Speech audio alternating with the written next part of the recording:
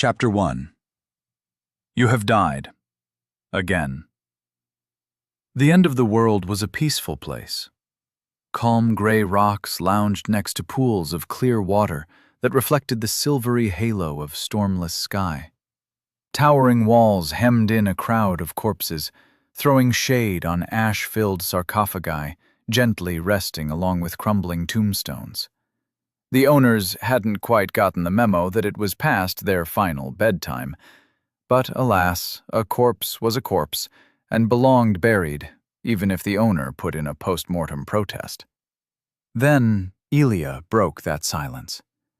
Quietly, slowly, with as little sound as she could make with her rusted plate mail, she snuck around a bend and climbed a pile of stone coffins to get a better eye on her goal. A building with a round dome, possibly a temple, rose so tantalizingly close beyond the maze she could make out details of the facade and a stone bird sitting atop its roof that seemed much larger from up close. The temple meant food, shelter, and safety. It was a goal, and the maze was fighting her for every inch made towards it. Currently, Elia was experimenting with a new, untried method of getting just that little bit closer. Namely, being quiet, taking it slow, and acting all stealthy-like. 2 militiamen slowly plodded towards her. She hid in a coffin thrown into a nearby growth of vines and brambles, eyes cracked open just the slightest bit. She didn't need to see them. They were hard to miss with their pauldrons rasping against tattered mail and their shambling gait. When they had nearly passed her, 2 clouded eyes fell upon hers like lifeless, fleshy marbles. Well, shit. She shot up, fumbled her footing, and took 2 staggering steps before a thorny vine caught on her armor, and she fell to the floor in a mess of plate and mail. "Mercy for a fellow undead?" The undead answered by bludgeoning her head a dozen times.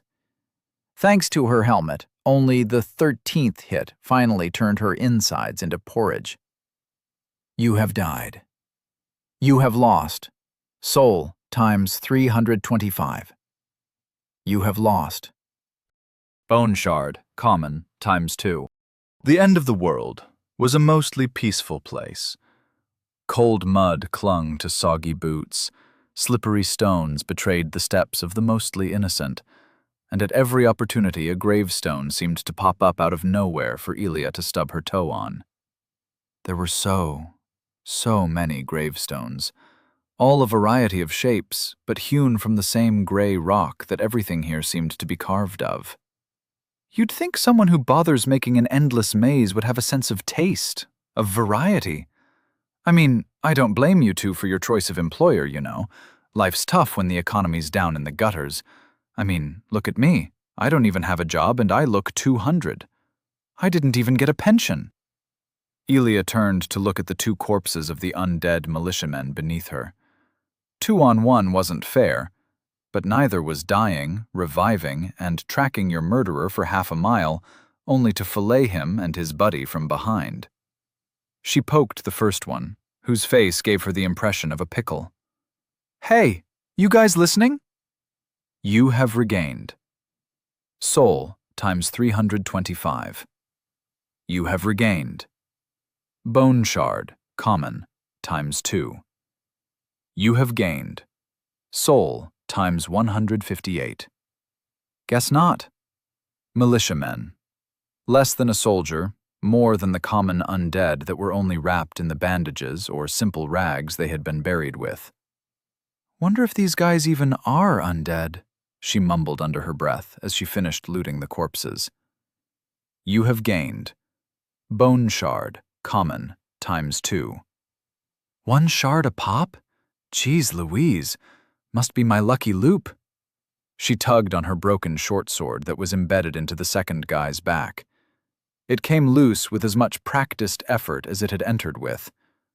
As an undead, Elia didn't have much in the department of functioning muscles, but she made do. Everyone else being undead leveled the playing field somewhat. It didn't matter to her much that everyone was a head taller than her. She had gotten over that complex years ago. As far as she was concerned, any obstacle could be overcome given practice, determination, and good old-fashioned awesomeness. Like everything in this grey-on-grey world. She took one step forward, and a crossbow bolt embedded itself into the side of her neck. Blurg. You have died. You have lost. Soul times 483. You have lost. Bone shard, common, times 4. The end of the world could go screw itself sideways, with its stacked old walls, brown plants determinedly clinging to craggy peaks, and wind blowing up her face. The air had no business being this crisp, especially not for someone who ostensibly shouldn't be able to feel it, for lack of a functioning nervous system. Her body protested, gaslighting itself into believing everything was all right, while smelling like a mixture of old shoe and expired milk. Presently, her impromptu climb was pushing it to the brink of strike. One hand reached for a loose rock and discarded it to the side, silencing the groaning, undead swordsman beneath Elia. Her left foot finally found a misaligned brick, and with a single push, she was out of breath, but up the wall. I am never climbing in full armor again. With shaking knees, she stood upright and beheld the distant temple. It didn't feel far away anymore, now that she had the right perspective. Cheating the labyrinth by staying up here was not a workable plan, and she counted the seconds as she planned her way ahead through the rest of it. 10 seconds left. She made for her descent, blinked twice, and a stone eagle the size of a cement mixer tore her off the wall, launching her a few hundred feet through the air like a silvery frisbee. This isn't fair. I demand a redo. You have died. You have lost. Elia woke up, and not for the first time in recent memory, decided to change her approach yet again. If playing smart gets me killed, maybe the opposite might not? The answer was a clear and decisive no. For the gazillionth time, the gentle silence of a world devoid of all things nice was cut in two by Elia vigorously screaming and running across a treacherous cobblestone pathway.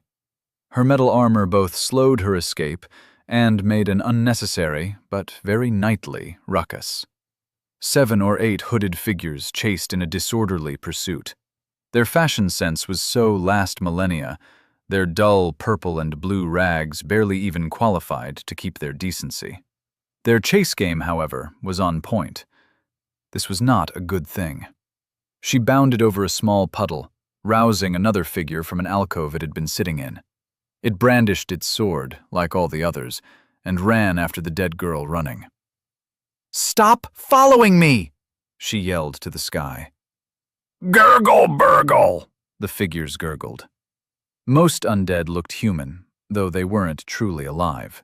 She'd seen them up close often enough during her short scuffles and exchanges of polite stabbings. They looked less like zombies, and more like old, shriveled-up husks of man. Walking prunes. LARPing geriatric senior citizens. The horde was not exactly slow. No matter how many sharp turns she took, Elia already knew how this run was going to end. They were relentless and would not stop until she was dead. But she was so close. An overgrown passage hidden behind dead vines flickered by her eyes, and she skidded to a halt before doubling back and dashing into the alley she hoped wasn't a dead end. Her bare feet sunk into muddy water, quickly reaching up to knee height. A figure rose from the waters, desiccated skin and bones not showing an inch of bloat. She rammed her sword into its gut, twisted her ankle, and promptly fell onto the already dying foe. She clattered to the ground in a tumble, coughed up a mouthful of water, and pulled her sword from the undead's guts. You have gained Soul times 63. The notification hung in the air like smoky vapor, but it wasn't important. A perfectly round mote of light, barely larger than a firefly, rose from the lifeless corpse, settling on its chest. Elia snatched it quicker than she had thought possible and wrenched herself onto her feet just as the horde came pouring around the corner. You have gained Bone Shard, common, ×1. Yes! The shard went into her pouch. Ho, you're all royally shafted now. You have fused Bone Shard, common, ×12, into Bones of Boons, common, ×1. From the same pouch along her belt, she pulled a small, many-sided gray die and kissed it. Please be a fireball. Please be super strength. Please be infinite gummy bears. Please don't be shit. She threw the dice, and the world ground to a halt. You have used Bones of Boons, common. All light seemed to be sucked in towards her until she could barely see further than her arms. This part always made her heart race. Gambling did that, especially with the outlook of winning a magical boon or not being carved up into fricassee. Elia was a fervent believer in the cruelty of absolute power, but the endless experience of the same rotten graveyard again and again made her pray for an ounce for herself anyways. The die entered her vision, and her dead heart spiked. Elia watched it tumbled over a nearby sarcophagus, taking in its million sides and wondering for the 1,000th time how she could see each and every one of them without the die being a circle. Magic made magic happen, she guessed, as common gray symbols made way for uncommon greens and the rarest blues, all differentiated by entire orders of magnitude in number. It fell, only to bounce off one of her pursuer's boots and roll across the uneven cobblestone floor, coming to a stop in a clear puddle right in front of her eyes. A million pictures flashed before her eyes. Giants, dogs, swords, frying pans, fishing hooks, pebbles, and fractal flowers. Her gaze was pulled towards a change in color as the die slowly teetered and landed on a green symbol. You have gained a divine boon. Psychometry. Uncommon. Now there was a new word. Psychometry. But what did it do? Psychometry, uncommon, through a touch, a thought, a flight of anger or tear of grief, an imprint of the soul is made upon even unliving objects. Read the traces of an object's soul and reveal a history long past. Elia stared at the die, then at the familiar pop-up made of translucent smoke, then at the die again, with a unique and renewed sense of disdain, as nothing changed. No fireball materialized in her hand, no skill burnt itself onto her mind, nor did the world look sharper or her steps feel lighter. The small picture on the die, 2 circles joined by a pitiable string, seemed like it was mocking her specifically. The frozen moment passed, and as time sped up, Elia only had one thing to say. Fuck! She missed the next turn in the road, slipping on a particularly algae-infested puddle, and slammed face first into a broken stone statue some deranged architect had orchestrated to be put right in the way of her fall. The impact resounded through her skull with a sickening crunch and a gong. Bowl of respite. A proper death denied, the water within these bowls gives comfort and respite to those weary souls cursed with undeath. I thig my nobs brogan again. Ow! Slowly, she got back up, the heaviness of defeat, a concussion, and fun facts about ecclesiastical architecture weighing her down. It was a bad time to be out of breath, out of clever ideas, and out of options besides how and where to die. The chase was well and truly over. There was no way she was making it to the next checkpoint, even if she knew where it was. Ignoring the sharp pain, with a practiced motion, the nose cracked roughly back into place. Elia snorted a bloody glob onto the floor and turned to face her pursuers. All right, Chucklefugs. Who wants a facial piercing or three? Steady, with her back against the statue and blood running down her face, she would have struck an imposing figure brandishing a sword of her own and ready to die in a last stand for the ages. But it was a very short sword, a rusted thing. A dagger, the blade snapped at the halfway point. Nevertheless, with the right motivation, everything became a deadly tool in her hands.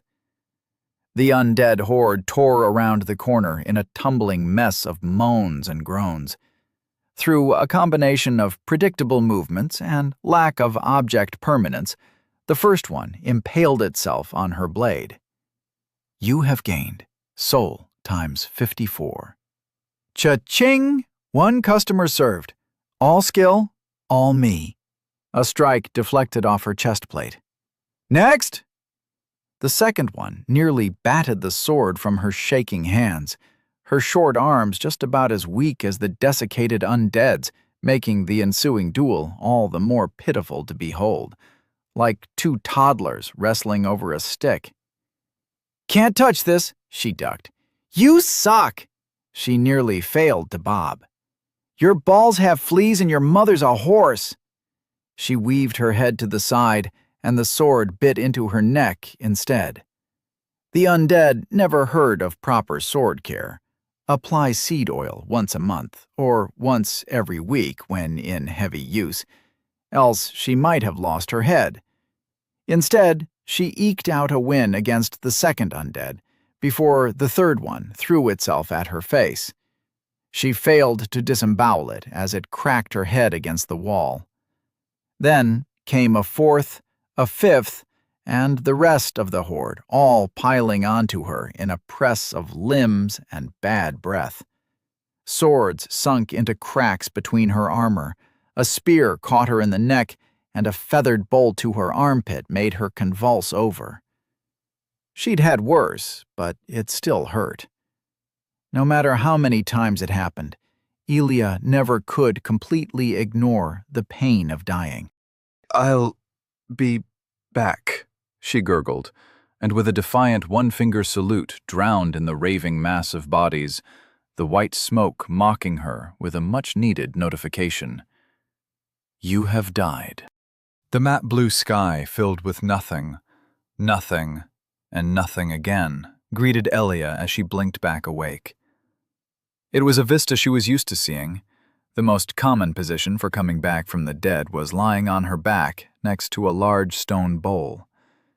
It was a checkpoint, a place where she always returned after death. Every checkpoint was like it, carved of an old rock, weathered to the point of having lost all ornamentation, and filled with crystal-clear water that soothed the body and soul. You have lost soul times 1,507. You have lost bone shard, common, times 0. Even when she was just trying to settle her thoughts, the damnable smoke wouldn't leave her unnotified.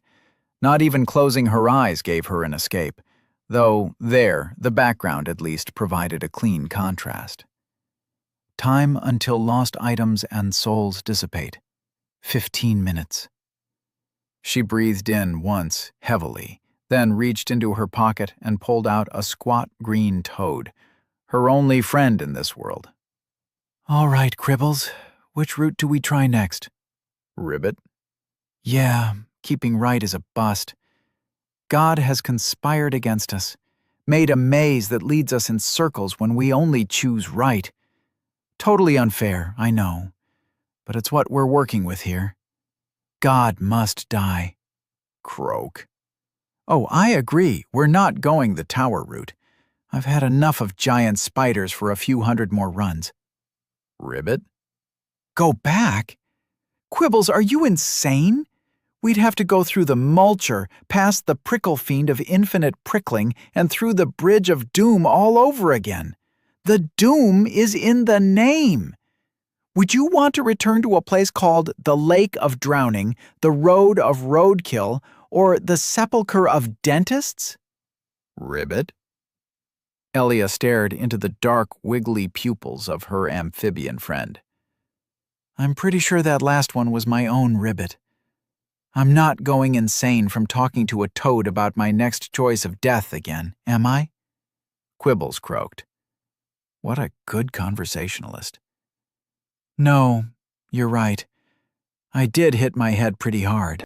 She patted Quibbles and stuffed him back in his moist bag of leaves before returning to stare at the peaceful sky. It wouldn't last forever. Time until lost items and souls dissipate. 11 minutes. With an idle breath, she materialized a window of white on gray smoke. Whatever a psychometry was, it didn't help her out mid-combat. All it did was tell her a fun fact about some random architecture the moment it obliterated her nose. The memory of how she did it was slightly hazy, but as she held out her trusty sword, a focus of will reformed smoke that normally told her so little into a novel shape. Broken short sword. The broken remnants of a once trusty weapon. Only a fool or the insane would consider using this. Huh. A description for objects. That was new. Intrigued and only mildly insulted, Elia rummaged further through her pockets. Rubbish. A useless collection of pebbles, bark, and fleece. Hey, now it was just being judgmental. The fleece had use because it was soft, the bark too because she could imagine she was eating jerky while chewing it, and the pebble had sentimental value. No pictures accompanied them this time. It seemed swords just had good memories. Pebble. A pebble, shapely and small. Sadly, the pebble's value truly was purely sentimental. No hidden power of friendship here. Oh well, Elia had a whole slew of other bits and bobs to try out, and her mood was lightening as she realized the weight of her newly acquired boon. Information was options. Information was power. Blue brilliant beetle. A beetle with a shell of brilliant blue hue slightly increases magic resistance for a short period when consumed. These insects are commonly found in the Viln or upon the graves of mages, consuming the plants that grow nearby. Well, well, well. Her eyes bounced between the beetle in hand and the oddly educative vapor. This boon is good. Beyond good. This is Wumbo. To top it all off, there was an emptiness hidden inside her chest where the boon resided. A small receptacle. A female USB port, in non-fantastical terms. And she had just the thing she was itching to stick in there. She reached for a weird little ball deeply nested inside a pocket, no larger than a marble. It looked like a pearl, and she would most certainly have thrown it away long ago if she wasn't certain that the milky white substance surrounding tendrils of black smoke was moving. Please be good, please be good, please be good. Essence of ego. An essence of ego caught within a glossy shell of a pearl-like substance. Swallow to imbue a boon with essence. Her face was threatening to tear in half from the manic smile stretching from cheek to cheek. The information on the pearl, the essence, was a neat bonus, and she had used dozens of them in the past to upgrade boons now lost. But this boon? This loot encyclopedia? Psychometry was not a word, but it could be her ticket out. Maybe. A long pink tongue zipped up, and with one smack, the pearl was gone. No! Quibbles, you traitor! Elia snatched the toad that had snuck out of his little pocket. His happy chewing accelerated, like a dog that knew the food wasn't really meant for him. "Give it back! Give it back! Give it back! This is the first magic item beside the dice in forever. I am not letting you sabotage our efforts just because your little gremlin ass can't resist the allure of shinies." Elia stared at the toad, applying gentle physical pressure and, once that failed, a lot less gentle pressure. "Give it back!" She was holding him like a hamburger and had barely moments to register the telltale signs of bucking, convulsing, and looking cross-eyed before the ball was regurgitated at blistering speeds, shooting out of its mouth and, still slippery with ick, lodged itself in the back of her throat. Elia swallowed the ball. It tasted faintly like heartburn.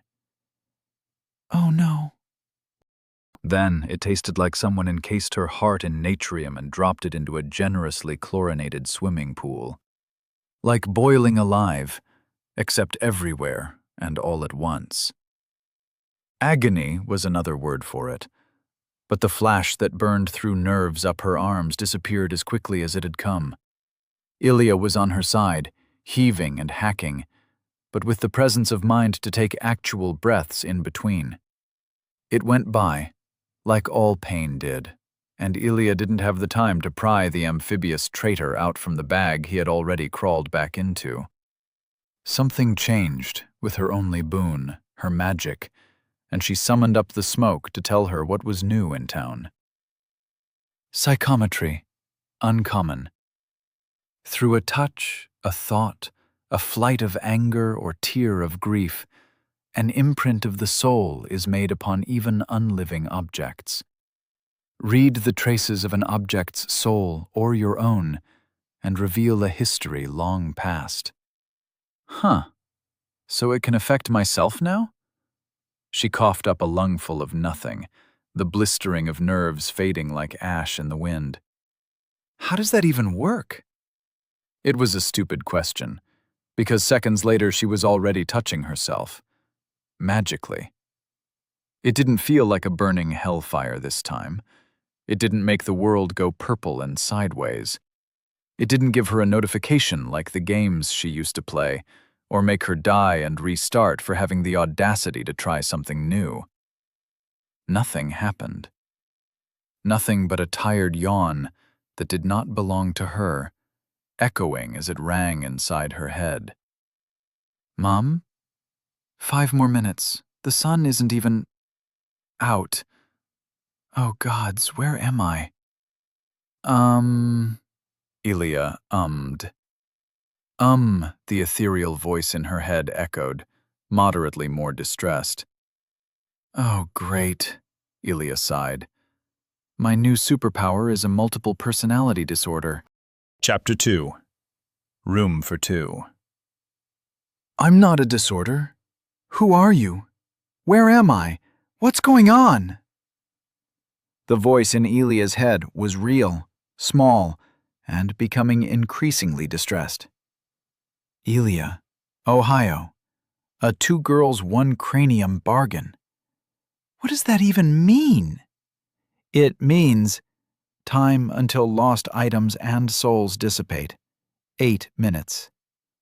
Ack, what was that? She sighed. My alarm clock. Ilya wasn't getting up, not after that last fuck-up. There was not a shred of doubt that she would regret it later, but such was the price for mental health. Some days, you just needed a break. So, what's your deal, oh voice of my mind? You got a name? The vague image of a mousy girl with blonde hair standing half in the shadows formed in her mind. But the moment she tried to focus, the picture hushed back into the darkness. I'm Rye. I don't know how I got here, or what here even means. What's an Ohio? An in-joke. She stared forward emptily, before swatting another notification smokescreen away. Don't worry, you're not in Ohio. This place is barely half as bad. Oh, that's good? Yep, it's the end of the world. The medieval post-apocalypse, baby. Undead and loot boxes dominate the land, while the battle pass lords and fickle developers rule from towers of green bills and the tears of addicted broke teenagers. Welcome to Limbo, where God has decreed that life is a maze and the only way forward is 10 steps back. Welcome to gamified suffering. Welcome to hell. The ensuing silence hung awkwardly, like unaired laundry. Eventually, Elia found it within her unending benevolence to say something to her new roommate. Not out of any sense of selflessness, but because the girl was hyperventilating, and the sound of her breathing made forming any single thought a chore. Look, girl. Rye, was it? Make yourself at home in my head, but if you don't stop filling it with your mind breathing, I will put Last Christmas and Feliz Navidad on repeat until your ears start bleeding chocolate frosting and marzipan. What does any of that even mean? You've barely given me an answer. Everything feels wrong, and all I can see is whatever you're looking at. I can't be here. I need to help Mum make breakfast, clean out the grug stalls, and I'm in your head, aren't I? Oh, gods. Oh, gods, oh, gods, oh, gods. I'm gonna stop you right there, my little sentient panic attack. You're in my head, yes, but look on the bright side. There's a bright side to all this? Yes, this is all a mighty coincidence that is technically not my fault at all. She shot a glare to the bulging pocket at her side. Quibbles could sleep remarkably well on a bad conscience. Your mother's a frog, and your dad shags goldfish. Excuse me? Oh, not you. Talking to the toad in my tote bag. Everything's gonna be all right, because, say it with me, class, I'm a Wessam.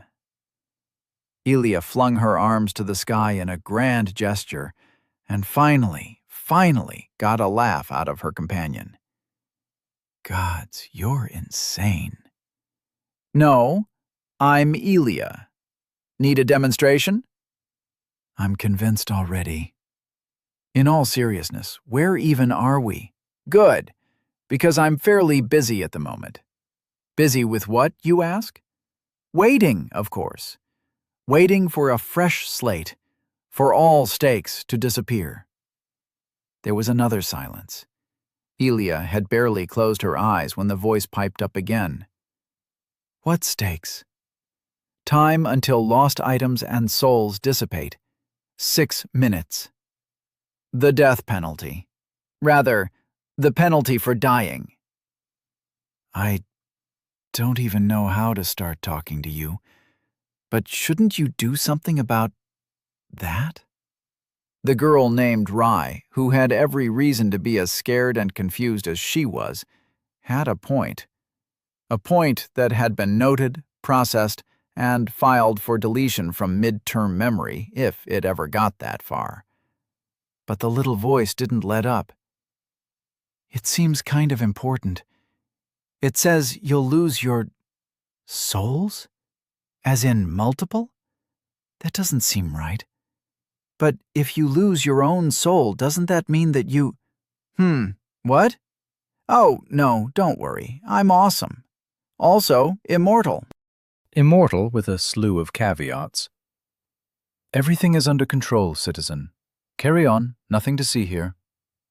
Time until lost items and souls dissipate, 5 minutes. Oh, would you shut up? I'm not making it past 30 dudes with swords and crossbows in 15, let alone 5. Might as well give up, not stress it. You know you can just choose to have that kind of message suppressed, right? Now that got Elia to perk up. Literally, as she shot from casually lying with her hands folded behind her head to sat up straight within moments. How do I do that? This funky smoke didn't exactly come with a manual. I barely figured out how to dismiss it manually. It's Hansarp's Handy Haze. It has a fancier name, but that's how I remembered it. It's an elementary technique, taught in the capital, first given unto us by the great god Ruthe, blessed be his name. When you learned it, you must have been taught to associate certain ideas with its diverse functions. For me, I took the image of a silver sieve to sort out what I don't like. You're a knight, by the looks of your armor. You should really take better care of it, by the way. And so, as a servant of the capital, you should have already learned it. It should be as easy as, well, breathing. Time until lost items and souls dissipate, 4 minutes. Elia never really learned anything. She was simply reborn into this world with this power when God decided to reincarnate her. For lack of a better alternative, she tried to imagine a silver sieve, something she never thought she'd ever naturally do. The constant messages stopped in that instance, delegated to muted background pings. Huh. Good. See, as long as you were a diligent student, you won't ever forget. It's like swimming in that regard, though I never learned how to swim. Can you swim? What is it like? Is there a difference between swimming in an ocean and a river? Hold your horses. She heaved her body towards a nearby fountain. All this talking was straining her rather neglected voice. The bowls she respawned at when time turned backwards and she came back from the dead always had a pool of crystal clear blue water in it, a pool that never ran out and tasted like whatever she wished for. Say, what's your favorite drink? Apple juice mixed with water and half a pressed lemon? Apple lemon juice it is. She drank deeply and calmly from the water. There was no rush, nobody to tell her how to drink or what to eat. Not that she'd have much of an alternative besides exploring cannibalism. When she felt full enough, Elia raised her head and wiped away the lingering wetness. That was surprisingly refreshing. I dig it. You know, I think we might just make a good team, you and I. You really think so? Sure. Long as you help me like you just did, I'll take you wherever you need to be. Once I get out of this fucking maze. Language? Yes, indeed. You are the language person. However many deaths it takes, I will get out of here. She raised her chin a respectable degree. With my unshakable will and your extensive vocabulary, nothing shall get in our way. Bless the 12. I'm glad I happened upon you, Miss Knight. We can go on a quest. No, an adventure together to, I don't know, solve this. Solve me. I don't want to be stuck in here for the rest of my life. I need a new body. Admittedly, I thought you a lunatic, but whoa! Elia shot to her feet, ignoring her passenger's surprised yelps as she threw her head left and right. She was sure she didn't make it to the next fountain bowl, the next checkpoint. There was an epic last stand, a one-liner and everything. But the last checkpoint didn't have a half-crumbled statue sitting in the middle of the water bowl. This one did, and Elia could see where she had stumbled and broke her nose against the bowl's rim. This was new, and being revived this far ahead instead of at the point before meant, I can still make it. Make what? Oh, sorry, don't mind me. I can bear being like this for a while longer. We don't need to embark on our adventure just yet, right? Preparation is key, as they say, and your poorly upkept getup doesn't inspire me with confidence. Sorry. In the few seconds it took for Elia to regain her bearings, 3 exits, a toppled lion statue next to an exit to the front, one under a Roman arch engraved with flowers to the right, one behind where she had come from, she had summoned up the smoke the way she knew it. Time until lost items and souls dissipate. 2 minutes. If she could make it back to where she died, then she could regain her lost souls and shards. Shit, where is it? She remembered dying close by, But just as the bubbling joy shot to her head, she blinked once, and the timer ticked down. Time until lost items and souls dissipate. 1 minute. Where is what? Where is what? Shit! Elia turned, and with a start exploded back into the maze where she had died, old and chipped armor rattling and squealing against itself along the way. It was right here, right around the corner. She turned past the wall, and a figure in rags rose from where it sat among the shin-high water.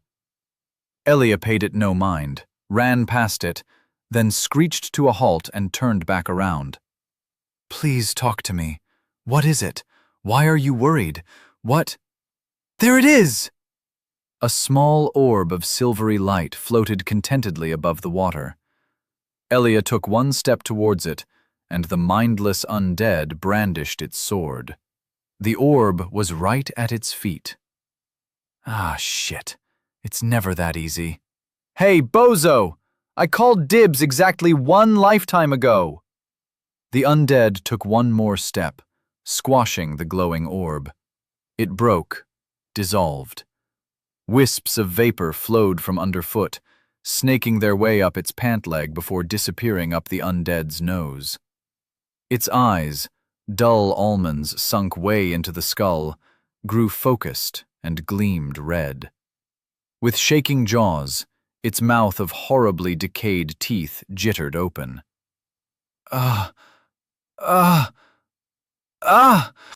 Time until lost items and souls dissipate. 45 seconds. Yeah, no. Elia stabbed it through the chest, where the heart ought to be. The voice in her head, meanwhile, did not like that. What are you doing? You're killing him. Help! Murder! I've been murder-napped! Someone! Ignoring the pleas for parley and peace, Elia was once again glad that undead still died from simple sword wounds to the chest or face, or from any number of lethal injuries, really. As if to prove the rule by exception, instead of dying, the one in front howled like a banshee and backhanded her against the wall. Her broken sword stayed stuck in its chest. The undead swung at her, missing as it staggered back. Cool. You know what else is cool? She sidestepped a stab she had seen 1,000 times before with ease and kicked out the undead's knee from under it. It didn't dodge because undead were slow, weak, and so predictable. It fell to the floor, trying to get up, but a sudden weight on its back forced it to the ground. Elia pushed its head under water, straddling its back while savagely elbowing it in the head again and again and again. Please, someone, help! Why are you doing this? Why? Only after the water had turned entirely crimson did she use the undead's own short sword to finish it off. Time until lost items and souls dissipate. 2 seconds. You have regained soul times 1,507. You have gained soul times 49. The vapor lingered for an uncomfortable minute in front of her eyes. Bloodied and tired, Elia got up and stood above the lifeless corpse, dripping, wet, and a little bit satisfied with herself. That was a close one. Reminds me of the time with the bristle fiend, eh, Quibbles? Quibbles remained pointedly silent because he was a toad. Not like we really know what souls do anyways, but can't have anything go to waste. Isn't that right, Quibbles? A hesitant croak crept from her pocket, and then it was silent, all but the dripping of water and blood. It's okay. In my benevolence, I have chosen to forgive you, she said with a fake, haughty voice, as if she hadn't just stabbed someone. Elia casually plucked a desiccated tooth that had embedded itself in her fist before noting a splotch of blood in her reflection and leaning down to clean it. So, Rai, you said something about getting you a body? You... I... You... That was cold-blooded murder.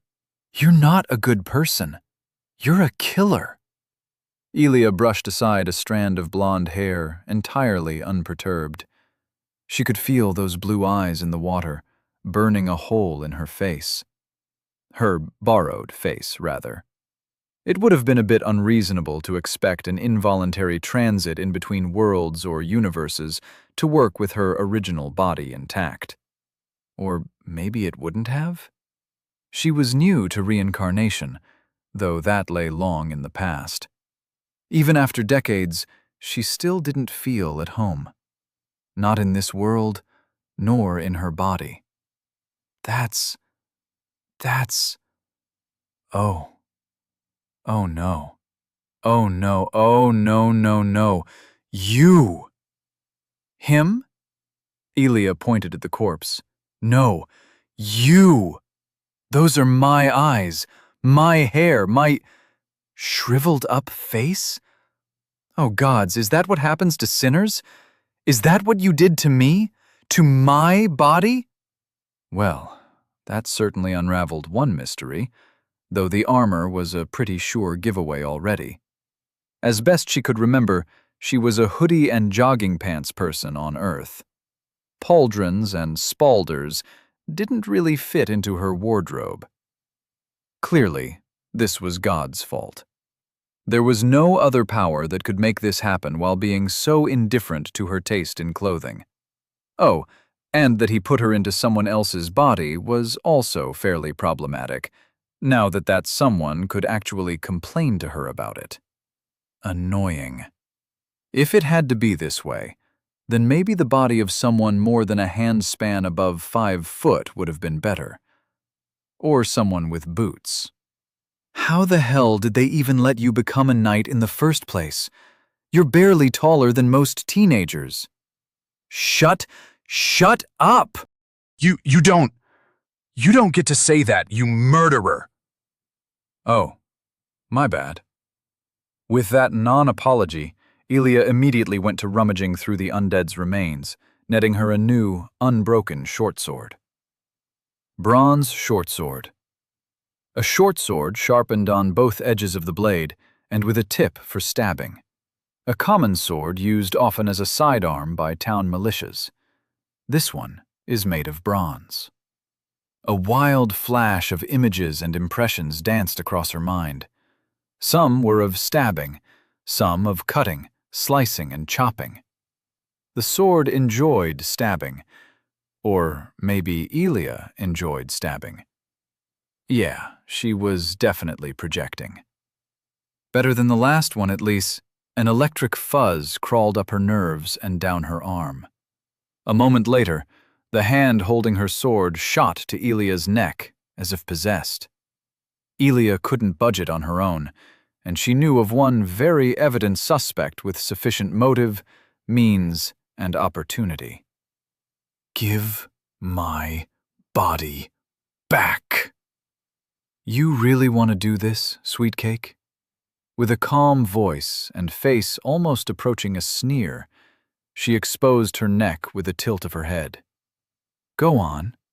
You wanted to, what, blackmail me into giving up my body? That's a problem. I kinda need a healthy one. Lacking that, this one has been enough so far. It's my body. Mine. If she was trying to be threatening, Rai should have played better cards. The blade wasn't even touching her skin. Uh-huh. And when you slit our throat, then what?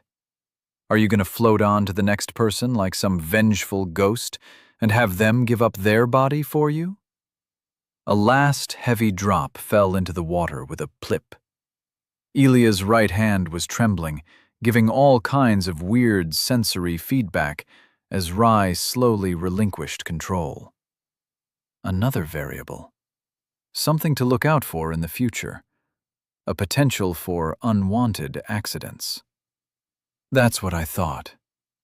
The blade of her foe, rusted and marked with frequent nicks, was a welcome distraction. She hefted it towards the sky, clear blue ringed by an impenetrable storm front in the distance. Now stuff it. Today isn't a day for drama, but for celebration. To progress. To finding the next checkpoint in this broke-ass world, this medieval zombie apocalypse. To my froggy friend. Ribbit. And, most importantly of all, Elia filled her lungs to the brim and yelled towards the sky. to the death of God. I know this is your fault, motherfucker. I'll get you back for reincarnating me in this endless loop of limbo. I know how this shit works.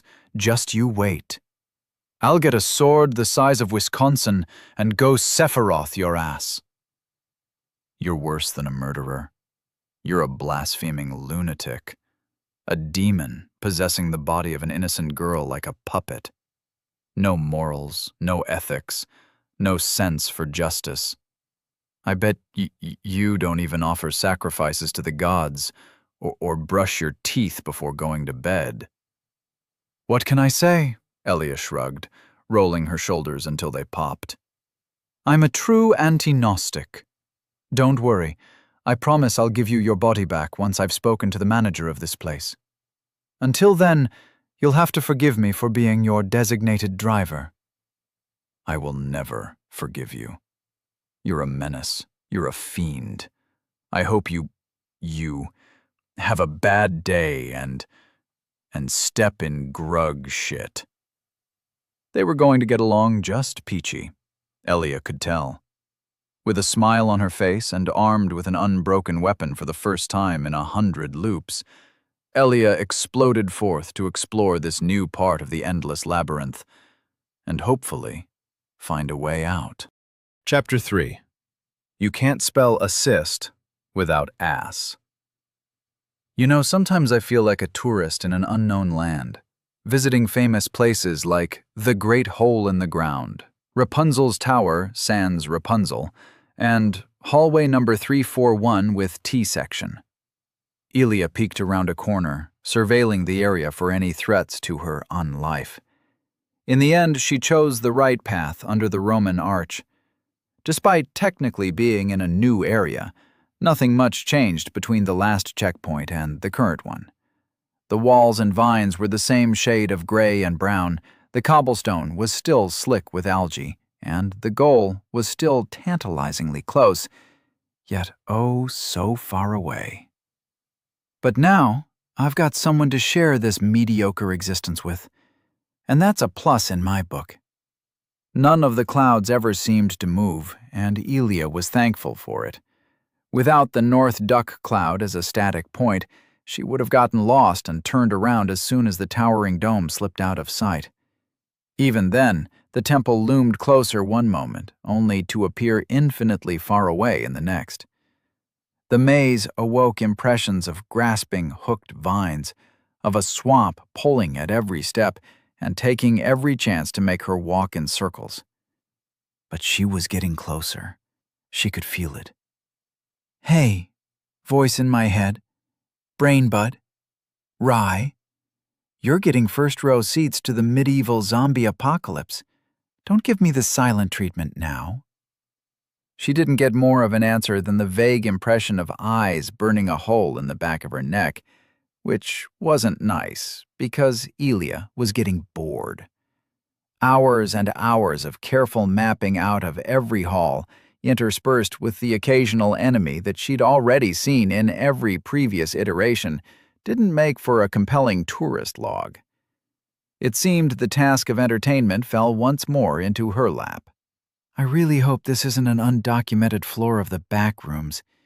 Yellow tapestry and the drone of cheap office LEDs would have definitely driven me insane in my first year. Shambling undead are preferable to those kinds of monsters, I suppose. Only one rule you gotta remember, and that's, undead things can still die. She stopped for a moment, long enough to notice a pile of rags half sticking out of a hole in the wall at the end of the T-section. A corpse, unmoving, unclaimed. Any second opinion on where the hell we even are, oh silent voice in my head? I hate you, Uh-huh. That's a no, then. And you, Quibbles? Quibbles remained entirely silent. It was much too bright out for a toad of any decency to be awake. As Elia stepped around to the poorly hidden cache, she ducked and swiftly stabbed the undead waiting in ambush behind the next bend. No! Her arm went stiff with 1,000 pinpricks, but the sword was already through the undead's neck. Again, silly undead. Its raspy breath was obvious from 12 feet away. You have gained soul times 65. Sorry, but you brought a crossbow to a sword fight. Your loss. Really lovin' this sword, though. She stared poignantly at her short sword, its tip now pointed at her face. You can stop now, Rye. The only answer was a sad noise of defeat. Rye could only ever take over as much as a single limb, and though Elia thought it odd that she was the dominant one in a body that didn't technically belong to her, she'd take every bone thrown her way. While her brain buddy was in the process of slowly releasing control of her sword arm, Elia took the time to marvel at her loot. Light crossbow. A lighter construction of a standard crossbow. It takes time and effort to load a single shot, but very little time is required to learn to wield this weapon proficiently. It was great, but not as great as the bronze short sword, though the green flakes along its rounded guard and scattered nicks didn't inspire confidence. Still, it was, in her own words, rad as fuck. It would stay sharp enough for a few loops, unlike the crossbow, which was more of a one-use thing.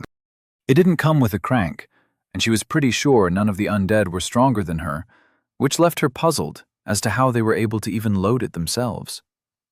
Hey, Rye, are people in this universe stronger than… never mind. You still hate me. Oh well, one shot was all she'd needed for anything so far. And after Rye's first few attempts at sabotaging her by paralyzing a limb, she was only more thankful that the undead weren't exactly smart enough to aim well. I don't understand how you can live with yourself. This is the 7th person you've murdered.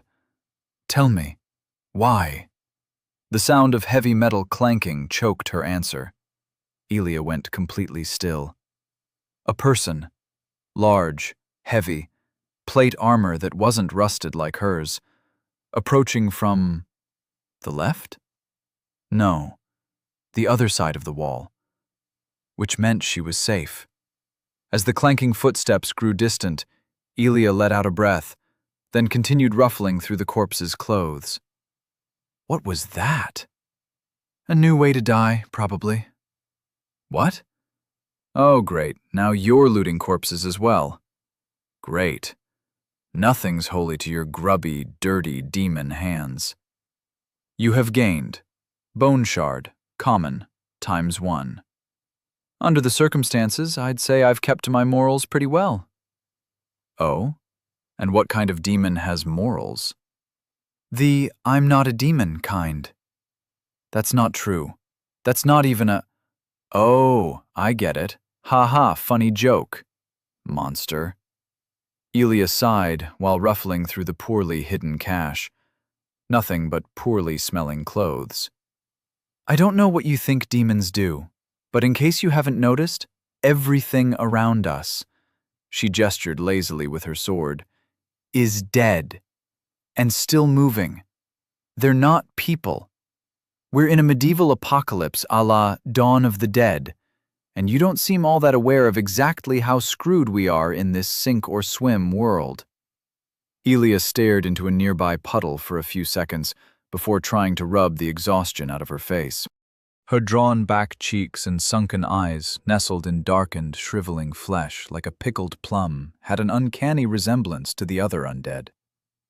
The skin was paper-thin, and clung so tightly to atrophied muscle and bone that she would have seemed more at home in a graveyard or a haunted house on Halloween than wherever this was. She didn't let it bother her too much. Not now, when she was 1, maybe 2 checkpoints away from getting out. Gaining as much distance between herself and the loud, clanking threat was the current goal, and to that end, she took a left. "Are we undead too?" Rai asked it with such a brittle voice that Elia almost contemplated not to reveal the obvious truth. But the previous hours of nagging and judging had already drained her nerve.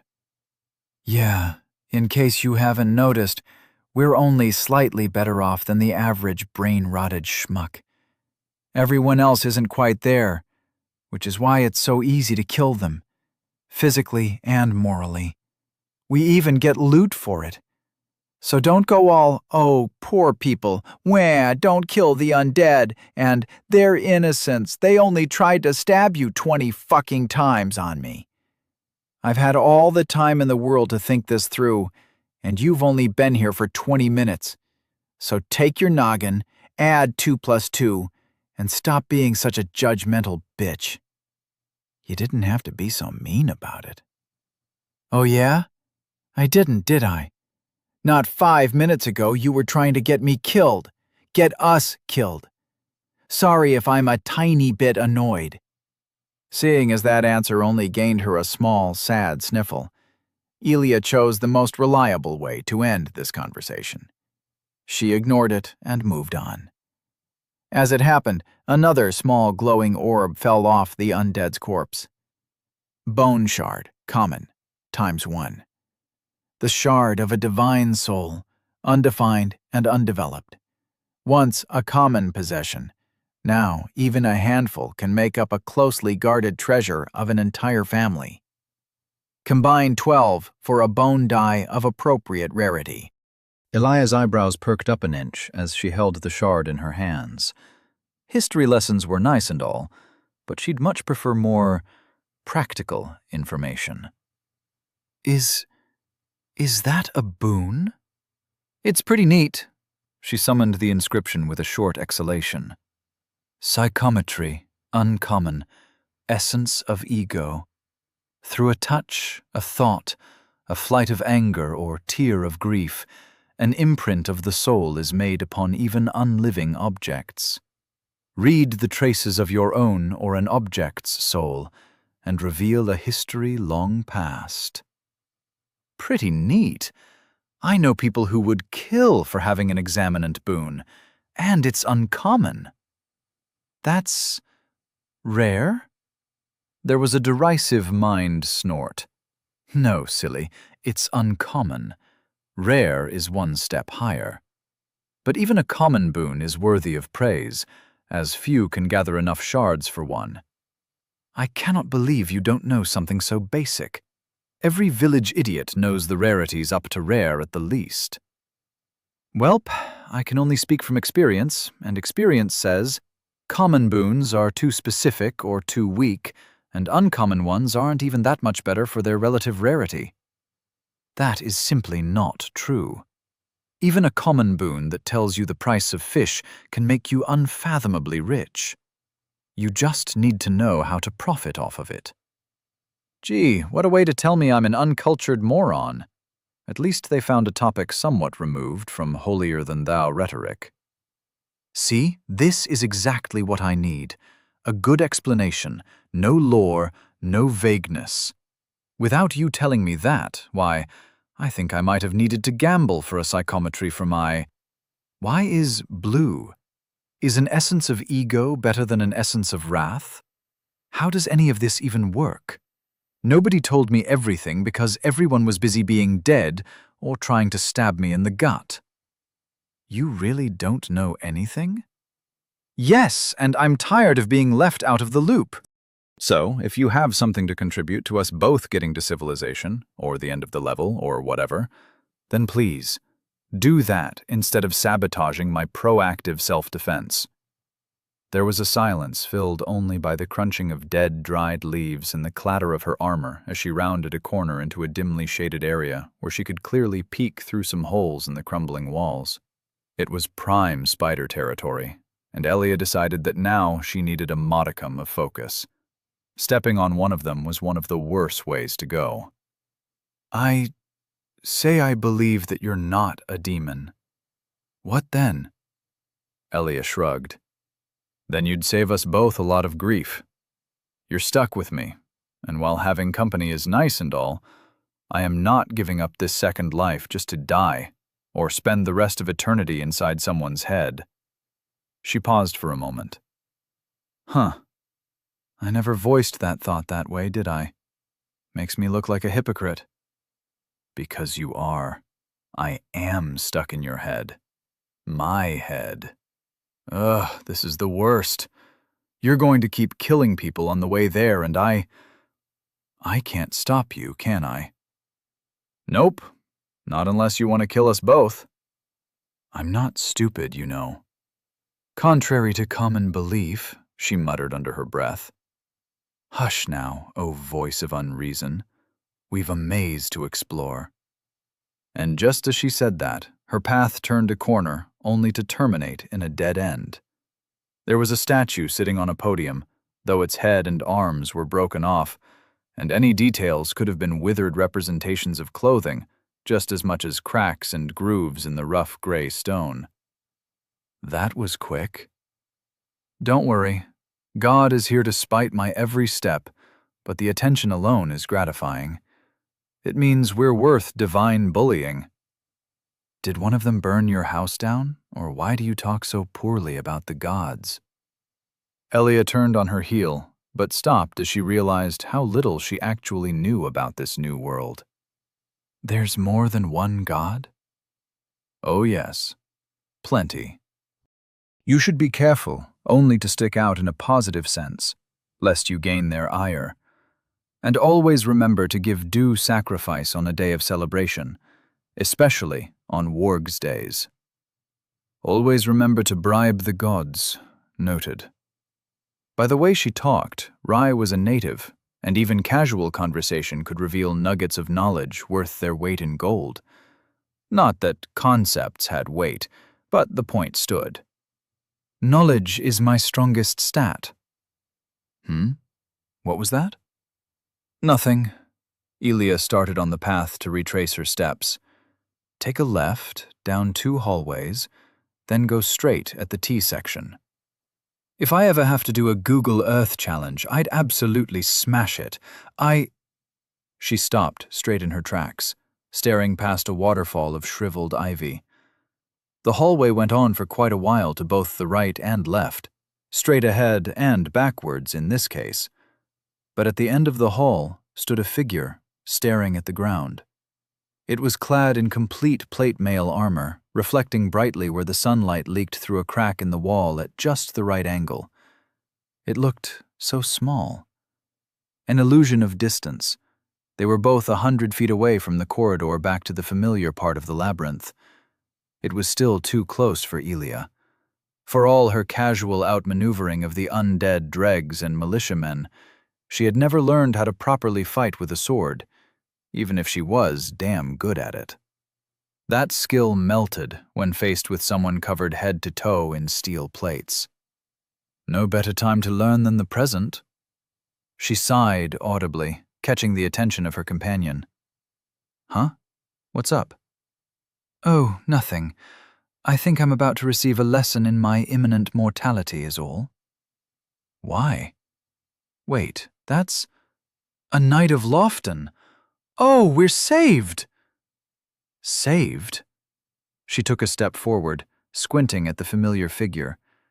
If she could get a few feet on it, then maybe she could take the fight to the T section, where she wouldn't be stuck with her back against a wall again. They're the Knights of Lofton. Our capital. Defenders of mortal lands, saviors of lone maidens and the poor, loyal and honorable examples to us all. Even you should know about them. You do know about Lofton, right? 90 feet. Yeah, of course. Sorry, but as a citizen of the glorious US&A, I am legally permitted to only know the names of the nearest 51 states, the length of a football field in washing machines, and the location of the nearest Wendy's. In case you haven't noticed, I'm not exactly from around here. Rai sighed, but couldn't keep the elation in her voice from spilling over. They can help us. Help me. They are devout to the point that they may even be granted an audience before a servant of the gods. An audience. We can ask them for help, get you sorted out, and go our merry ways. 80 feet. You're phrasing that in a way that makes me think you just want me out of your life. Is this you filing a divorce? Are you tearing us apart?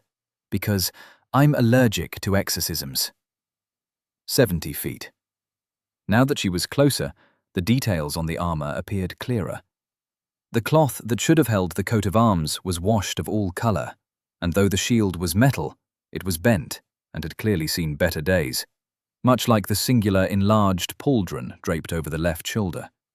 The longsword, held tightly in the knight's left, looked mighty sharp, as did the helm, which menaced with a visor reminiscent of a snowplow or a duckbill.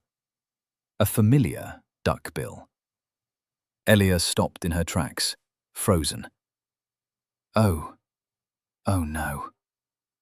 In that moment, Rye wormed her way into their body's face and throat, all the way down to the vocal cords, hijacking expressions, gaze, and voice.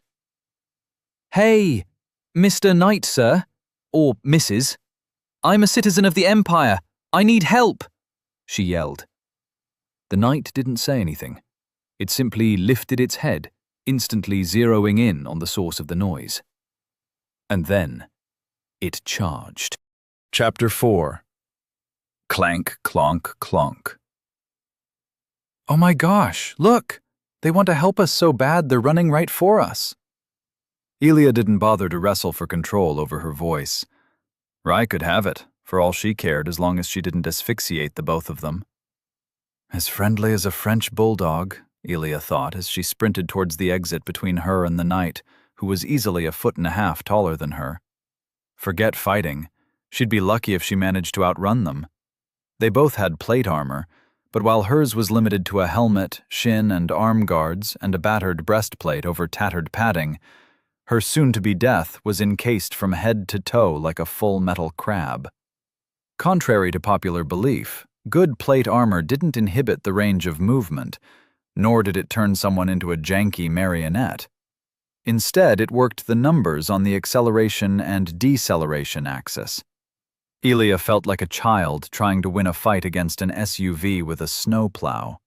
She had a good 30 feet of lead on the knight, a lead that was rapidly shrinking as they charged towards each other, one to kill, the other to run the hell away. Why do your legs have to be so short? She thought. It occurred to Elia that in the weird and logically impossible interaction between herself and the former owner of her body, thoughts were not transmitted, only willing speech, which meant Rye couldn't hear her, and Elia didn't have time to warn her of the danger via hand signs or interpretative dance, as her face was duly occupied. Rye, of course, was ignoring every sign of both their imminent demise as she frantically tried to win this world's version of the Darwin Award, making both of them the happiest-sounding target for miles. "Hello! We come in peace! We're friend—" Elia tripped. It was not the time to be tripping on things, especially not 20 feet in front of the exit. Her cranial companion had the time to register the shock before biting down on her tongue hard. Ow! Hey! The pain is gone. Elia, now in control of both face and voice, really wanted to strangle someone. Sadly, the only options were herself and a 300-pound raging martial maniac. As she rolled to a stop, the knight now stood within stabbing distance and proceeded to do just that, vigorously. She threw her head to the side, an ear-rending screech accompanying the sharp metal biting her helmet's side. She pulled her light crossbow up and pressed the trigger.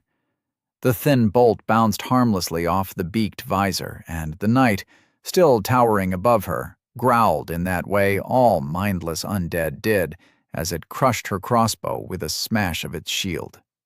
"We're citizens of the Empire! Why are you attacking us?" Ilya was too busy scooting out of the way of sword strikes and shield smashes to drum up enough snark for an answer. She rolled and scrambled backwards, looking for an opening the knight just wouldn't give. Her back hit a wall. With a heavy thrust that whiffed just inches above Elia's head, she took the chance and crawled under the knight. It gave her just enough time to stumble to a stand and make sure she was still holding her sword before breaking into a sprint. A sprint that lasted for precisely 1 moment before she heard the ominous whooshing of the longsword and a sharp pain erupted up her leg. She bit through it and ran through the maze and past a hole in the ground, around a corner, and over a toppled wall. The sounds of heavy metal bootsteps never failed to stay on her heels, and the further she ran, the more the anxiety grew that she was going to run into another dead end. A chance presented itself. A hole in the wall to her right, barely hidden by a desiccated curtain of ivy. She made a snap decision and dove for it. It was barely large enough for a child, and her chest plate got stuck at the narrowest part. Oh, beans. Not now. Shit, fuck. Ilya turned right, then left. The heavy footsteps approached fast. Too fast. She turned right harder, and finally, her armor dislodged itself. But just as she popped through, an armored glove grasped her ankle and pulled her half a foot back to send her sprawling again. The floor hit her head hard, but she turned around and kicked out in desperation, again and again. Let go! Let go! Let go! When the gauntleted hand finally let go, she scrambled backwards until her back hit the other wall. The knight's hand searched the area around the hole like a dejected centipede, but eventually it gave up. It took minutes before the undead knight's footsteps disappeared back into the distance, and the air was filled with silence and Ilya's ragged breath. Yeah, you better run. An out-of-breath and sweating Ilya leaned against the wall, air swimming with squiggly lines, breaths coming short, and everything tasting like blood. The wraps around her left leg were soaked red. Worst of all was the emotional damage. The knight tried to kill us. But knights are good. They're the good guys. Fuck! A skull went flying as Ilya took her anger out on a skeletonized corpse. It hit the stone with a sickening crack, and she took out some old bandages, cursing as she tightened them around her calf. Why the fuck are you here? Me? She cupped her face in her hands, moaning in exasperation. The Old Maiden. Capital T-O-M. The Old Maiden? Is that a title or a name or...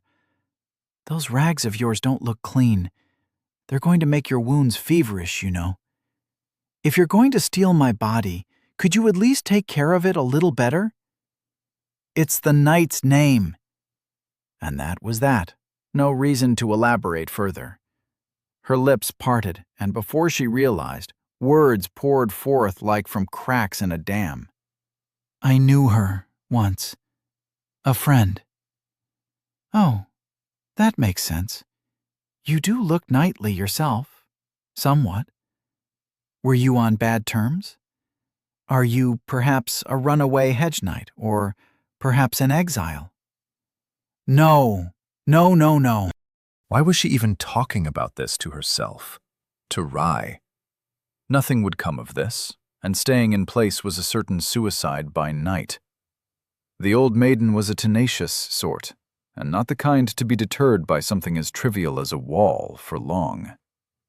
A diversion seemed prudent. Don't worry about the bandages. We'll be dead before the infection sets in. Excuse me? Yeah, we're not making it back to the healing fountain. Bowl, tub, whatever.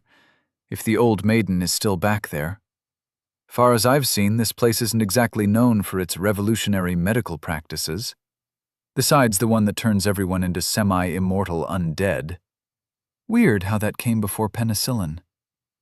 You're not making sense again, but please don't give up. I don't want to die.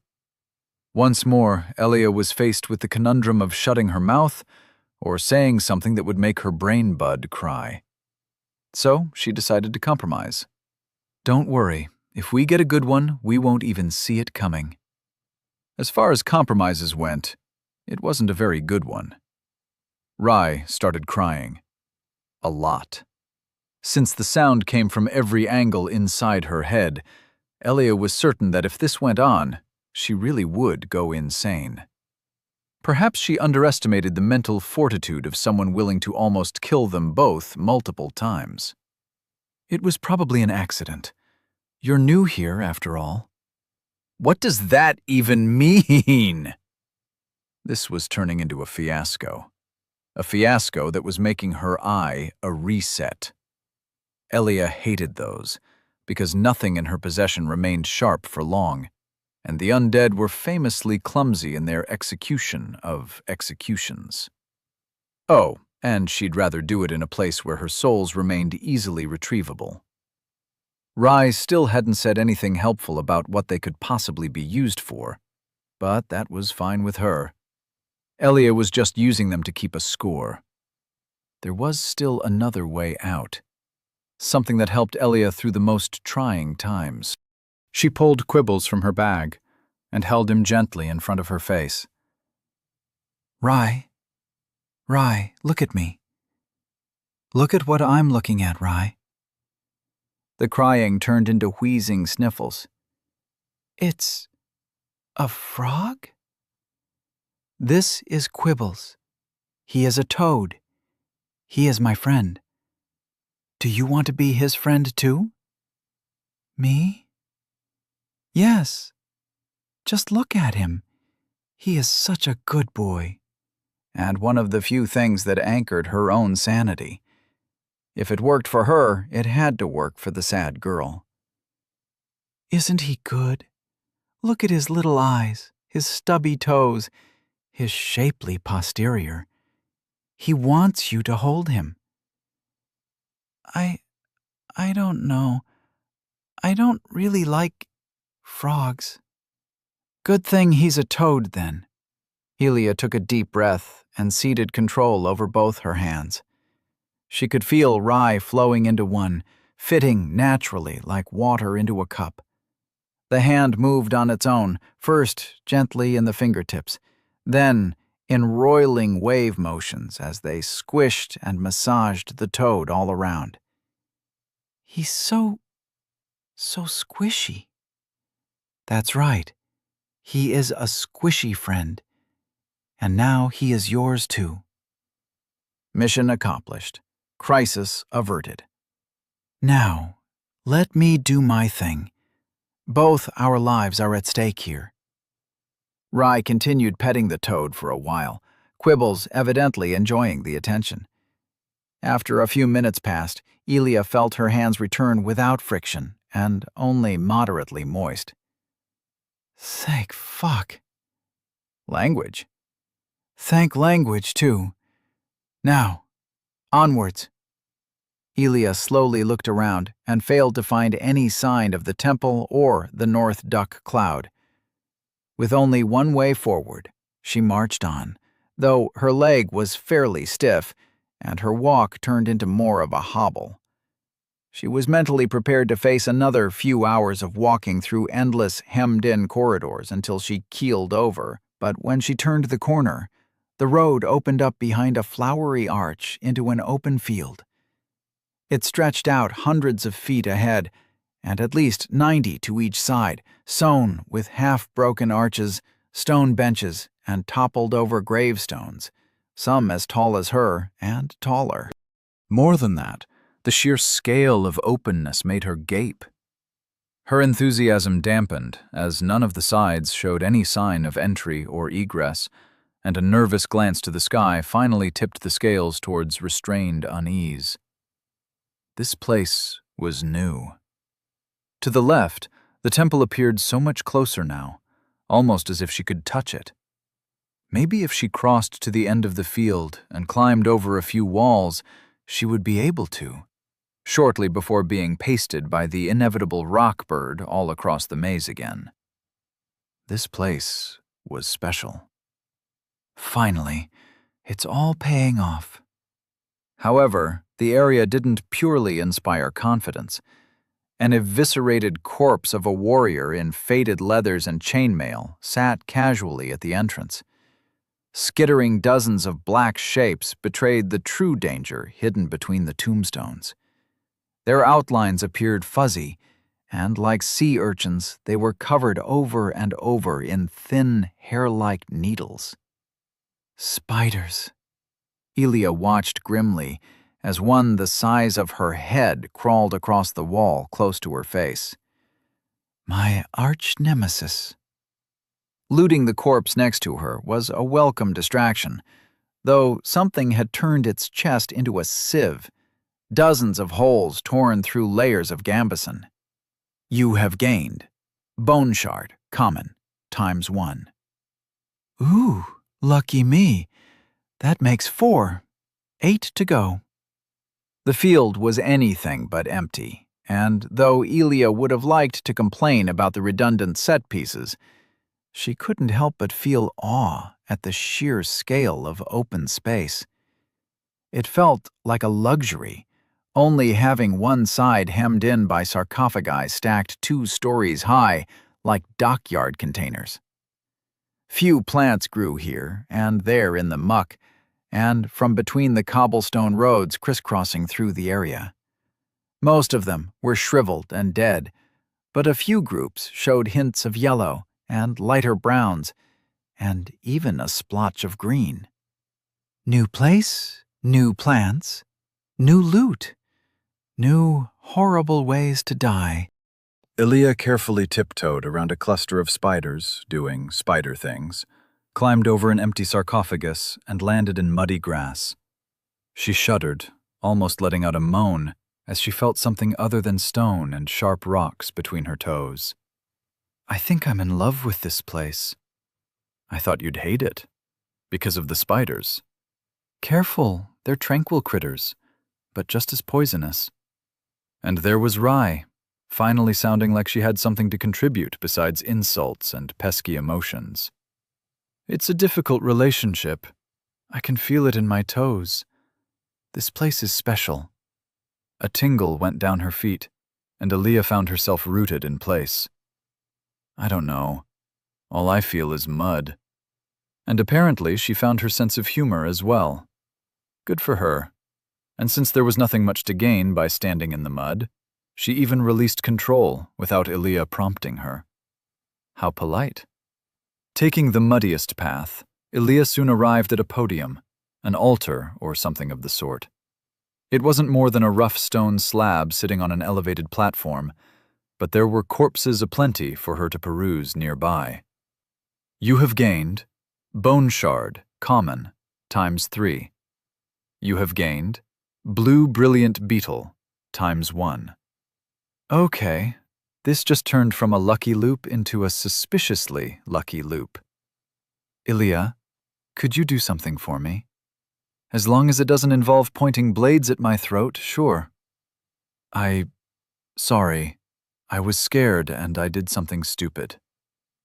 Wow. Elia's eyebrows remained raised as she deposited the loot in her loot bag. I sure do feel like a piece of toast right about now. Like a what? You know, dry and flavorless, but all buttered up. Are you being weird on purpose again? Beats me. I'm just very lubricated in various animal fats, because you're laying it on thick, and oh boy is it making me feel tasty. Okay, don't take this the wrong way. I'm happy you're not mad, but you sound like you're mad. No comment. Elia smiled, before she realized that Rye couldn't see it. You were saying something about a favor? Yes. Could you put one of those bone shards on the altar? Ooh, more suspicious behavior. I'm in. Anything for a friend of a friend. Elia took the smallest shard and placed it square on the rock. Okay, now repeat after me. Say after me, all things have a price. We offer our due sacrifice. All things have a price. We offer our due sacrifice?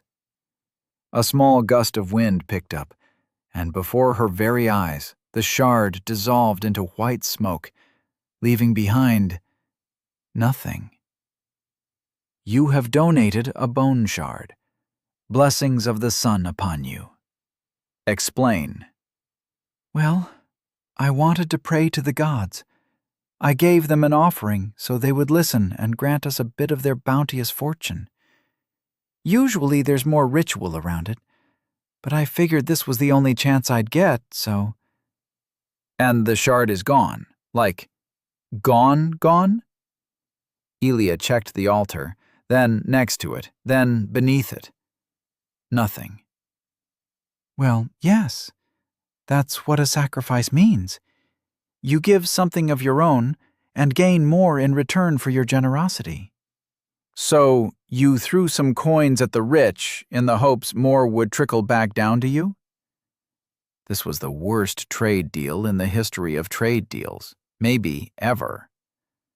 I'm sorry to say, my little brain bud, but you fell for a pyramid scheme. A what now? It's the oldest trick in the book. You should have asked for money, or a sword, or 2 bone shards. That's not how this works. It's not a bazaar where you bid for godly attention. You have to give willingly before you receive, and I wasn't so sure they'd even accept stolen shards like yours. But they did, and now fortune smiles upon us. Well, you still got ripped off, which means I got ripped off, and for something as intangible as luck. She gently nudged a spider from her path with the tip of her sword. Last time I'm listening to you. Wind whipped past her ear, followed by a stream of whizzing sounds. Elia didn't even have time to dodge, as a barrage of something missed her face by an inch. She immediately dove behind a row of gravestones, and moments later was showered with powdered and shattered flakes of ice. Fuck, that's cold! What the hell is this, magic? Yes, I think. We're being attacked. Oh gods, this is horrible. We're going to die! Where's Rye's voice was loud. Elia was rather monotone. Oh no, the humanity. She peeked over the edge just in time to spot a distant distortion, like reflecting shards of glass twinkling in the sunlight. A barrage of icicles ricocheted off the top of her helmet, dissuading her from peeking again any time soon. But she had seen enough. So, Rye, can spiders learn magic? What? No, don't be ridiculous. What about giant spiders? That's still a no? She risked another eye to peek in between 2 gravestones. Well, we've got one enormous shelob hanging out roughly 2 football fields and 5 washing machines in that direction. She seems to be pulling on blue strings and cutting the air with all her many legs. Oh, and she has a wide-brimmed, droopy hat. Oh. Oh, no. The hat all but confirmed it. The giant spider knows magic. A large icicle shattered the stone podium to the side. Elia didn't flinch, not as the huge spider coated her immediate area in a rain of sharpened ice. Gotta be a way out. Gotta run. Any comments? We're gonna die! Yep, thought as much. On 3. 1. Her words were cut off as a single shard found its mark and stabbed her right in the face. The air was filled with a string of inventive curses entirely new to this world, as Elia rolled around on the floor for a good while, the odd stray shot pelting against her armor. Oh my gosh, oh my gosh, oh my gosh, are you all right? Your face. It's... you... can I knew it. This was... shit, was a boss arena. God, that burns. Boss? Arena? Like with gladiators and chariot racing? Oh no, What do we do? What do we do? What do we do? Hoo-hoo! Just dodge, she laughed mirthlessly to herself. The incoming stream might as well have come from a Gatling gun. There was no way to get back the way she came without being turned into a finely ground mist. Honestly, I've faced better odds. With one hand covering her eye and the other in her pocket, she popped a blue beetle in her mouth in the hopes it would tilt the odds a bit. She never tested how far slightly increased magic resistance went, and now that she was loaded up on 6 whole bone shards, it was a bad time to find out. You have consumed Blue Brilliant Beetle. Your resistance to magic has been temporarily increased. I know! Mute! Elia counted to 3, threw herself upwards, and set into a mad sprint from cover to cover, evading the shots with mixed success. First a pile of sarcophagi, then a 1-story tall gravestone with half an Odyssey inscribed into it, then a particularly gnarled and twisty tree served as temporary cover before the creature adjusted its aim. The barrage of icicles strafed her more than once, and where it barely left a mark on her metal armor, on her skin the projectiles still pierced uncomfortably deep. The protection wore off, like an invisible blanket being lifted, and she felt twice as vulnerable as before. Note to self: blue bug duration is around 40 seconds. Oh, beans, that's not very long. Not very long at all. Oh no, oh no, oh beans! Slow down, Gonzalez. Or stay quiet. I'd much prefer that. She took a quick peek over the edge, eyes bulging out of her head as a blue pillar of condensed ice, at least 10 foot tall and 1 wide, sped towards her like a cruise missile. The impact shook the ground and turned the tree into wood chips as Elia rolled away to protect her face from the worst.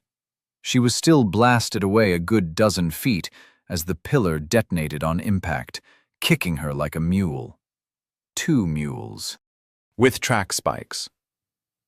You have gained soul times 3. You have gained the condition poisoned. Elia's gaze fell on the 3 bristly spiders she had rolled over. The adrenaline had kicked in, and she wasn't feeling the most of it, but a slither of something hot wormed its way up her insides. Rye was screaming, as always, and in that moment, Elia wondered whether this loop could get much worse. The sound of rapidly approaching metal footsteps were a good indication of the how, though the why still remained unclear. The old maiden seemed incredibly driven in finding and killing specifically her and no one else.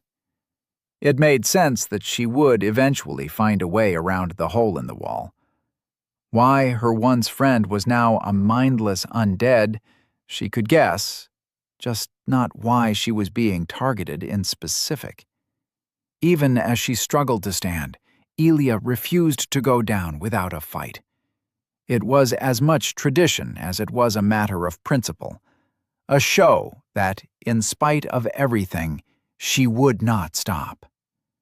She'd rather be killed by a friend than some random arachnid hopped up on an astral ice slurry anyways. This'll hurt me a lot more than it will hurt you. Unless you're an empath. Don't worry, I'm not going anywhere this time. There was no time to regret the irony in her words.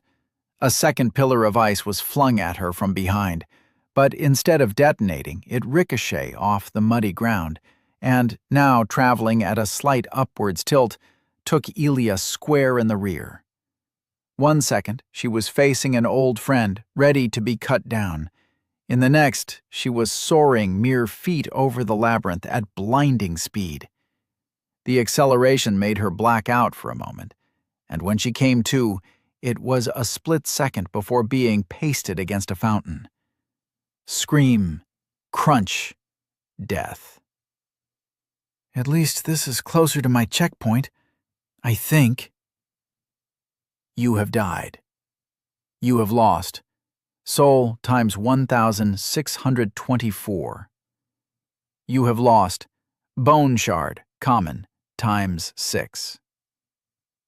This story is only accessible on Royal Road at https://www.royalroad.com/age-755/hour-little-dark-age-souls-like-time loop, or on my Patreon.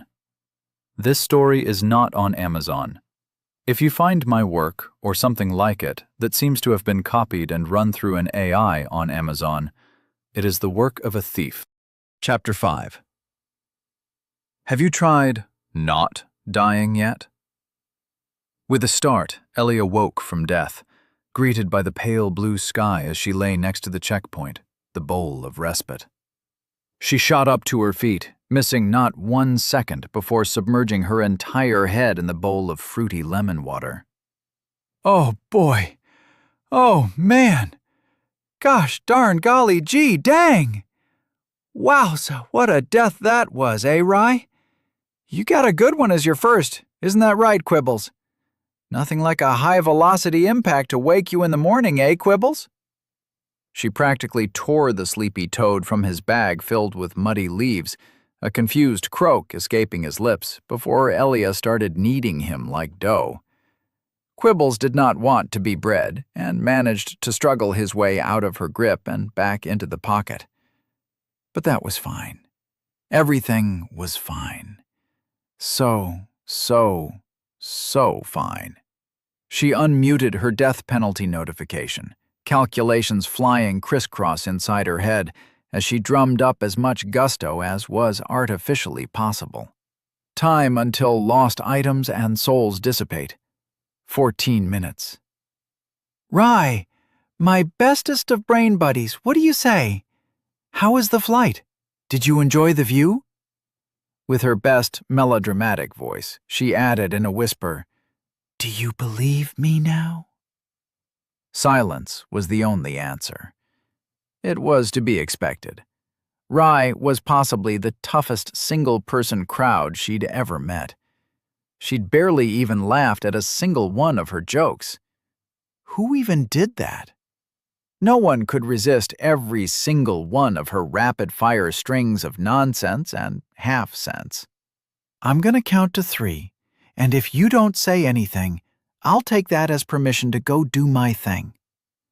1, 2, 3.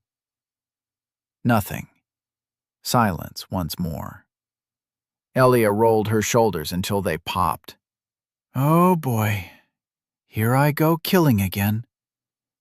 And off she went, sprinting ahead past the toppled lion statue and onwards to unexplored lands. It was in this rough direction that she had landed, and thus where her souls and, more importantly, her bone shards could be found. The emphasis leaned heavily on that could, as it still was quite the distance, and she'd have to navigate her way there. Actually, now that she thought about it, landing this close by was oddly convenient, almost like something meddled with the chances for this exact line of events. Could it be that the sacrifice of one precious bone shard to whatever force accepted it really had a tangible benefit? Nah. Elia would rather believe in coincidences than benevolent omnipotence. I wonder if I could replicate it. If I found a way to aim my zone of impact, I'd get a free deposit of all my stuff right next to my checkpoint.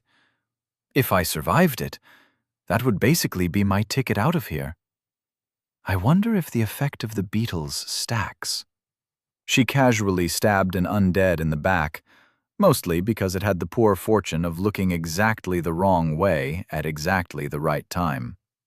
Thoughts for later. For now, Rye, don't think that giving me the silent treatment again is going to win you any brownie points. I meant it when I threatened you with Christmas jingles. I'll fucking do it.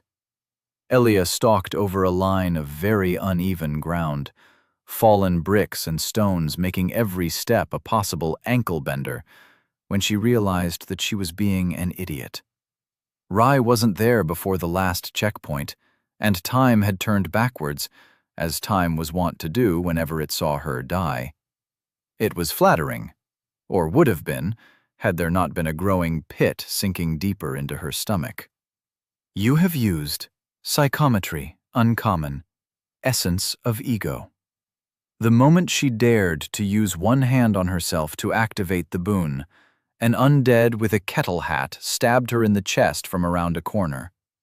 The attack glanced off her armor, but the suddenness made her misstep and tumble over, grabbing onto her attacker and pulling them onto her in the same motion. When she was face to face with a decaying, dried-up militiaman, a recognizable scream filled her head. Glad to have you back too, Rai. Ah! 1 second. We've got a bit of a situation here. Her sword was stuck under the undead's weight, but she punched it in the side of the head multiple times until her hand ached. It went slack atop her. There. Handled. Ah! What? Where? Who? Why? What is this? What is this? The poor girl was confused, but that was all right. Dying did that to people. As I was saying, Elia huffed as she pushed the weighty corpse off her. Everyone underestimated the weight of a human body not supported by any muscle at all, and her borrowed body was not of the strongest kind, but the weakest. She could do exactly 1 push-up, and was fairly certain that attempting to bench any respectable weight would tear something in her arms. Enjoy the view? The what?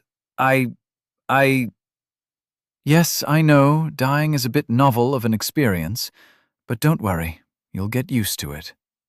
Rai was far from Elia's own casual experience of dying, but she'd get there. It sucked to be her, but they were stuck together now. It was better than staying dead, Elia figured, and while the road ahead was long and arduous, finally, an end was in sight.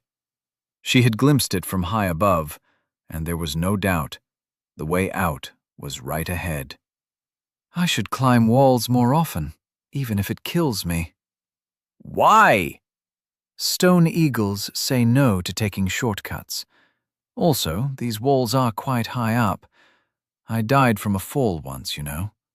Wasn't pretty either. Absolutely ruined my afternoon. All in all, getting yeeted across the sky by a magical spider is an 8.5 out of 10 for me. Time until lost items and souls dissipate. 12 minutes. Oops, forgot we're on a timer. Time to scoot.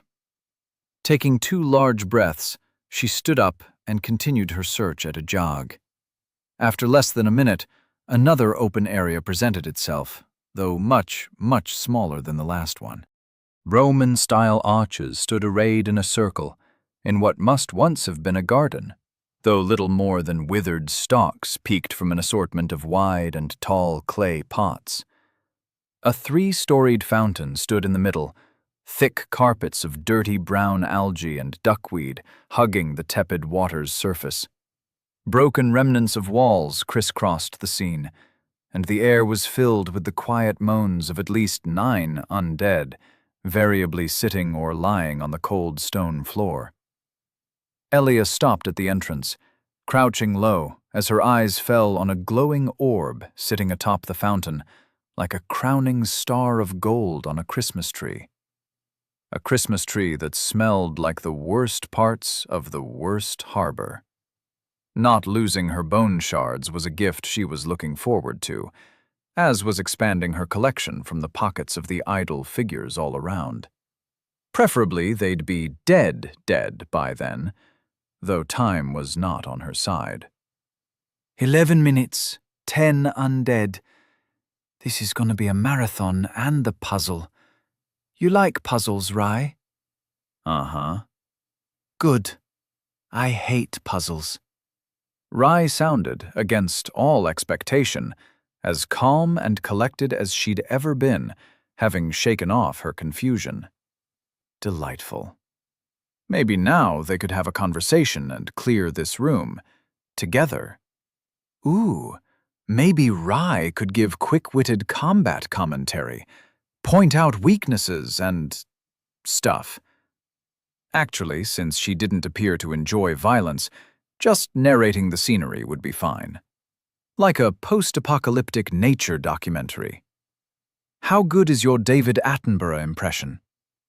Before you continue talking nonsense, I'm going to have to stop you right there.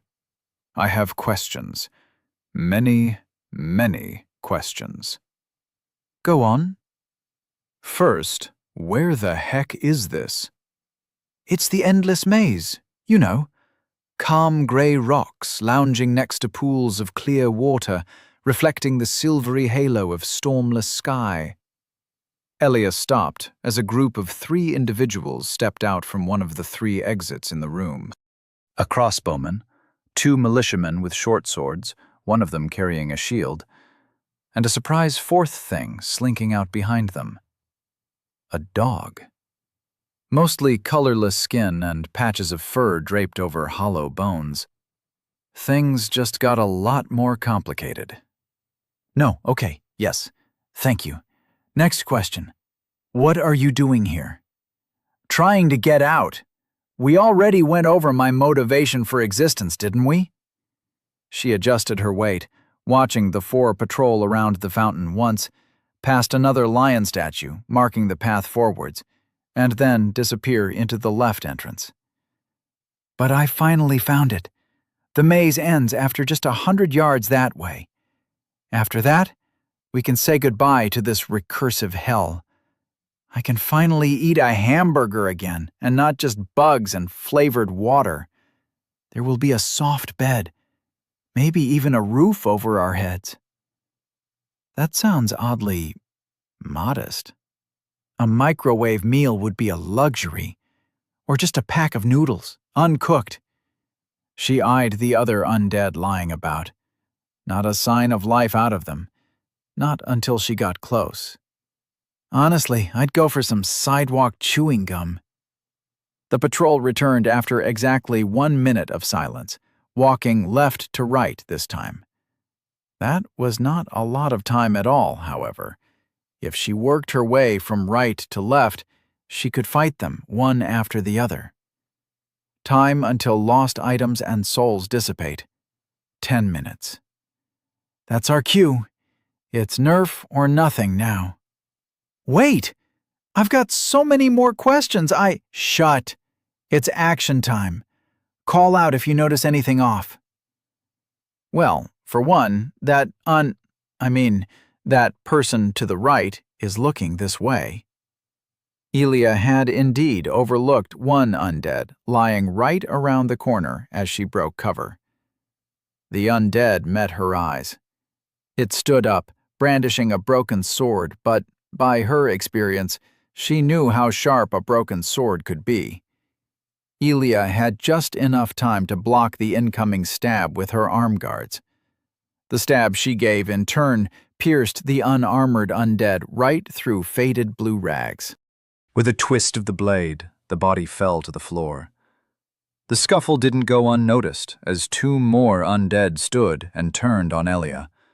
They stabbed and slashed, or variably slashed and then stabbed, and after a split-second decision, she narrowly took one of the slashes on her armor, dodged the other, and closed into her preferred range. 1 undead fell, and, though the next proved more tenacious, it too toppled over after a slash cut its wrists. Elia, panting and sewn with a few shallow cuts, looked up and caught the patrol entering the room. They didn't meet her eyes as she let herself fall to the ground behind a broken half-wall, staring at her latest victim's lifeless face as she listened to the quiet footsteps walking on by. They just attacked you. You didn't even do anything. Right, she whispered. They are baddies. We kill the baddies. You quiet while I kill baddie? I'm not 12, you... I'll just keep asking questions, and you answer whenever you get a breather, all right? Time until lost items and souls dissipate. 9 minutes. Sure, she replied, and got up on to the next group. This one was a smattering of 4 undead to the left, all arranged closely enough that Elia wasn't sure she could stealthily kill them all. This left her with the next best tactic after stealth, namely speed and great violence. Elia jumped the first one. It raised its head tiredly, and with a mighty 2-handed swing, Elia cut it right across the face, smacking it back onto the floor. The next one roused, and Elia was just about to stab them more thoroughly when she noticed the last 2 grabbing for crossbows. Shit! She only gave it a hefty kick to the temple before diverting her attention to the 3rd and 4th enemy. They raised their crossbows, but not quick enough, as Elia tackled one to the ground and wrestled with it for brief seconds before slipping a blade underneath its ribs. A whack to her head made her vision go sideways, but Elia had the presence of mind to roll away and get back up in time to bat another swing of a wooden cudgel away with her sword, nearly knocking it out of her hand. She recovered a split second sooner and stabbed the sneaky undead in the chest. A twang rang out, and she choked down a scream as a bolt slammed into her thigh. "The crossbow! To the right!" "Eep!" Rye had a good head on her shoulders, as Elia was already reaching for it. Holding the gurgling undead with one hand as a shield, she reached for the crossbow, aimed, and perfectly domed the last opponent between the eyes. "All me, all skill," she huffed, before letting the club swinger fall onto her. She leaned against a wall and played dead as the undead dog entered at the front of the patrol. They passed so close by her that if she extended her hand, she would have been able to touch them with the tip of her sword. "Can I open my eyes yet?" She watched the patrol disappear and tried to stand, but failed. Sure. Ah, fuck, that stings." "Are you okay? Do you need anything?" Time until lost items and souls dissipate. 8 minutes. "A few minutes of rest." "Oh, is it okay if I continue asking you questions?" "Yeah, sure, fuck it." "Language!" A loose tongue invites loose morals, and loose morals open you up to the worst of sins. "Oh yeah?" She focused entirely on her breathing as she pulled out the bolt, binding the wound swiftly with dirty rags. "Fuck, I'm dizzy." Rude. Questions then. "So, I've noticed that you react pretty quickly to all these so-called undead, almost like you know what they're going to do beforehand. But then you stumble, because they're bigger and stronger, but still, you somehow manage to come out on top. How the heck are you so good at this?" "Practice." "That's it? No boon? Not even a common one? I find that hard to believe." "I fear not the man who has practiced 10,000 strikes once, but one strike 10,000 times." Wow. Elia chuckled. Somehow it was funny that all it took was a Bruce Lee quote to wow Rye. I get all my quotes from the greatest master of all, the Internet. I see. This Internet person must have been wise indeed. I sure wonder why I never heard of them. Were they a saint? Perhaps a divine servant or minor god? You could say something like that, in my world.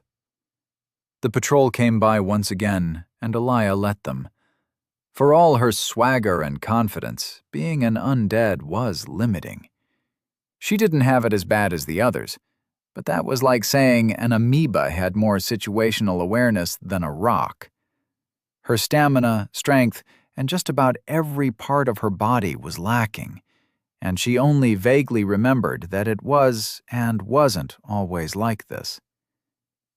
I had to learn everything from the ground up, all the stabs and slashes and whatnot. It was difficult, you know.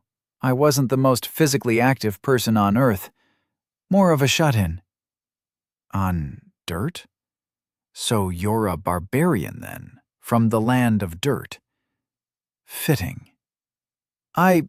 Yeah, sure, let's go with that. Next question. What is with your accent? It's so weird. Time until lost items and souls dissipate. 5 minutes. With a sigh, Elia fastened a wrap of cloth around her leg and shoved the corpse off of her. Would you say it is out of this world? Well, if you put it like that, then yes. Yes, I would. 1 + 1. You do the math. With that, Elia carefully walked on over to the remaining 4. They were 2 groups of 2, and by the time Elia had reached the most armored militiaman she had ever seen, she regretted not looting the wooden club. Helmets were lifesavers up until blunt force turned her brain into a slushy. Elia chose to double back for it, then smashed in the brains of the first undead before entering the most awkward sword fight she'd had since having to fight without both her arms. Escaping out of the undead's reach was impossible with her wounded leg, and so she went about parrying 6 or 7 attacks until it finally whiffed one, allowing her to disarm and disembowel it. Almost done. As she staggered over to the remaining 2 undead, ready for the worst fight yet due to wounds and exhaustion, she nearly barked a laugh as she realized that one of them wasn't actually alive, and the other only had a crossbow. It died. The crossbow changed hands. Time until lost items and souls dissipate. 4 minutes. And done. Whew. What an encounter. But there are still 3 left. And a dog. Elia sat down, leaning against the withered lion statue as she waited for the patrol to pass by from the left. Nah, we can do them after we're all healed up again. Now, we just need our souls, then loot this place, and then we're out of here. Awfully pre-planned for self-defense. Some might call it a bit overzealous. Undead are humans too, you know. I'm surprised you're not calling me a murderer or a demon brain bud. And when the patrol didn't enter from her far left, but from right next to her, one word summarized all her thoughts quite well. Fuck. Chapter 6. Again. They weren't really friends, she and the person inside her head. Even if they were, the voice known as Rye was probably not even real. This was all just a stupid hallucination brought on by long-term exposure to this recursive labyrinthine hell. Worse yet, just when she thought something good had happened, and to herself, no less, the world found a way to sour the pot yet again.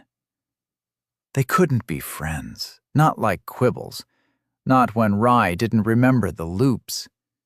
Without that, there was no way anyone could understand Elia. There came the patrol, but Elia didn't care. Everything was so distant, so muted, so bereft of sense.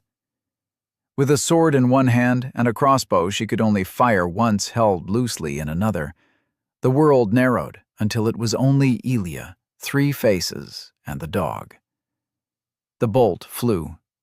One face moaned, falling on its punctured leg. The shield face came.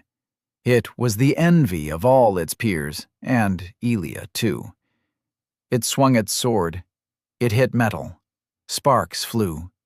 A bolt hit Elia in the side. More sparks. The chest plate saved her life, twice. Elia fainted, staggered forward, and stabbed a face in the face. The dog threw her to the ground. White fur, white teeth, white bleached bones. Chomp, chomp, chomp. Her left hand hurt like 1,000 cuts doused in apple lemon juice, crawling with greedy ants. But she was stronger than some imaginary ants. Brittle bones broke after too many swings against the skull. Someone was screaming. Elia stood. Another bolt dinged against her helmet, and she didn't care. The haze was back. Not Hansarp's handy haze, nor any kind of watery vapor. A fog of the mind, walls on every side, a narrowing of perspective away from all things pleasant and grim. Nothing mattered. Just one step, then another, then another. She stabbed and was stabbed in turn. The undead died. The dog got back up and died again. The one with the crossbow was still shooting her, and for that, its death was less nice. Silence. Finally. Still, Elia couldn't find within herself a mote of care. She didn't even know why she was here, why she was standing at all and not sitting on the ground, catching her breath, and binding her wounds to make the haze disappear. No, that wasn't right. Sitting felt wrong. She had to stand, even if it made the ants climb up and down her leg. Elia had to go. Go somewhere. But where to? And why? Time until lost items and souls dissipate. 1 minute. Ah! Her eyes fell on the smoky nonsense, then on the glowing orb atop the fountain. So that was it. That was the goal. She moved as if swimming through mud, pushing the air away with every step. She lifted her legs, one at a time. She fell, then climbed the fountain again. You have regained soul times 2,474. You have regained bone shard common times 6. The smoke felt nice, tingly. But that was it? That was all? She went about, searching for more of the same feeling to clear the haze, to fill the emptiness. First, she searched the corpses. She knew how to search corpses, even half-blinded by the emptiness inside her mind. You have gained bone shard common times 2. You have gained blue brilliant beetle times 1. It was nice, but somehow this wasn't it. Maybe she just needed more? Then she went on to make corpses. She knew how to make corpses. You have gained soul times 61. And more corpses. You have gained soul times 350. You have gained bone shard common times 2. And more still. You have gained soul times 1,891. You have gained bone shard common times 9. The haze was still there. It surprised her that it didn't leave after closing and opening her eyes again. The dissociation at least tended to stop when she left them shut for a while. Perhaps she was just tired then? But being tired meant lying on the ground, and if sitting felt uncomfortable, then lying must feel even worse. But if she couldn't sit, and couldn't lie, and had to stand but didn't know why, what was the point? What was the point of it all? What was the damn point of it all if she couldn't even remember why she was walking in circles? Elia. But she had to walk. Elia, stop. She had to go forward and never look back. Because she didn't do backtracking. Forward was where progress lay. 1 step at a time, no matter how many steps it would take. Please, Elia, I'm sorry. And then the haze was gone, replaced with a soul-deep, soaking fatigue of every cell in her body. A fuzzy feeling known as rye left her arm, leaving her to pull the short sword out of an undead militia's face. Yeep! I killed someone. Oh no. I'm going to hell. This is your fault. Elia! Please, Elia. Answer me! Her tongue rasped against her lips. Dry. She could go for some water. Need a break. Elia? Brain. Bud. Elia! Oh my gosh, you're back! It's been days! How long? Days! How long? I just said days! It felt like that at least, even if night never came. Elia, you need to eat, drink, sit down, and rest. You've been staggering around, muttering about spiders and shoving them up the gods' unspeakables for so long, I thought that was it. Water. Dry. No, you silly, water is wet. But you're all right. Bless the gods. Bless Warga and Rutha. Bless the 12. The surroundings were familiar, at least. There was the lion head statue, toppled over and completely defaced by time, and there was the fountain. She was right back where she started. As she checked her pockets and her soul count, her eyes bulged. Soul count times 4,776. Bone shard, common, times 17. Enough shards for another boon, and she was approaching her last record in souls.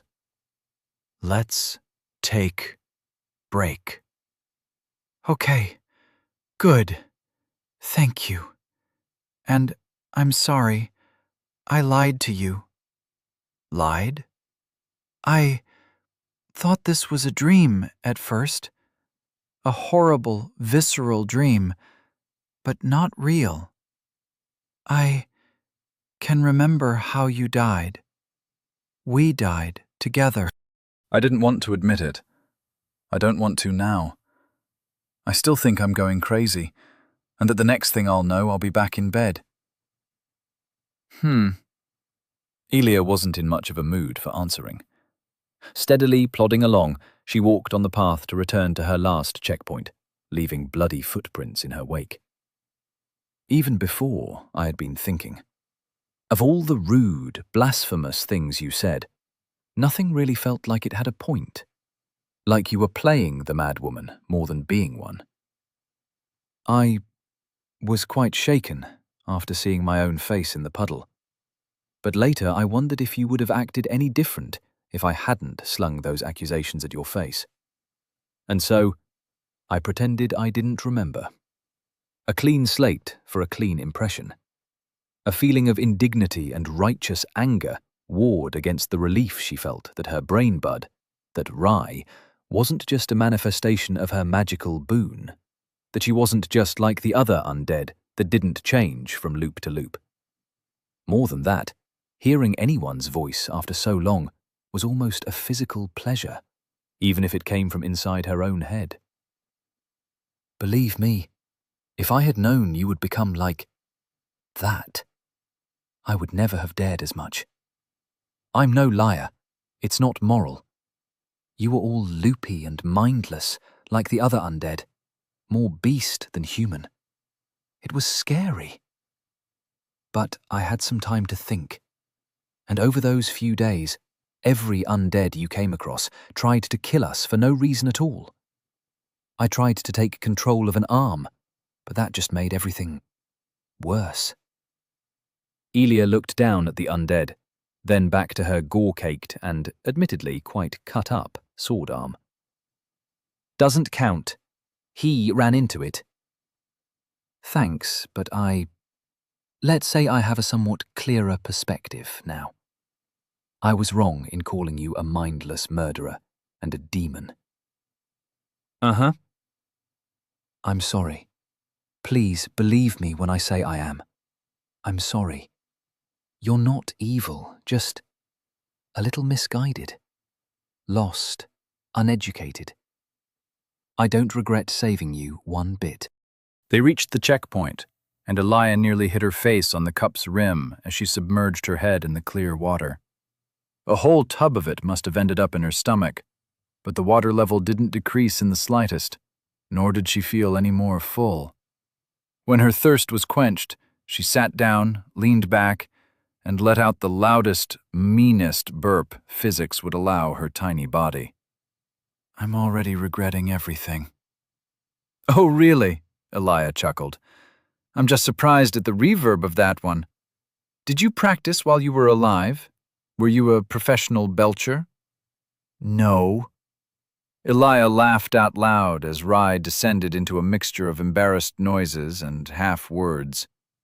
By the end of it, she was on her back, both of them in a maniacal giggling fit. Who knew the voice of another human could be so infectious? Not Elia, and Quibbles didn't quite have her sense of humor either. I haven't laughed that well in ages. Must have been what, 200 loops? 300 since? Gosh, was it that long ago already? Loops as in deaths? You've been at it for that long? Don't ask a woman her age. Elia cleared a tear from her eye. I stopped counting after the last time I disassociated like that. But I'm 21 on the inside forever, baby. At those words, Rai instantly sobered up. This has happened before. I mean, yeah. Most of the times I just keep on going until I die of exhaustion or encounter some new monster in the labyrinth. It's not pleasant, because I tend to walk pretty far, and then I can't get my souls and bone shards back afterwards. Elia, how many times did this happen to you? Rai, seriously, stop asking questions you don't want the answer to. There was a lull in the conversation. Elia idly picked at some bandages around her arm. Did Rai apply these with one hand, or did she do it herself? Okay, we are getting you out of this place, now. Hold your horses, young Padawan. Elia pushed herself up, but paused midway. Wait, do you have horses in this world? We do. They are mostly for important messengers and the war effort. Hard to breed, expensive to maintain, yada yada yada. City people can be so stuck up about the right breed, but everyone else uses the trusty grug. And a grug is 4 legs, 2 eyes, scales, a stubby tail, lays eggs and provides hardy leather as well as some meat good for stewing. Seriously, you must have grown up far away. I grew up on a farm and we had oodles and caboodles of them. Fascinating. How many oodles make a pound? How much is a pound? You're messing with me again. I can feel you smiling. Helia laughed. How awfully perceptive of you. So, what now? Now? Helia stretched, then laid back down again. Now we take our government-mandated 20-minute per life break. And since I didn't take one the time before, we have a whole 40 minutes to ourselves. Wow. Your country must have been a horrible place for you to live in if you only get 20 minutes of break time. Even I had an hour or two of free time before going to bed. She leaned back, making herself comfortable on the smooth cobblestone floor. Well, as the government of this fine body of ours, we are legally allowed to screw the rules. We can do anything we'd like? Anything. A moment of awkward silence spread like jam. Would you like to watch some clouds? Sure. And they did. A good 2 hours later, they were still lying there, staring at the cloudless halo above them. Like a hole in the sky, it pierced a circle of cumulonimbus that reached from high to low, allowing matted sunlight to shine through forever. And that's the North Duck Cloud. Wow, you are very good at spotting cloud shapes. They all just look like fluffy mounds of cotton to me. Well, I am the 20th world master in spotting clouds back in my world. The Alabaster Eye, they called me. Wow. Yeah, A few minutes passed. Having another friend that didn't want to kill her was pleasant, and one that could talk back as well, though Quibbles would always be number one in her heart. He was the first to wiggle his way into her life after all, and no matter what, nothing would separate them. They don't really move much, do they? Nope. That's why I use them to navigate. Took me quite a while to figure navigating around that one as well. Why did it take so long then? I thought you said you were a master of clouds. Yeah, in spotting. Oh, that makes sense. Did it really? Now Elia was unsure herself. So, what happens now? What now?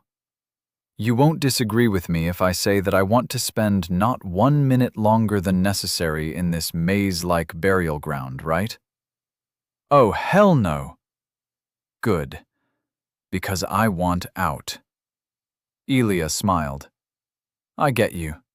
And I'd rather not die a whole bunch of times on the way. Neither do I. We have so much in common. I swear I won't interfere with you anymore. No stealing your arm, threatening your life, and calling you names anymore. Great! But I do have a condition. Elia motioned for her to go on. Once we're out of here, you give me my body back. It's terrifying, being nothing but a passenger in my own body, with no control, no real anything. Even if you didn't take it on purpose, please, give it back. She thought long and hard about it, stroking an imaginary beard to kickstart her neurons. Tell you what, If I succeed in getting us out in 10 deaths or less, then I get to keep driving. If I don't, then you're free to take over whenever. Once we figure out the mechanics, of course. Really? Wait, is 10 deaths a lot? Yes, really. I have realized now that I need a longer break. A vacation, if you will. She put her hand on her heart and looked dramatically to the sky. For both our sanity's sake. I shall honor this pinky promise in its entirety. And if I lie or cheat, so shall lightning strike me dead. I feel like you're pulling a fast one on me. I don't have a reference for your average time to die yet. Oh gods, it sounds so horribly morbid and cold when I say it like that. Am I a bad person? A quiet yet pronounced croak crept from her pocket. Quibbles poked his head out, meeting Elia's gaze. Quibbles, she started, do you perchance have something to tell us? Ribbit. Ah, I see. She leaned away and half whispered to her reflection in the water. A matter of grave importance. Croak. Oh, of course. You little rascal, you. Just say that in the first place. Ribbit. Are you talking to a toad? Yes, and he told me that he is a prince under a terrible curse, and he can only be turned back with the kiss of a fair maiden. A what now? A virgin in modern terms. And since I, of course, am quite the experienced woman, a femme fatale of fallacious skill, you must do it. Do it now. But I'm not a virgin. Elia paused, already having ceded control over her lips as she held Quibbles ready for a kiss. Wait, really? Shit, that means... Fuck, damn it, how old are you? 22, last I remember. I came of age last year, if that still applies to what you called the end of the world. Also, language. You have filthy habits. Elia was already ignoring her, one ear perched against the toad's mouth. Oh, what's that, Quibbles? Ribbit. Oh, he says you'll do as well. Oh, if I can help, then I will. Should I just kiss him on the mouth? Yes, now, quick. Time is of the essence. Rye flowed into their shared face, kissed Quibbles, and immediately released control again. Ew, he tastes like swamp. Wait, where's the prince? Where? Oh. Oh, you lying little... Elia, meanwhile, was buckled over, cackling like a mad witch. I can't believe I fell for that. That was the oldest trick in the book. I should have known better than to trust someone who confers with amphibians. You even made half those ribbits yourself. Force of habit. Wiping tears from her eyes, Elia stood up straight and drank a cupped hand of fresh, strawberry-flavored water. So, we can start on busting out right now. I know where the exit is. Really? How? Remember when we got launched through the air by magic? I'd rather not think about it, but yes, I do. Well, the labyrinth isn't as endless as it would like to seem. I've been at this for years, but now, with a bit of exploring, I think we can find a path to the edge within a few hours. Most of the undead nearby are cleared out anyways, so we should have smooth sailing for most of it. That sounds great. Oh, what about your bone shards? What about them? Well, the word bone shards is very similar to boon shards. And back home, boon shards were just what people colloquially referred to shards of a soul. And enough shards of a soul make a boon. Right, I get it. Quite the deduction, Holmes. And indeed, look at what I have in my pocket. You have fused bone shard, common, times 12, into bones of boons, common, times 1. Elia pulled out the bone die, letting it appear and disappear between blinding flourishes of her hand. Oh, I don't know what that is, but it sure has a lot of sides. This little girl here is our ticket to greatness. It's a boon die. Imagine, fireballs, gummy bears. Infinite peaches? Infinite peaches, I guess, too. Just roll the dice and boom, magic boon got. Wow, that's so simple. You see, where I come from, we don't have little pieces and physical boon dice thingies. The soul shards, bone shards, whatever, are part of your soul, and the number needed to form a boon is a bit wishy-washy. We need priests and all to commune at an altar to even find out that we had a soul shard in us. It was quite the celebration when a kid gained their first, and that one was always given as an offering to the gods, so they would bless us with a long, healthy life. Sounds like a scam. Elia watched the million shapes flash across the die's surface. Someday, she would get a good boon again. Were your boons entirely random as well? I mean, not always. I know of 2 ways to gain a boon, and one is by collecting souls shards through great deeds in your life yourself. Gathering enough for a whole boon yourself is beyond rare, but they tend to take inspiration from your true inner self. Not a single philosopher, alchemist, or magus managed to pin down what that exactly entails.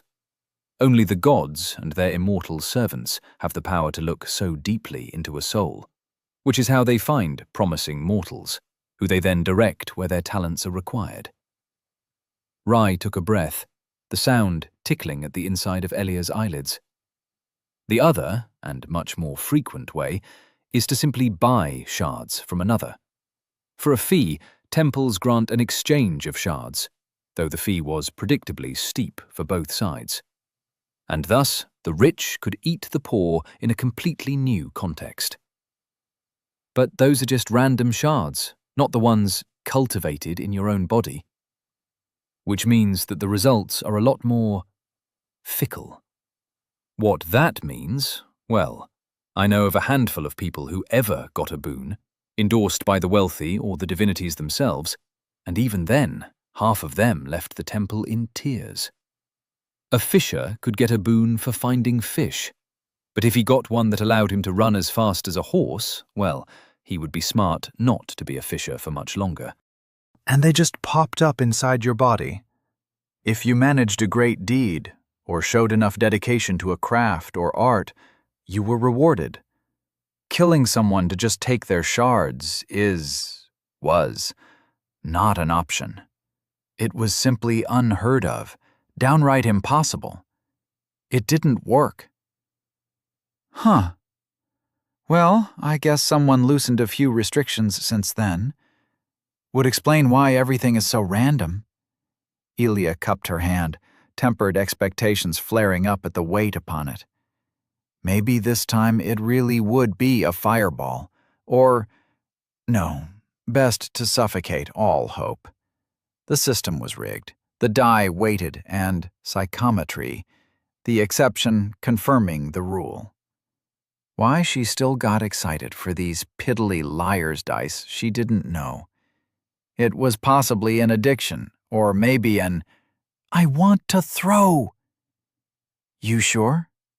Yes, I never got a boon in my life, not that I can remember. My family was well off enough, I think, but not rich in soul shards and certainly more invested in the well-being of our lands. Many would count 4 by the age of 20 lucky, especially for someone stuck doing chores and reading. But I still had to offer one to the gods. Oh, you poor thing. At least corporations only tax your time, but God even taxes your very soul. How unforgivable. Gods, plural. And because people didn't often get the boons they wanted, many people offered their fully formed boons to the gods as well. They then gave back something of equal or greater value that the person making the offering could make better use of. Everyone benefits. La la la, I'm not listening. God's bad. Please just let me roll. Elia released control over her good rolling arm, and she watched as the die landed on a result in an instant. No sign of the stopping of time or encroaching darkness that made every previous roll so unnecessarily atmospheric and suspenseful. You have gained a divine boon. Alternating Ruther's Day vigor, common. Wow. It's like magic, except better. Don't worry, that's just the precursor of a gambling addiction talking. Elia looked for the boon, but couldn't find it anywhere in the smoke. Hey, any clue where my boon is?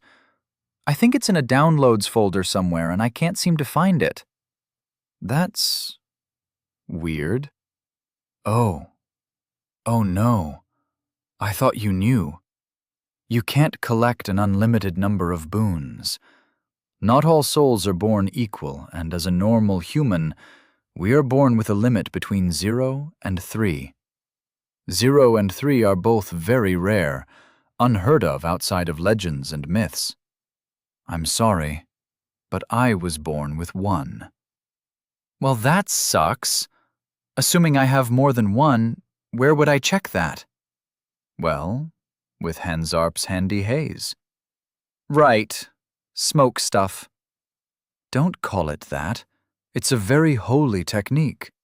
I practiced it so much that apparently my body knows how to do it even when I'm not the one holding the reins. Have some respect, please. Respect schmispect. Boons. Psychometry. Uncommon. Essence of ego. Empty. Oh, hey, look. Smoke stuff says I've got 2 more slots. I hate you. Still no idea where the boon went, but I guess that means I gotta have a legendary title to go with my legendary slot number. Please stop. Deathslayer Elia. Elia the Darkstalker. Elia of the Broken Short Sword. Ah! Chapter 7. If at first you don't succeed, die again. Blessed by the good grace of Ruthie for your devotion to a back-breaking craft, you find yourself invigorated on alternating Ruther's days. On these days, your abilities are increased 2-fold. Elia and Rai stared at the smoke, having finally figured out that it would show itself if Rai was the one summoning the smoke, which had some interesting implications. Sorry. I am so sorry. I didn't know I'd steal your boon. It wasn't on purpose. Elia stared up at the sky that never moved. She didn't feel particularly different, besides a small tingle in her chest where there was previously nothing. It wasn't a Ruther's Day then, and it never would be. In her experience, the useless boons made up the bulk of the million. She wasn't even mad, just disappointed. It's fine, you can keep it. Shame it's no fireball, or super strength, or infinite peaches. She shrugged, massaging her shoulders as the last of her rampage's fatigue bled through and passed to tingling nothingness. The miracle water lived up to its name once more. Welp, time to play the cards we were dealt. Shame about the boon, though. I don't think you understand how significant this is, but I have a boon. A boon! It's my first— Elia held her short sword against the sky. This is worth 1,000 times more. Your weird green sword is not important at all. Every shard of a soul can only manifest within a person because the gods sacrificed a part of their power to create us. And even then, most people's lives aren't even worthy of 12 common shards. You're holding a life in your hands. No, more than that. You even have an uncommon boon. That is about 10 lives, or maybe one special one. Very, very special. Would it hurt to show a little bit of thankfulness and appreciation? Thank you, RN Jesus, Elia yelled to the sky. Then she continued through the exit with the lion statue, making sure to double-check every single corpse on the way for signs of unlife and loot. Is that the name of your patron god? Patron? Is that like a sugar daddy? You know what? Forget I asked. Barbarian from the land of dirt indeed.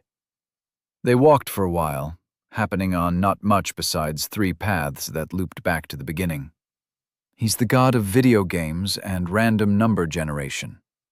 So, a god of luck. Yep. That seems a prudent choice of patron then, given your circumstances. Then I'm sure you're happy to see my sacrifice to the altar pay off. Without it, I'm sure none of this would have happened like it did. Elia entered the open area where she had fought over a dozen undead. All was the same as she left it. The fountain, which still exuded a pungent smell of algae, though now it was mixed with a distinct tang of copper. I don't believe in determinism, or that anybody with absolute power is not absolutely corrupt. Well, I will be glad to prove you wrong. There are so many nice gods, too. There's Ruth, Ru, Warga. You have gained Bone Shard, common, ×1. Oh, hey, I overlooked one. Philia, Orana, Milia. You have gained Wyk-Wax, ×1. Oh, look, it's the wax stuff. Wick-Wax, ×1. A dollop of brown cream, made of a variety of blessed loams and used to stitch together corpses disfigured beyond death. Smear over wounds to prevent blood loss and infection. Amani, Rococo. Did I already mention Ru? He's my favorite, even if I don't officially belong to one of his cults. He's the god of friendship, niceties, and— All right, I get it. You're a polytheist with a good memory. Let's focus on the way forward, shall we? They walked in silence past the second lion statue, happening across 3 more corpses that were already liberated of all belongings of import. Elia still double-checked each pocket, just to be absolutely certain. A vague sense of familiarity was stuck in the back of her mind. She must have come through here during the haze. So, you said you saw the way out? In the brief moment of clarity imbued upon me during a short-lived, high-velocity flight, I have come to find 3 ways out. 3? Yes, the first one. We go past the sorceress spider. Spiders oughtn't learn magics. Yeah, they oughtn't, but they don'tn't. That aside, the maze doesn't extend beyond the hillock it was guarding. However, without a shield that blocks magic or a lot more speed and stamina, we're not getting through there. Okay, so number 2? Number 2 is where we're headed, Elia said, retracing her mental map as she peeked around a corner. Ahead, the maze just stops at a big fuck-off gate and all, but that isn't the problem. A moment of tension lingered in the air as an undead shuffled past at the end of a shaded hallway. Elia followed only when she was sure it was gone, sneaking behind before stabbing it through the neck. The problem is that if you go through the door, you'll win the bet and puppeteer my body around for all eternity. As Elia wiped her sword clean on the undead's rags, she took in a large green double door to the right that remained closed, almost as a warning to all would-be trespassers. Braziers balanced on thin sticks held sooty water from the last rain, floats of powdery incense dimpling upon the surface. Images of some dramatic scene were carved into the surrounding masonry, but time and weather had turned them into little more than faded impressions of human figures. The problem is, whatever's between us and there. There was no other way to the Great Gate except through here. One last challenge, I'd guess. The final fuck you of this goddamned maze. More undead? I hope they're friendly. I still feel shakes running up and down me from your recent killing spree. You don't look it, but you sure know how to stab even while semi-lucid. I'd love to have had your dexterity for late nights at a feast. It would have saved me from a few embarrassing moments. I would have liked some embarrassing moments. Actually, she also would have liked a feast. Elia was absolutely prepared to kill for a slice of pickle that had fallen out of a burger, but despite the pervasive magical gambling, this world's economy hadn't quite reached the fast food stage quite yet. All right, enough stalling. I'll figure something out. But by the way, what's the third option? There is no third option. I lied. Elia placed one hand on each door and pushed with her pitiable strength. Much to the surprise of everyone, the doors started to give. A low, grinding squeak of metal hinges, followed by blindingly clear rays of light that fell through from the other side. The gap in between was just wide enough for someone as small as her to fit through, but when she did, all confidence drained from her face. Fuck me. That is one heckin' large coffin. Embraced within the grasp of two gnarled oaks, there lay a gray stone sarcophagus, 6 feet wide and at least 12 tall. The lid was devoid of all embellishments except for the faded emblem of a 3-headed snake twirling around a white tree engraved into the cold rock. The open sky hung high above gravestones growing at the area's edge like stalagmites, the outer walls crumbling into an advanced level of entropy and decay, though they remained just whole enough to squash all hopes of an easy escape. Plastered smooth cobblestone covered the ground, with dead moss growing in between. But of it all, one feature was so unnerving that Elia could not take her eyes from it. Corpses. Dead people lay strewn about in front, to the sides, further away and in every corner, as if a child had decided to clean their room by pushing the trash barely out of sight. Every kind of undead she had ever met in the entire maze could be found there.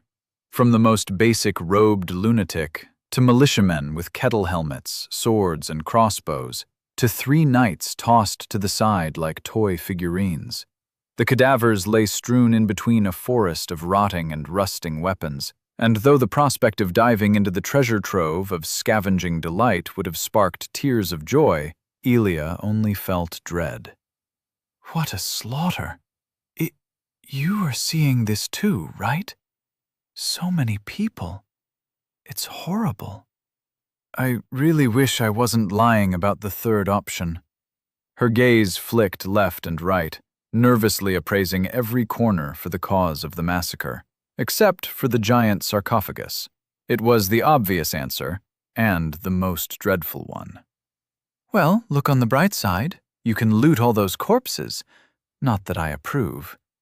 You like looting corpses, don't you? You might even find enough shards for another boon. Oh, in addition, if you just get over one more hurdle, you'll be free. Elia released a breath she didn't realize she was holding. Rai was right, wasn't she? Escaping the labyrinth had been such an impossible task that, compared to it, deicide seemed like a more achievable side quest. But now, her chance was right there. It was the final wall, and she just had to apply her head to it enough times to make it fall.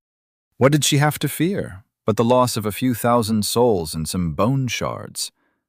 Then again, she didn't want to die more than 10 times, for more than just the bet. Well, let's see what God has in store for us today. Elia took 2 steps, and the door behind her slammed shut. Ack! No retreat, eh? She spat on the ground and picked up a battered wooden shield from one of the previous challengers. Wooden shield. A shield crafted from a jumble of wooden boards, missing most of the metal rim. Few would bet their lives on the protection it provides. Not like she had much of a choice. Bring it. The lid on the sarcophagus ground open. A single, bandaged hand grabbed out from the crevice and pushed it over, the heavy thud nearly shaking Elia from her feet. A titanic figure, wrapped in tattered gambeson and frayed cloth, took one step out. Hateful red beads shone from behind its polished steel mask, a false face embedded in a chainmail coif. Though the impassively cast face was intended to give an impression of humanity, with all the dust and ash and tattered chainmail hanging like strings of drying algae, the giant seemed more like a monster from a swamp or a nightmare. It howled a long, hollow wail of pain and empty rage.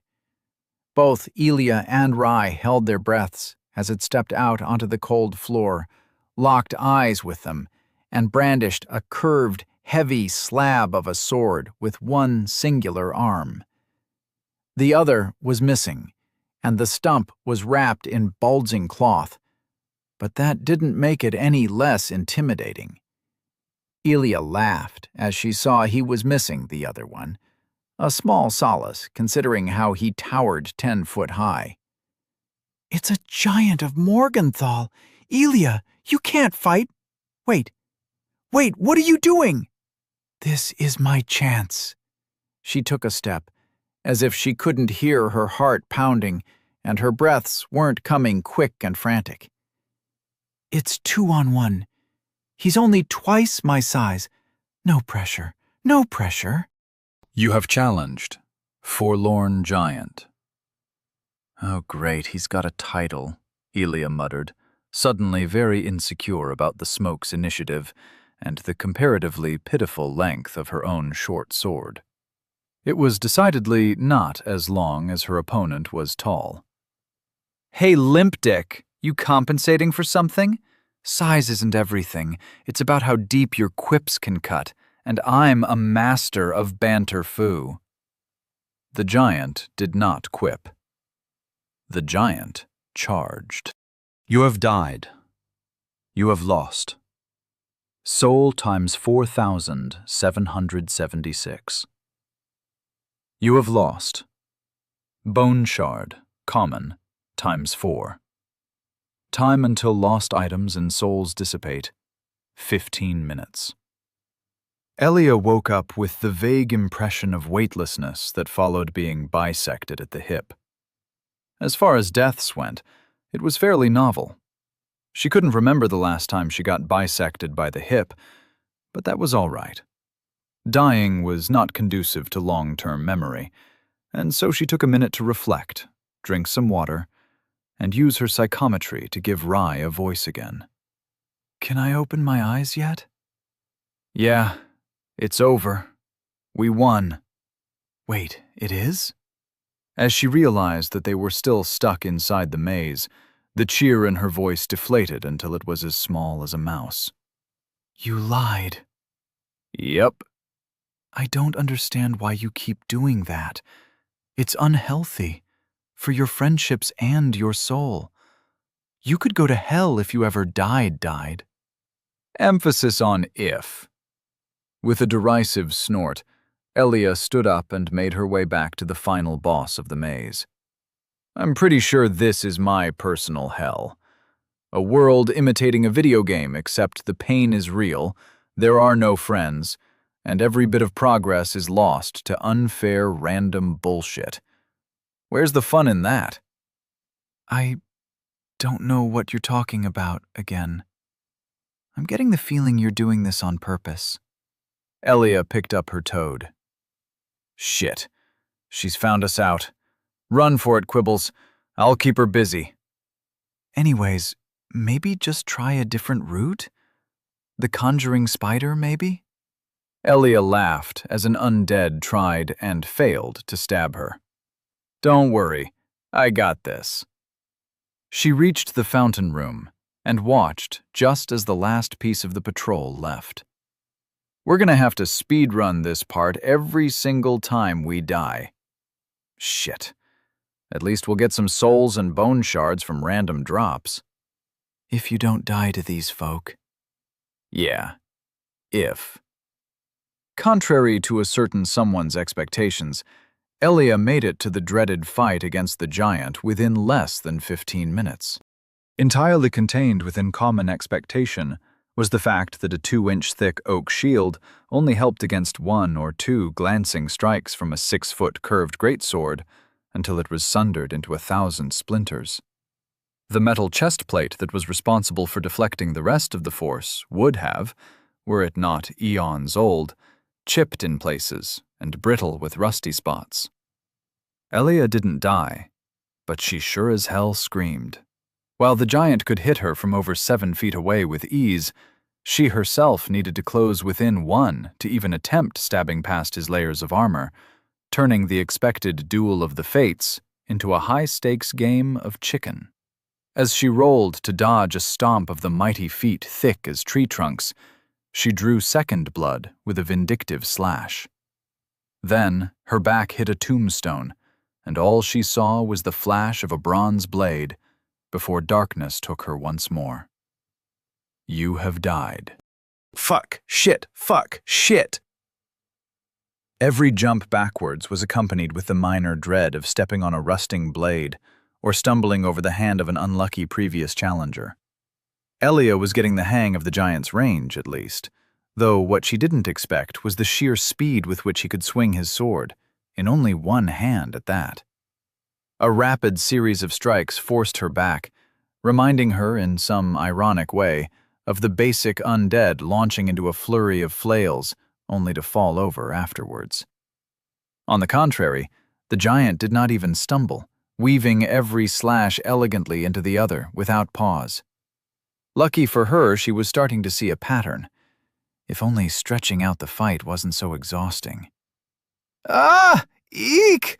Oh my gosh! Rye's commentary also left much to be desired, but that was fine. Elia had a good feeling about this one.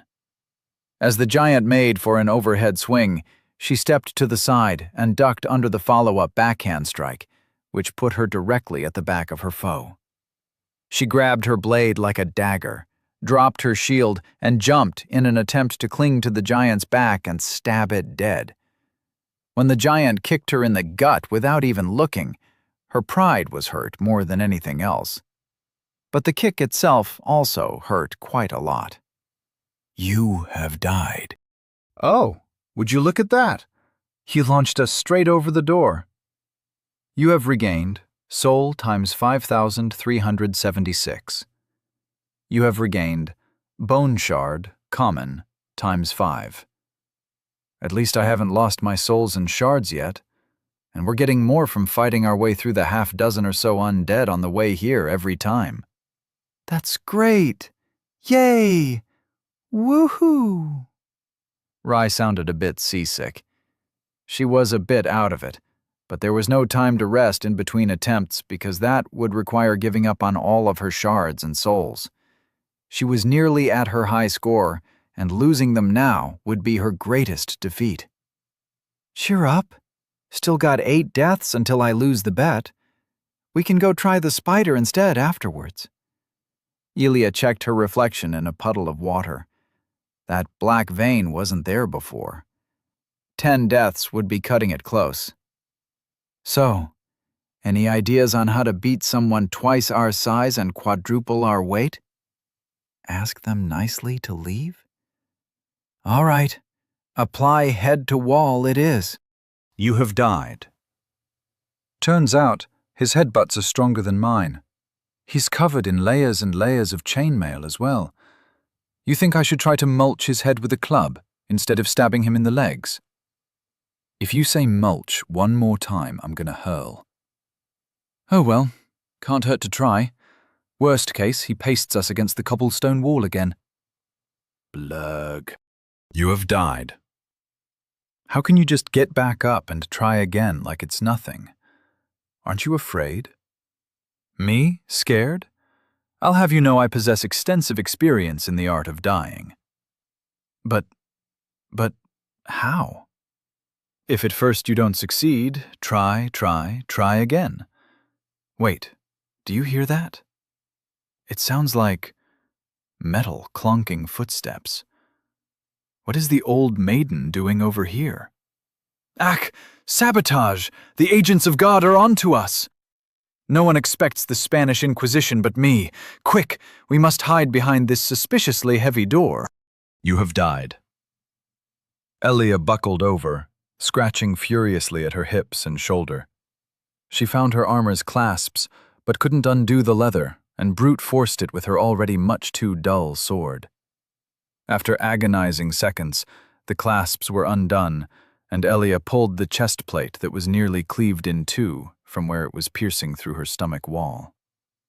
Elia! Holy grug, you're bleeding all over! Oh gods, I think I'm gonna be sick again. Blurg, Elia said, because bleeding out intestinally was occupying most of her brain power. Hauling herself over a few feet towards the water that healed all was as much of an ordeal as 2 fights with the giant, but after taking a good long time to get her fill, she felt fit to respond. Well, that's our chest plate gone. Not like the shoddy piece did much of anything. At least we've got some thin cloth and mail beneath. It's a bit cut up, but hey, we're not flashing anybody who cares. Oh no. That's bad. Really, really bad. Elia shrugged. It's fine. With how it didn't even deflect that last strike, I think we can agree that it was dead weight. Good riddance, shitty armor. But that was knight's armor. And armor is safe. Armor is nice. I won't deny that, my little pious friend. But don't worry. Everything will be fine. Everything was, in fact, not fine. You have died, Elia shot up, face set into a strained smile. Let's try again. No! You have died. And again, Elia. You have died. And again, stop. Elia froze mid-step, appearing only peripherally aware that she was at her 9th loop already. 10 or less was the bet. It was an odd thing to focus on in the face of repeated deaths. It wasn't even binding. Elia, please listen to me when I say that you can't keep doing this. For every nick you give him, he cuts us in half, or beheads us, or sends us flying clean over the wall, and you don't seem to flinch or care. What kind of mockery of a life is this? This isn't human. Heck, I'm not even sure I'd even want any living being to live through whatever it is you think you're doing. I'm just testing the waters, getting used to the giant's range, learning the groove of his moves. It's not working. You can't win. If there ever was a motivator that got her going, it was spite. Fuck you, I got unlucky. I just need time. That last life was shorter than some breakfasts I had. Well, first of all, ouch. Elia casually started stretching. It wasn't her waking up routine, but it just felt right at the moment. But Rai, you haven't factored in one atom-sized, mucho important detail. I'm listening. She turned to her reflection in the healing water and set her face into the most charming smile an undead girl could make. Have you ever thought that maybe, just maybe, I have a plan? Chapter 8. Major Boss Masterclass. You're going the wrong way.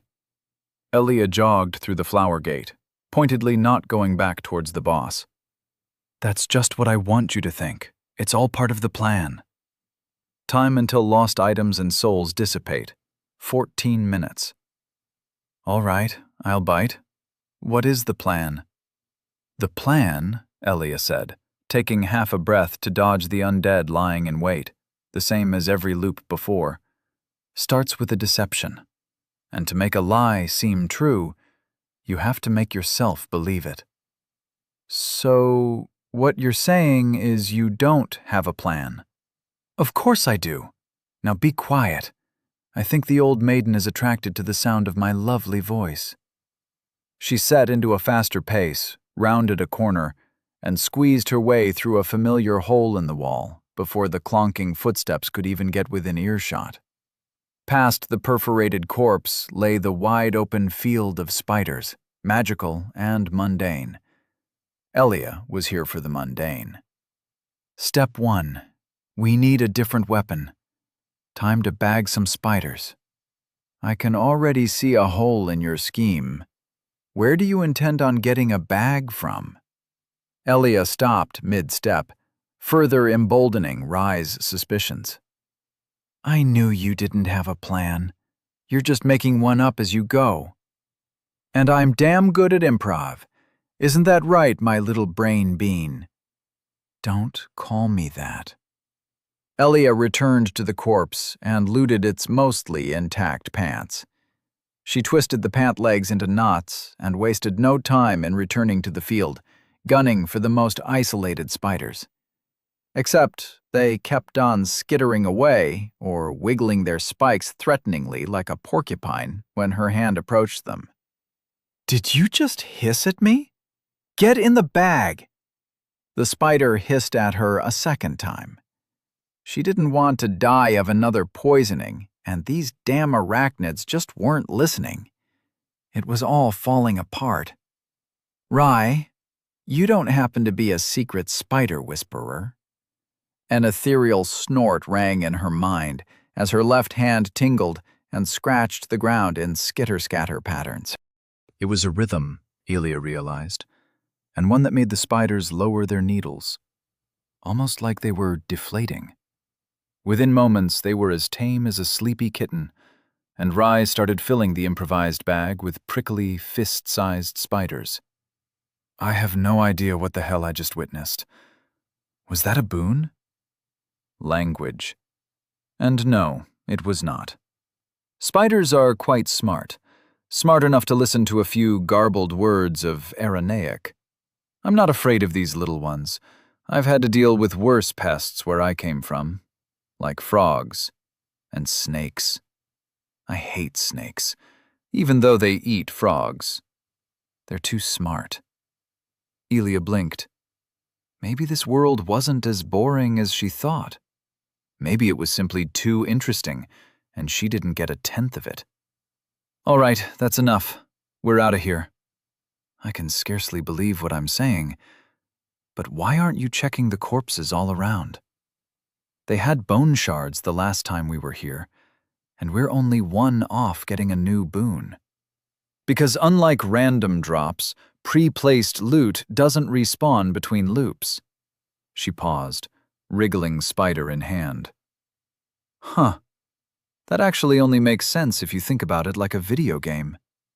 I don't know what this video game is you keep referencing, but if it's anything like this hell, then I want nothing to do with it. Elia tightened the half-rotted belt, closing the pants of wriggly spiders fully. Fair. Just think of it like this. Everything we get from our own kills is a renewable resource. Anything we find in a chest or in the pockets of somebody already long dead is limited. Time until lost items and souls dissipate. 9 minutes. With step 1 done, Elia returned back through the hole. Judging by the sounds of nearby clanking metal armor, half a minute later, and she would have been locked in, losing all her souls. She hurried back to the fountain, then down the path of the lion. The fight in the room of 10 undead plus patrol was quick, not because of any trick or grand skill of Elia's, but simply because she only fought the first and last group before sneaking past the second and the patrol without stopping to loot the corpses. Even then, she was cutting it awfully close, with barely a minute left as she arrived at the green double doors of doom and destruction. Her souls and bones were right on the doorstep, just as planned, and she could see the faint light shining through the cracks.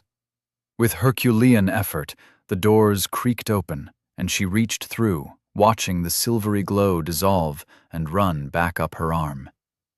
You have regained soul times 7,176. You have regained bone shard, common, times 11. Step 2, regain soul stuff. And what's step 3? Feed the giant spiders until he chokes? No. Step 3. Elia sat down in front of the door and crossed her legs in a meditative pose. Wait. Maybe do some pondering. Who built this maze? Why are we here? Are tomatoes vegetables? Do I feel happy in my second life as a Walking Dead reject? How much wood can a woodchuck chuck if a woodchuck could chuck wood? The answers are, obviously, God, just to suffer, no, and 10. I assume that's your way of telling me that everything's going fine. Or not. You could be clearer on that. I think I have more of a picture on what this place is now. And it is horrible. A terrible place for terrible people. But you're by far the least of them. Gee, thanks for the compliment. Yeah, well, if we do make it out of here, I will apologize as many times as you want for being so difficult in our first life. You threatened to stab me multiple times. Please don't remind me. I'll bring it up every time you have an unhealthy bout of pacifism. I was just trying. It's not. Murder isn't moral, but. With Rye failing to find the right words, they sat in serene silence for a while. Can you promise me that you're not just trying random things until you succeed? Yes. Good. I don't think I can stomach having my brains dashed out again and again any longer. Wait, did you hear that? Elia stood up, waiting as, somewhere in the distance, metal clanged on metal and cut through skin and flesh. Someone's fighting the other undead. Elia, we're not alone. We're not alone, do you hear? The sounds soon grew quiet, followed only by the dread clanking of metal boots. I sure hope you're a hugger, Rye, Elia said, just as the old maiden turned the corner, boots and sword absolutely caked in gore.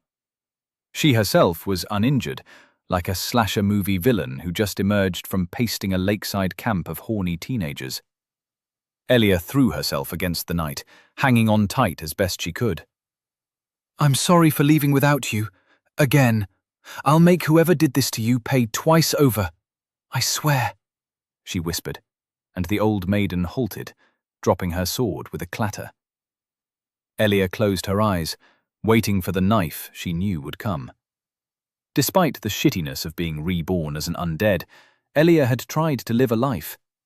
But just like before, this place took everything she had tried to build up. Her friends. Her life.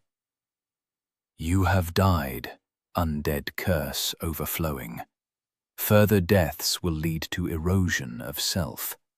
Sacrifice a boon to gain absolution. Her magic.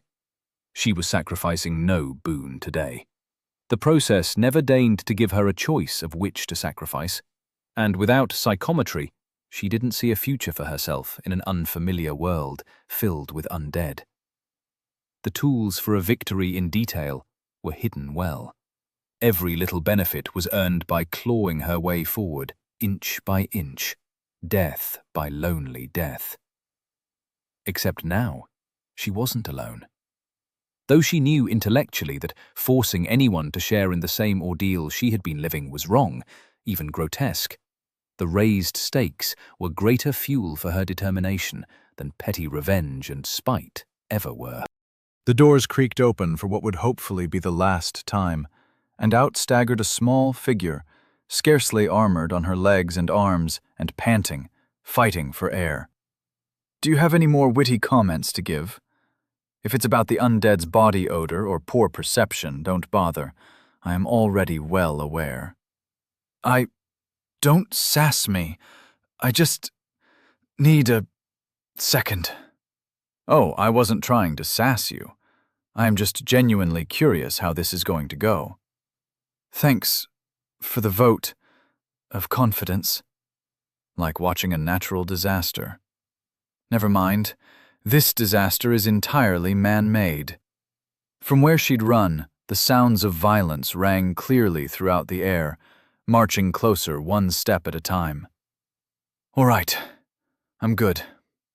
With a straight back, a sword in one hand and a pair of pants filled with spiders in the other, she swaggered down shallow steps and into the arena of the giant. The coffin lid scraped against stone. It fell to the ground with the same bone-rumbling heavy thud as always. The drama was somewhat missing after the 11th time, but if Elia knew how to provide one thing, it was boundless entertainment. "Lady knights, gentle giants, all in between, below, and above, we're back from our commercial break with the million-dollar question. How are you going to die today? Is it A. Stabbed in the dick by a pint-sized girl? B. Asphyxiation via poisonous spider bag? Is it C. Falling on your own blade? Or is it D. A decapitated head shattered against the floor next to Elia, exploding like an overripe watermelon?" The closed bronze doors creaked ominously behind her as gauntleted fingers pried them open, revealing a figure with eyes glowing a brilliant white like 1,000 souls through the visor of its sharp helmet. Like 7,176 souls, to be precise. "Aw, you ruined the surprise. Couldn't you have waited like half a second?" She brushed herself down and pointed at the giant, still slowly making his way out of his oversized stone sarcophagus. "This man called me short. Kill him, please." "In," the old maiden gurgled in a tinny shriek. In." With a howl that would kill a banshee, the old maiden practically flew down the steps and swung her longsword in a wide semi-crescent arc. Elia ducked, but only because she was paying close attention to both the giant and her former friend, juiced up on thousands of souls. She really preferred keeping her head this life. "Kill him, not me." The giant took this as his cue to finish his 11th dramatic entry, and he too stormed forward, gunning straight for Elia. This was precisely the opposite of what was supposed to happen, and for lack of any options, Elia charged straight at him. "Eep!" The heavy, curved sword cracked smooth cobblestone and shook her off her feet. With no time to get in any strikes of opportunity, she rolled out of the way of a stomping giant sandal and scooted through the gap between his legs, just in time to evade yet another wide-set slash of the old maiden. It hit the giant instead, the sword cutting furrows into his strips of padded armor. As she scrambled a safe distance away, she turned around to witness the giant tearing its raised sword earthwards, not towards Elia, but the old maiden. Her full metal kite shield deflected the hit as she failed to give one in return, forced to endure strike after leaden strike during her retreat until she was out of range. "Is this your glorious plan? Have the Knight of Lofton, the old maiden, fight the giant for us?" "Uh-huh. We're not even on a timer, thanks to—" She checked her recent notifications until she found the relevant one. "Your souls and shards have been usurped by the old maiden. Slay your usurper to regain what is yours." "Oh, so you're not the only one who steals souls, then?" "Everyone does it, far as I know, though I only have every kind of undead as a reference." Elia breathed out, and once she was sure the fight would take place at an appreciable distance, she sat herself down onto a tuft of dried grass. "All I know is that they don't talk, they don't hesitate beyond their slow reactions, and all look more like mummies than rotted carcasses. I'll have to go up against whoever wins this fight, and it better be the giant. And if your knightly friend wins? Even then, I'll finish it. She is your friend, though, isn't she? Or did you perhaps part on poor terms? I hate how observant you are." Their parting was one of the many memories she had forgotten, lost and left behind in the maze, only a stinging pain left in the void. "If it comes to that, fingers crossed that the student can outrun the mentor. I don't think I'd have it in me to kill anyone that close on purpose either, or anyone at all, for that matter." A yellow rondelle whistling a foot past her ear brought her back to the present. "Let's take a few more steps back." "Agreed." The fight was ongoing and reached a new level of brutality. Their initial clash ended with a clear victory on the giant's side. The old maiden's shield looked like someone had liberally applied a can opener to it. She either didn't seem to realize or care as she held onto the fraying metal to continue parrying deadly blows.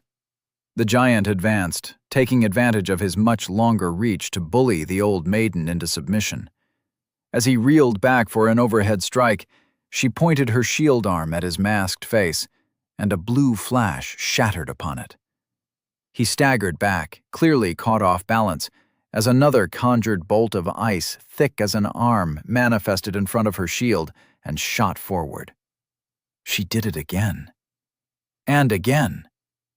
"Oh my grug, Ilia! She knows magic? I knew there was a reason why you put so much trust into her, even in the poor state she is in." Ilia gaped at the sight of the 9-foot-tall giant helplessly staggered by the barrage before catching herself. "Uh-huh. Yeah. Totally." She ducked under an errant shard, only peripherally aware that less than a minute had passed since the start of the battle. And yet it felt like eons as the tide ebbed back and forth, a dance of dodging, parrying, sidestepping, and spells throwing up mountains of dust. Both stood mesmerized at the sight of two great warriors locked in a duel of skill and fates. Both felt some sadness at knowing that no honor awaited the winner, only an execution. There was nothing to be done about it. They were undead, after all, and beyond any help. This feels cheap. The first signs of the fight coming to a close were subtle, such that Elia didn't even notice them at first. A nick to the leg, a pauldron knocked loose, dust clinging to the rapidly staining fabric of the giant's armor. They were at a distance that respected their opponent's range, yet close enough to jump in should they need to even the odds a little. Even then, everything happened too quickly to react. The old maiden half deflected a wide swing upwards, this time paying for it with every healthy bone in her left arm. She got the giant's heart in exchange, thick blood staining a cerulean spear of ice summoned mid-thrust in dark runoffs. The giant fell, and though the worst, a one-sided beatdown, had not happened, Elia was still hesitant to approach. The fight had turned from impossible odds against a one-armed giant to now uncertain odds against a wounded maiden on steroids and in full plate. "All right, it's showtime. Ready, Rai?" A white bolt burst out of the giant's chest and grabbed the maiden by her face, coiling around until with a wretched crunch, she stilled. Elia looked on in horror as a white thing, like a snake but with no eyes, no scales, no teeth, bared empty gums at her in a bloody faux smile. Where its long, slender body remained attached to the giant's torso, a barely audible drumbeat of his newly resuscitated heart echoed dully from within, the creature shuddering and undulating to the rhythm. "What the heck is that?" An ecologically sourced sentient prosthetic arm, Elia managed a weak chuckle, even as she nervously reassessed the increased range the giant could threaten her at. With the eyeless, scaleless snake, a quarter of the arena was within his range, maybe a third. The old maiden's corpse glowed briefly, before a glowing orb floated out to rest on top of her body. Shit, if he takes those souls and powers up, we're screwed. She maneuvered herself away from the souls, and the giant stomped on after her without a second glance. The area behind her was open, though not as open as she would have liked. Elia looked at her short sword, barely longer than a foot, then to her improvised bag filled with wriggling, pointy spiders. For a moment, she wondered if maybe collecting crossbows would have been the better plan. "Spiders, I know we had our differences, but it's time for your redemption arc." Then the giant leapt. "Oh gods, he's coming right for us!" It wasn't an earth-shattering superhero landing. He was neither a hero nor super in any category besides size and strength. In fact, the giant only half stuck the landing, slamming into the ground on one of his knees. Elia dodged the following sloppy strike with some level of ease, ducking around and gunning for center mass with a quick stab to the ribs. The white, not snake foiled her as it reached around the giant's back, catching her sword hand in its toothless jaw. Tiny spikes along the bony palate and tongue poked through her glove as she painfully pulled her arm out of the hold.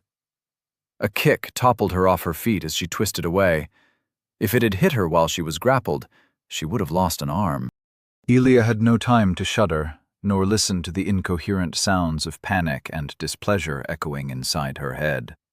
She slammed the bag of spiders into the giant's side, but was surprised as the snake reflexively bit into it. Though the giant was saved, it jerked back with a mouth full of black spider spines, hissing angrily. The forlorn giant suffers from the affliction. Yes. Wait. What? The snake and the giant were one. Weird. With quick steps, she retreated out of the giant's range, deciding to wait and see what else he had in store. She circled the giant clockwise, keeping an eye both on his massive body and the angry, not snake. He can't walk. My girl, the old maiden, messed him up good. The giant's on his last knees in the most literal sense. A sudden lunge nearly skewered her, but she was quick to step aside. Her spider pants weren't so lucky, as a tear launched over a dozen spiky death traps all over the floor. She started into a run, still circling him as she aimed for his back, but the white creature harassed her the entire way, making an approach impossible. Shit! I can't get close. Snake! Elia dodged another attempt as it tried to wrap its body around her. A reddened puddle was forming at the giant's feet, and her eyes flicked between his wounds and the dark blood spilling from the lips of his impassive mask. But maybe we don't need to. Elia stepped back. As if on command, the giant immediately turned towards her, hefted his body into an unsteady stand, and pounced like a lion the size of an SUV. She dodged the first strike, stepping back, Then the second, ducking below. A third and fourth came in an unaimed flail, pelting her with dirt and stone shrapnel on both sides. Elia tripped, and the fifth one came from right above. Ah! Instincts honed over 1,000 lifetimes saved her as she turned her fall into a split-second tumble. Her sword did not survive, a fact only noticed when she rammed it into the giant's side in a counterattack. The now flat and broken edge of the blade did precisely jack squat. Shit! A knee to her chest sent her flying over a smattering of corpses, tumbling to a stop against a tombstone. It cracked, or maybe that was her back. Her next breath refused to come under her percussion of coughs. Something was broken there, something pinching her in between her ribs.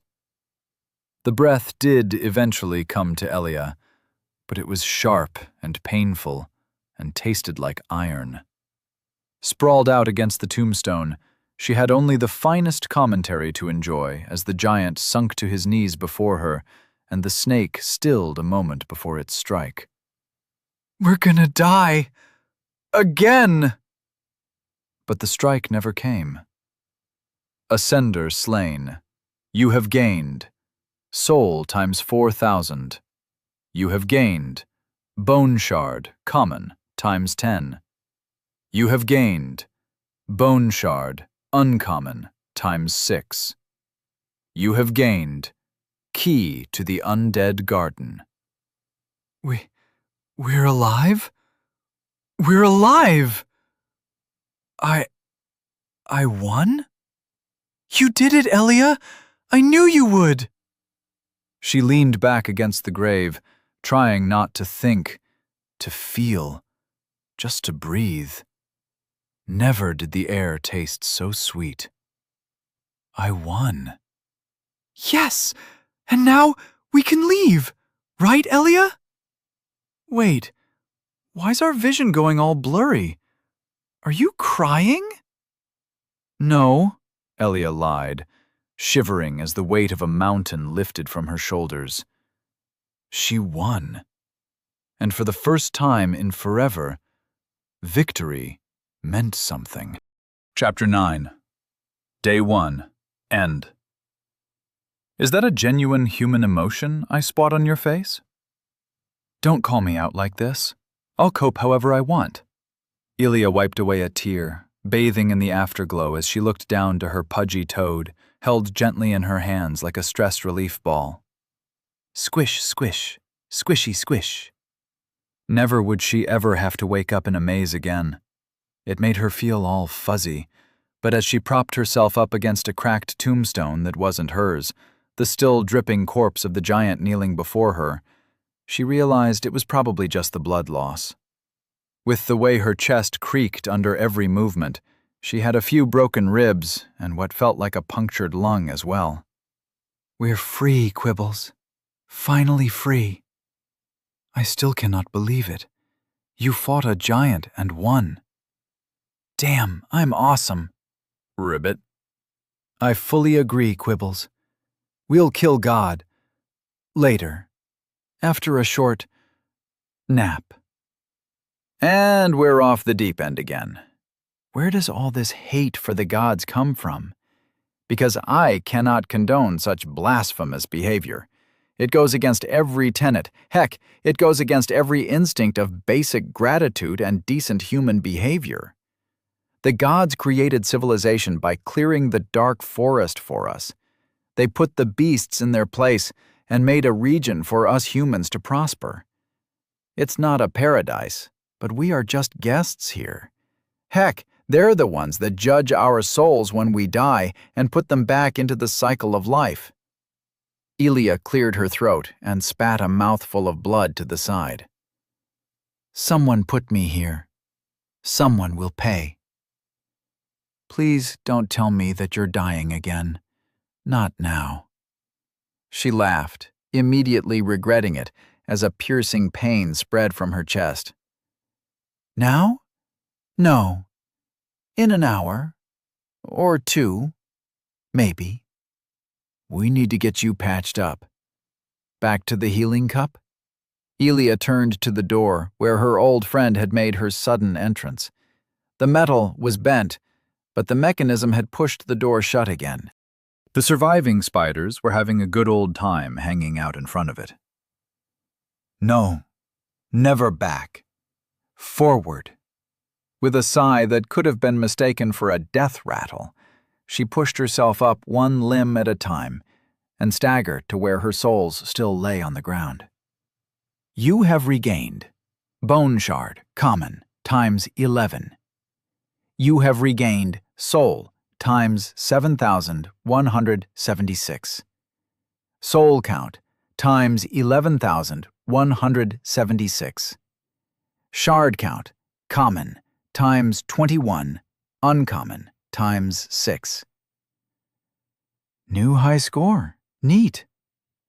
As her cache of souls flowed up her arm, she felt a pull like a second weight from close by. It came from the giant's chest, and, on a whim, she tugged at the air, and something came loose. A ball of fire or water, a mixture of both, swirled above her hand. It was the size of a pea, and so weak it looked like it might have winked out at the slightest gust.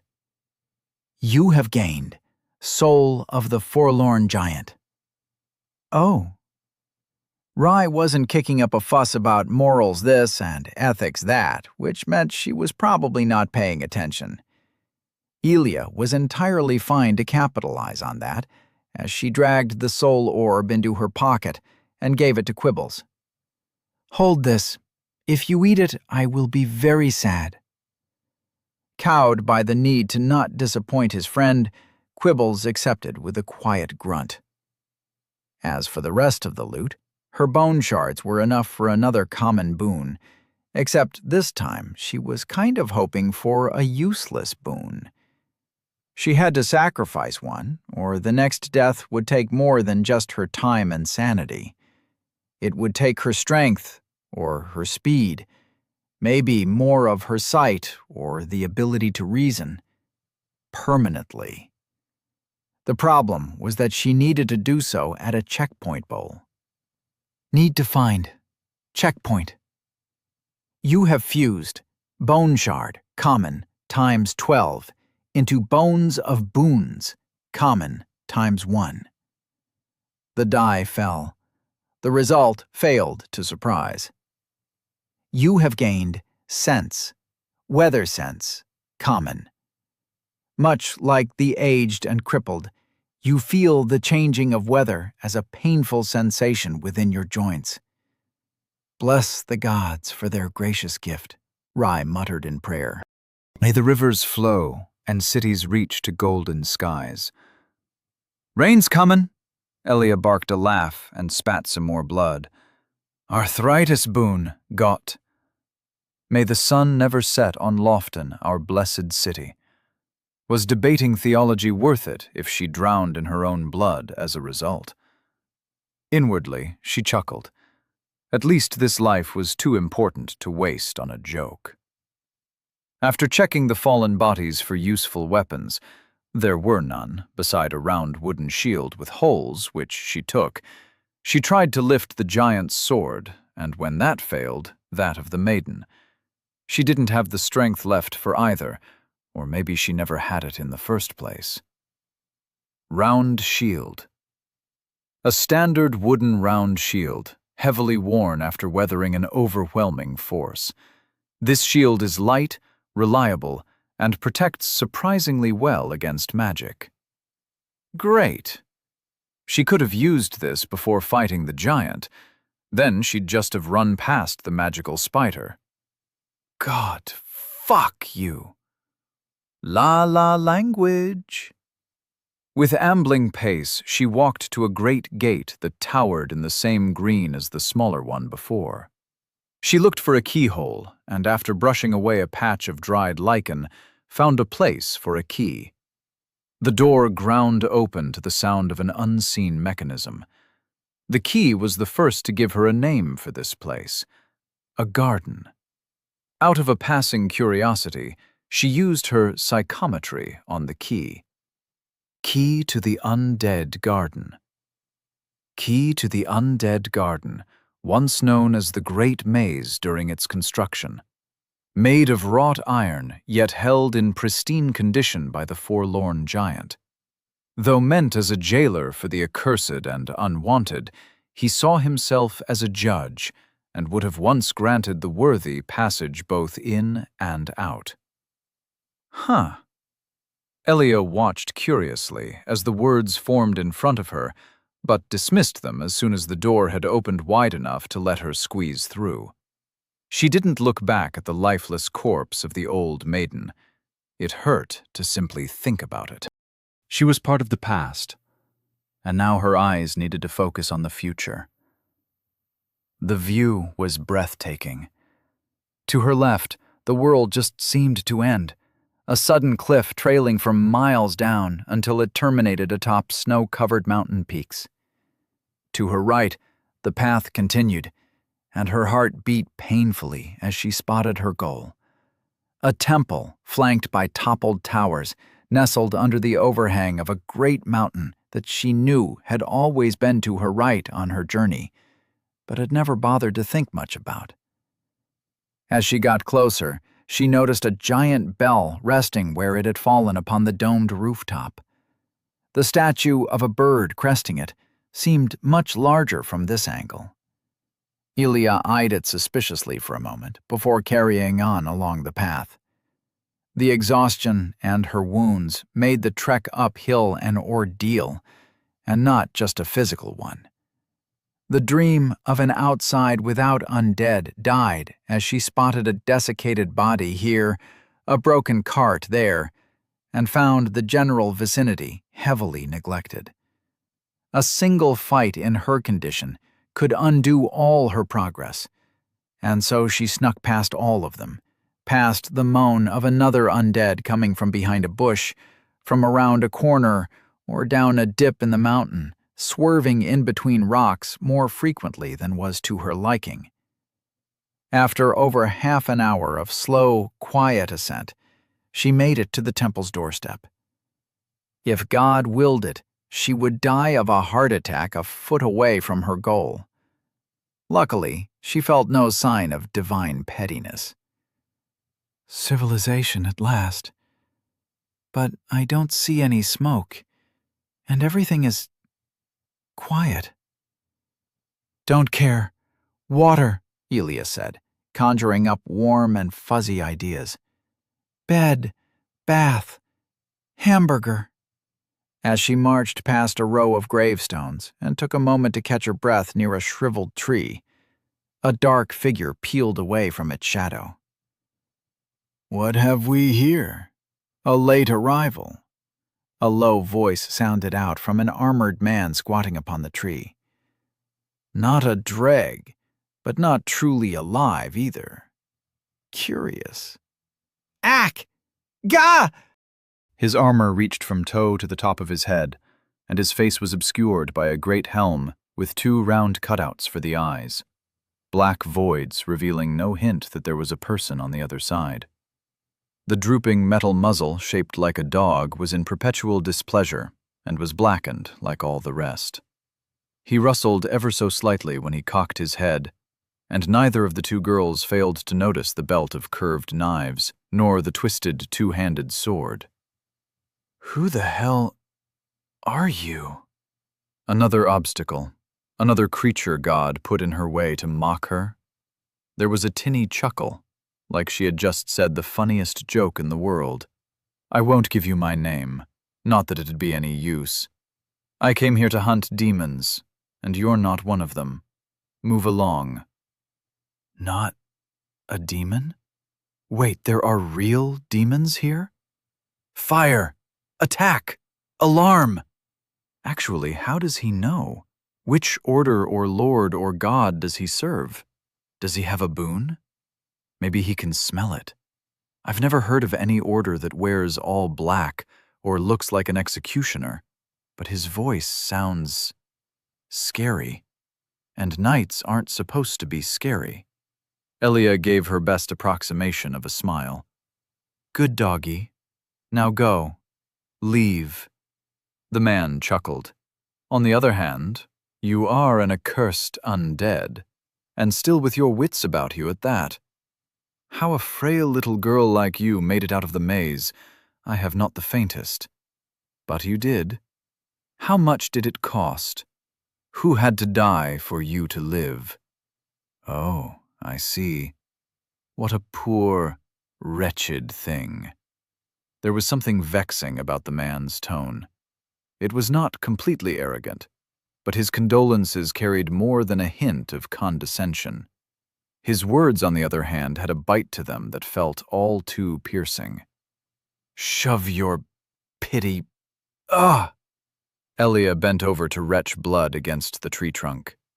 He laughed again, movement setting his armor into a disharmonious clatter. I won't stop you. Go on. Join the mass of lunatics, sycophants, and misguided fools. I'm certain you'll fit right in, just as deluded as all you unchosen curselings. Elia wondered whether lethal force was a moral response to trash talk. With a deadpan expression, she turned towards the wide-open entrance to the temple, ignoring the cackling laughter from behind.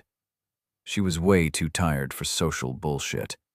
She'd come back to push his face in the dirt when she was feeling better. What a rude fellow, and with a weird accent as well, almost as weird as yours.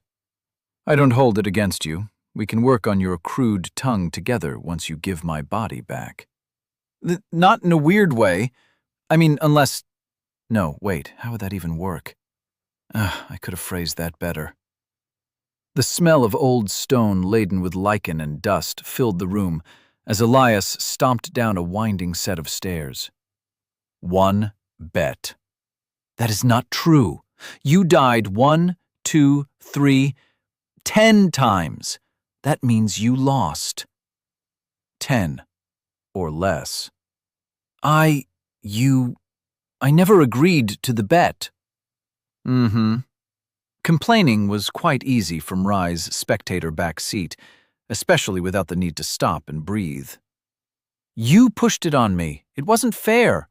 I had no idea how anything worked, and I still know frighteningly little. Are 10 deaths little or a lot? Where even are we? What year is it? Why am I undead?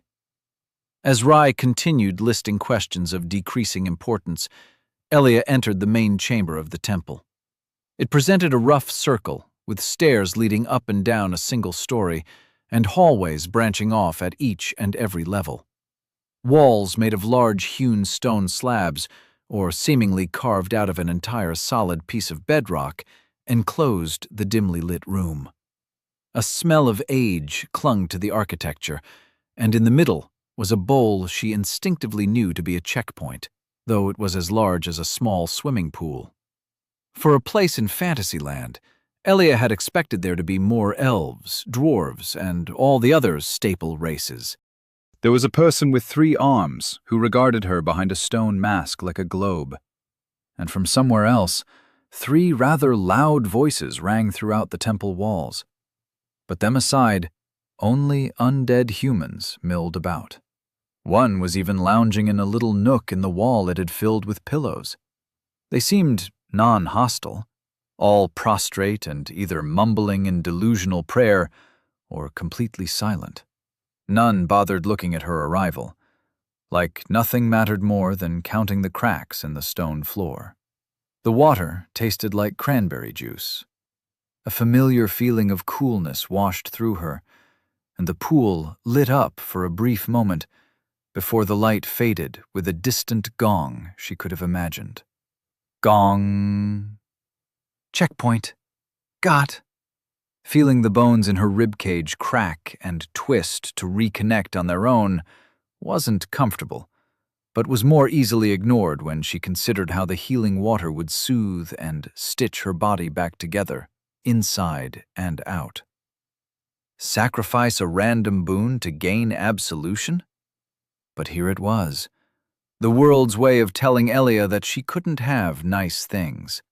She had 3 boons divided among the 2 of them, psychometry and weather sense for her, alternating Ruther's Day vigor for rye.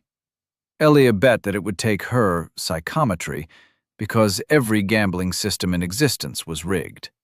There was no point in crying about it. Boons could be gained again, but degrading her body lasted forever. It was the way the world ran. God hated her, and she simply had to deal with the consequences. You have offered a boon. Alternating Ruther's Day vigor, common. Undead curse, quelled. Elia stared at the message for way too long, water slowly dribbling from her mouth. What did you do? Oops, she gave a weak laugh. That was, unexpected. That was my boon! You just sacrificed my boon! Look on the bright side. She gulped a mouthful of unflavored water, mouth moving before her mind could sign off on the following words. At least we know this can happen for future reference. I had that boon for less than a day. It was mine. Mine. My first ever boon, and now it's gone. This is horrible. You're horrible. You owe me a boon now. Sure, but since you owed me a boon, that makes us even. Now, enough business. Time to find a bed.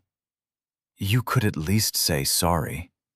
You're such a rude, inconsiderate— Greetings, lost undead, a gentle voice like honey said to her left. Welcome to Crossroad Temple.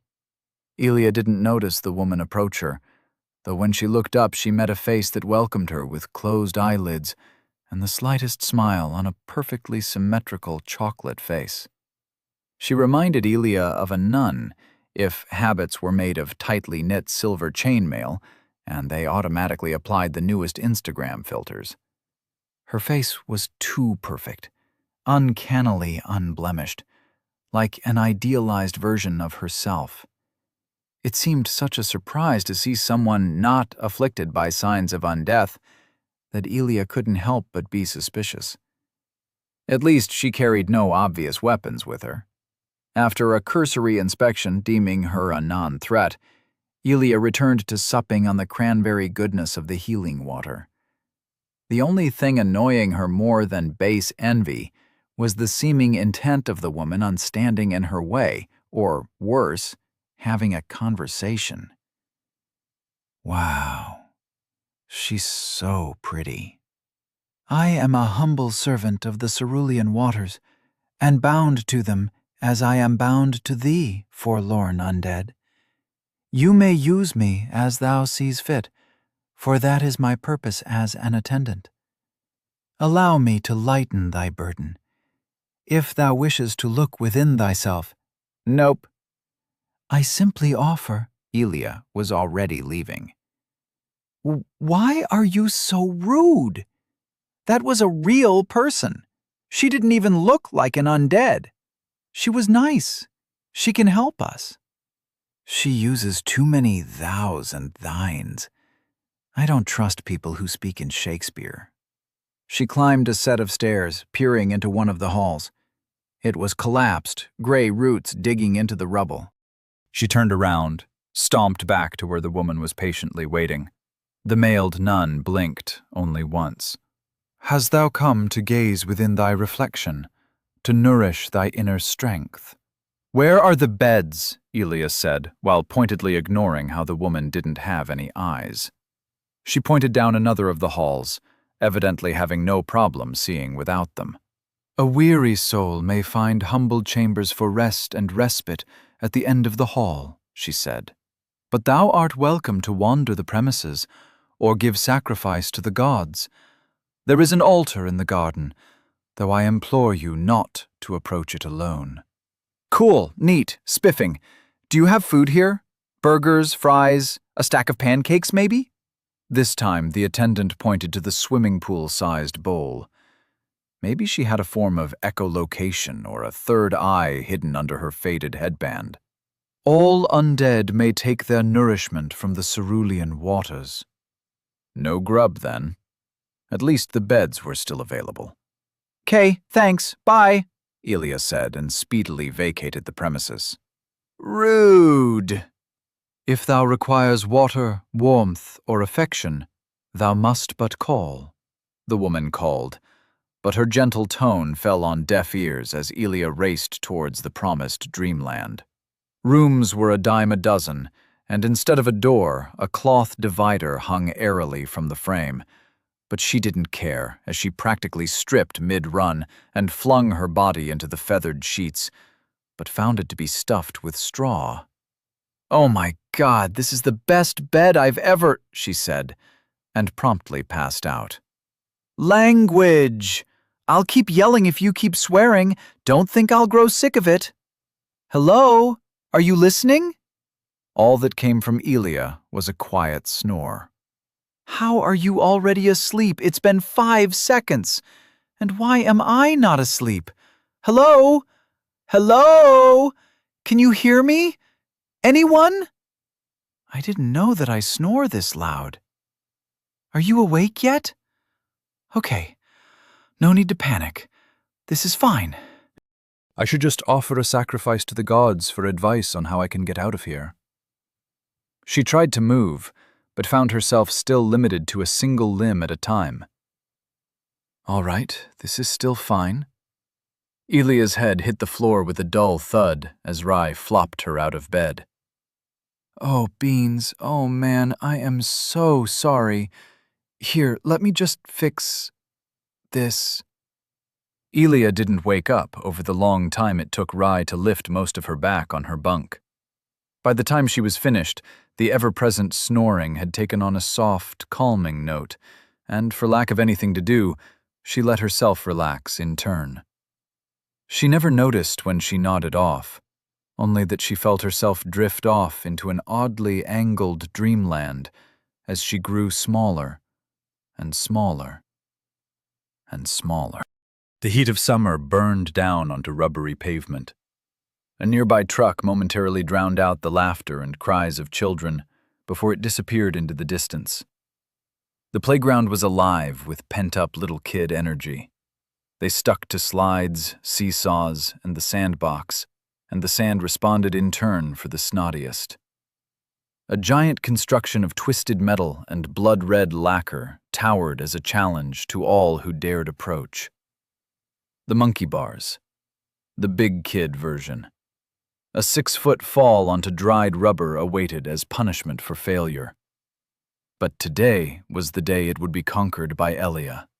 Mighty Elia, great and beautiful. She put down her Robosaurus princess doll, scratched her head and wiped away her snot, distributing it liberally over her face. With practiced ease, she climbed up the ladder part until she was eye to eye with the 10-foot-long danger dangle. That's what they called it on TV anyways. She saw it on a show about ninjas and warriors, with real people and real ninjas once. She didn't know what a ninja was, or what it meant to be ninja, just that she wanted to be one herself. And this was the final test. After this, she would be ninja. The ninja-est. The most ninja-y. She pretended to spit into her hands.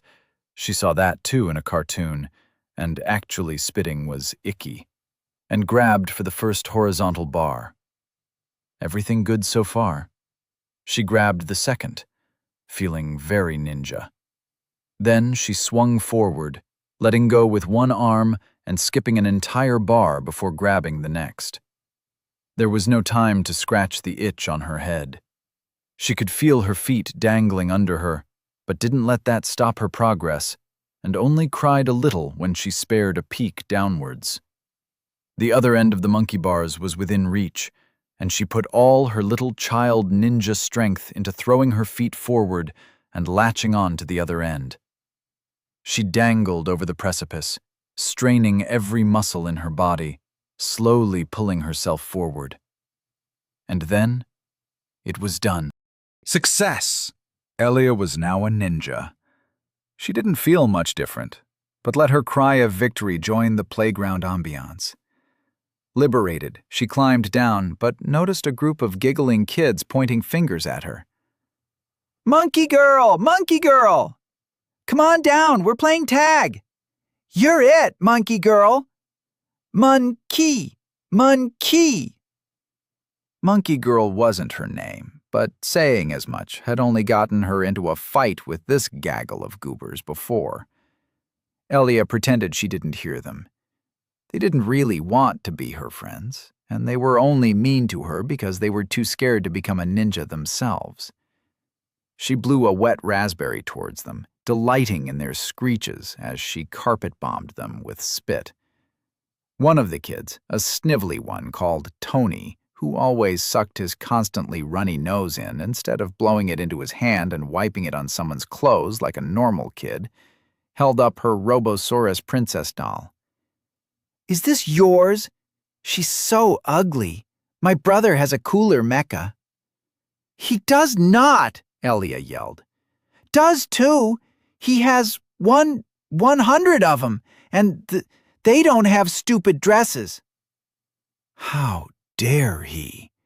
Robosaurus Princess was a Disney princess, and just because she lost her head during a little accident involving a runaway skateboard, and just because her dad glued the head of her favorite plastic dinosaur, who also was involved in a similar accident involving her tools her dad now stored out of reach, on top of it, didn't make her any less pretty. She immediately grabbed it and flicked a switch on the back. The battery-powered dinosaur head roared to life with the sound of cheap servo motors and chomped Tony's finger. He started crying, of course, and that's when parents got involved. His parents. Elia's were off at work, and she lived practically around the corner. Her grandma always told her to play nice after dropping her off. But nice clearly never worked out for her. Being told off by other people's parents either made her cry a lot or not care at all. It made her mad, seeing Tony being peppered with nice words and promises of ice cream. She wanted ice cream too, especially since she was normally not allowed to eat any. "Come on, let's get you home," Tony's mother said, and then added in a whisper, "You don't have to play with her if you don't want to, just because she's sick." She never understood why adults did that, whisper so loud that everyone could hear them anyways. And sick. Elia wasn't sick, just weird. She couldn't eat ice cream, or drink milk, or have pudding. That wasn't a sickness, just a weirdness. And weird never hurt anybody. She scratched her itchy head as Tony was escorted out, and the rest of the kids went back to playing in the sand or picking their noses. Maybe it was something else. Her hand came away with another few loose strands of ginger hair. No, it was definitely the ice cream. Chapter 10. Adventure Waits. Some hours passed, and Rai was not yet going insane. Waking from the oddest dream just to find herself still unable to move her full body, while Elia was peacefully imitating a sawmill, had turned from novel to annoying to viscerally terrifying. What if she was going to be stuck like this forever? How would she ever live a normal life? What would she tell her father? She should write a letter, maybe find out where she actually was, and then she would need to set off on the way home.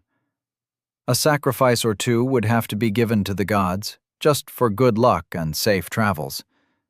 Yes, she would find a place to give sacrifice, find a map, and then head on out, back to Arvale, back home. After she was done pondering that, the only thing to do was distract herself from the existential horror of being trapped inside her own head. 2,683 grugs. 2,684 grugs. 2,686?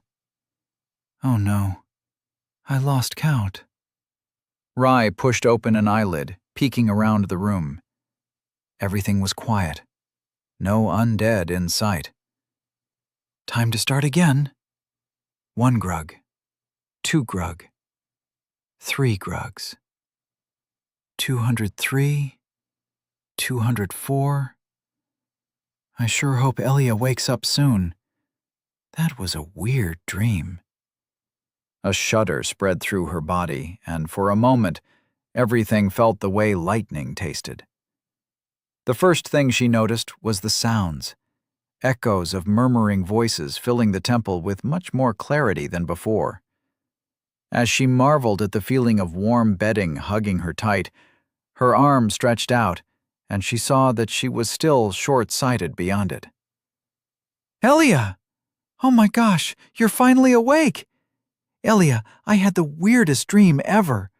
There were metal carriages, the ground was made of a dark, hot stone. Everyone wore such colorful clothes, and there was glass all over the place, and ack! Rai massaged her throat, finding it dry and painfully raspy. Ugh. You should do something about my throat. It feels like sand on paper. Also, what's in Minja? A moment passed. I can talk? Rai sat up, opened her hand, closed it. It obeyed as if it had always belonged to her. I can move. I'm me again. I'm me again! A small, happy dance ensued, which is to say, Rai happily wiggled in her bed, leapt over the side, and promptly fell into the intimate embrace of the cold stone floor. Head buried in her hands, limbs entangled in her sheets, she tried to figure out what just happened. Her arms felt like they had sacks of grain tied to them, and she was feverish. When her finger brushed against her temple, it felt cold, clammy. Something's wrong with me. Very, very wrong. Could undead become sick? Possibly. Everyone knew that bandages needed to be cooked in hot water before they were applied. Everyone except one obvious culprit. Elia, she hissed. Elia, answer me. What did you do? Silence. Was Elia dead? With a sniff, she tried to dismiss the thought. Why should she care about the person who misappropriated her life? While she wasn't a demon, she lied and thieved and killed without blinking twice. But she also ferried the both of them out of that terrible labyrinth. She wasn't evil, but also not good. She was just uncivilized, from a faraway place, most likely outside of the Empire. Provincial. A barbarian. But then there was that weird dream. A weird dream where nothing fit quite together. And some dreams were just like that, but carried with them a weight of reality. Could an undead dream? What is she? Rai unclasped her overly tight arm guards, the skin beneath shriveled and sewn in a rainbow of bruises on purple flesh. What am I? One step back at a time, she set out to the last thing she remembered. A hot day in summer. Wind smelling of sweat, dirt, grass. Disjointed images, like pages from 10 different parts of a book glued after another. Home, city, home, road, bed, grug. Home, home, home. She had unclothed herself in the meantime, her body holding its own reins while she was busy pondering, when the realization of heavy amnesia truly set in, with the fact that she was undead, up and down. She pinched her skin, barely feeling a thing. I look like a prune. Tears were forming in her eyes as she tried very much not to fall into a spiral of abject terror and disgust. It didn't help how she was still dirty with the ick and grime of a dozen deaths. She had already made a lot of unnecessary work for someone in the future with the her-shaped, brownish-red imprint on the ruined bedding. But she didn't ruin the bedding. Elia did. But they shared the same body. Every action Elia took reflected on herself, and whatever she did on Elia. Elia could have at least taken a bath. Rye took an unladylike sniff under her armpit and recoiled. Elia could have taken 2 baths, 3, a dozen. Filthy, filthy barbarians. I hope your silence is an admission of guilt, she mumbled, as she sorted her clothes and armor into neat piles for washing. The only piece of clothing she had that was worth mentioning was a simple brown tunic reaching from shoulder to above her knee. It was of quite poor quality, rough, frayed, cut up, and inundated with icky liquids to such a degree that it felt more like cracked leather than cloth. And the smell! Ugh! This was a lost cause, and so was much of the rest. Forget armor. She had to find something to protect her decency. Her loincloth and wrappings that were meant as the last line of defense wouldn't have looked out of place on a mummy. We're burning these later. I'm burning these later. No, we. Just me. As for armor, at least her helmet was nice. A solid piece of metal that protected her entire head besides the eyes and mouth. It was quite banged up, well worn, so to say, but still able to be put to the good use of keeping her head in one piece. But the chainmail. The chainmail that she had worn under her now destroyed chestplate was torn to absolute shreds by the giant. She could trace the line where Elia had been bisected from hip to shoulder, chest to chest, head to groin. Rye threw it to the side. No piece could be salvaged, and it wasn't worth the bad memories. Her vambraces and greaves were still in one piece at least. The curved pieces of metal around her forearms and shins, while hard and reliable, didn't cover her most important bits. The wooden shield looked usable if one ignored the sizable rent that split down a third of it. As for weapons, well, Da had always said that to keep away people with bad intentions, you didn't need the sharpest sword, just one that was sharp enough. Rye had half a sword, and nothing to trade for a real one. She was coinless, possibly lost in a foreign land with peoples she didn't know, and to top it all off, everyone was undead. This was a disaster. Where would she get food? What about clothes? How would she pay for a night in an inn? How could she even begin to fathom planning the way home? Home. Rye swallowed the encroaching anxiety and pushed her focus onto immediately necessary tasks. The roads were dangerous, and therefore she needed a new weapon. Armor wouldn't be as necessary unless the entire world somehow devolved into madness. It's the end of the world. The medieval post-apocalypse, baby, Elia's voice echoed in her mind. Distractions. Oh, distractions. What else was there to think about? Boots, sandals, shoes. Wherever this place was, it was hopefully not too far away from Arvale. If she could get to the largest city near her family's farmstead, she could navigate home from there by memory. It would take a lot of walking, which put boots at the top of the list. But first, she had to find a way to get out of her room without flashing the entire temple. After rummaging around under the bed, she found a second pair of cleaner bedsheets. They would have to do. She folded them this way and that around her body in a practiced ritual. The improvised toga was too tight around certain places and much too loose around others, but it would do. Now all I need is red rope, and I'd be set for penance day, she mumbled. But while her hands folded and fastened cloth along her chest, hips, and legs, it became harder to hold back hoarse sobs. I look so ugly. Oh, gods, why me? Why me? She kicked the helmet and immediately regretted it. After a short, impromptu, one-foot dance, ending once again with a sudden meeting with the floor, she sat back on the bed. Worries and what-ifs were pulling her mind apart. She needed to center herself, or else nothing would get done. I'm not afraid. I am an ocean, and oceans are calm, clear, focused. Rai shot to a wobbly stand and brushed aside the dividing cloth. I'm in control. If Elia comes back, I'll just tell her that it's my turn. My body.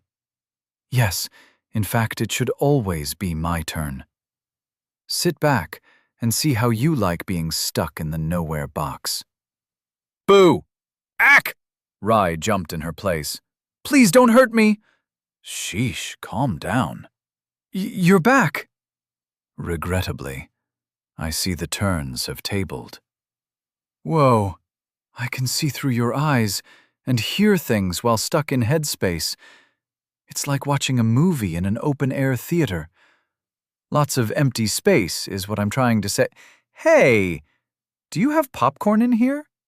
Holy shit, you do!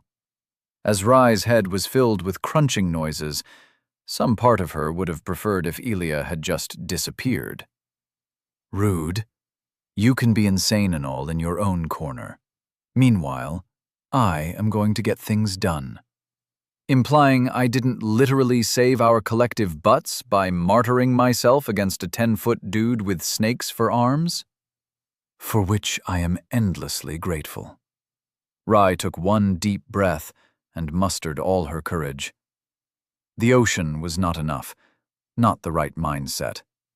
She needed something harder, something unyielding like stone.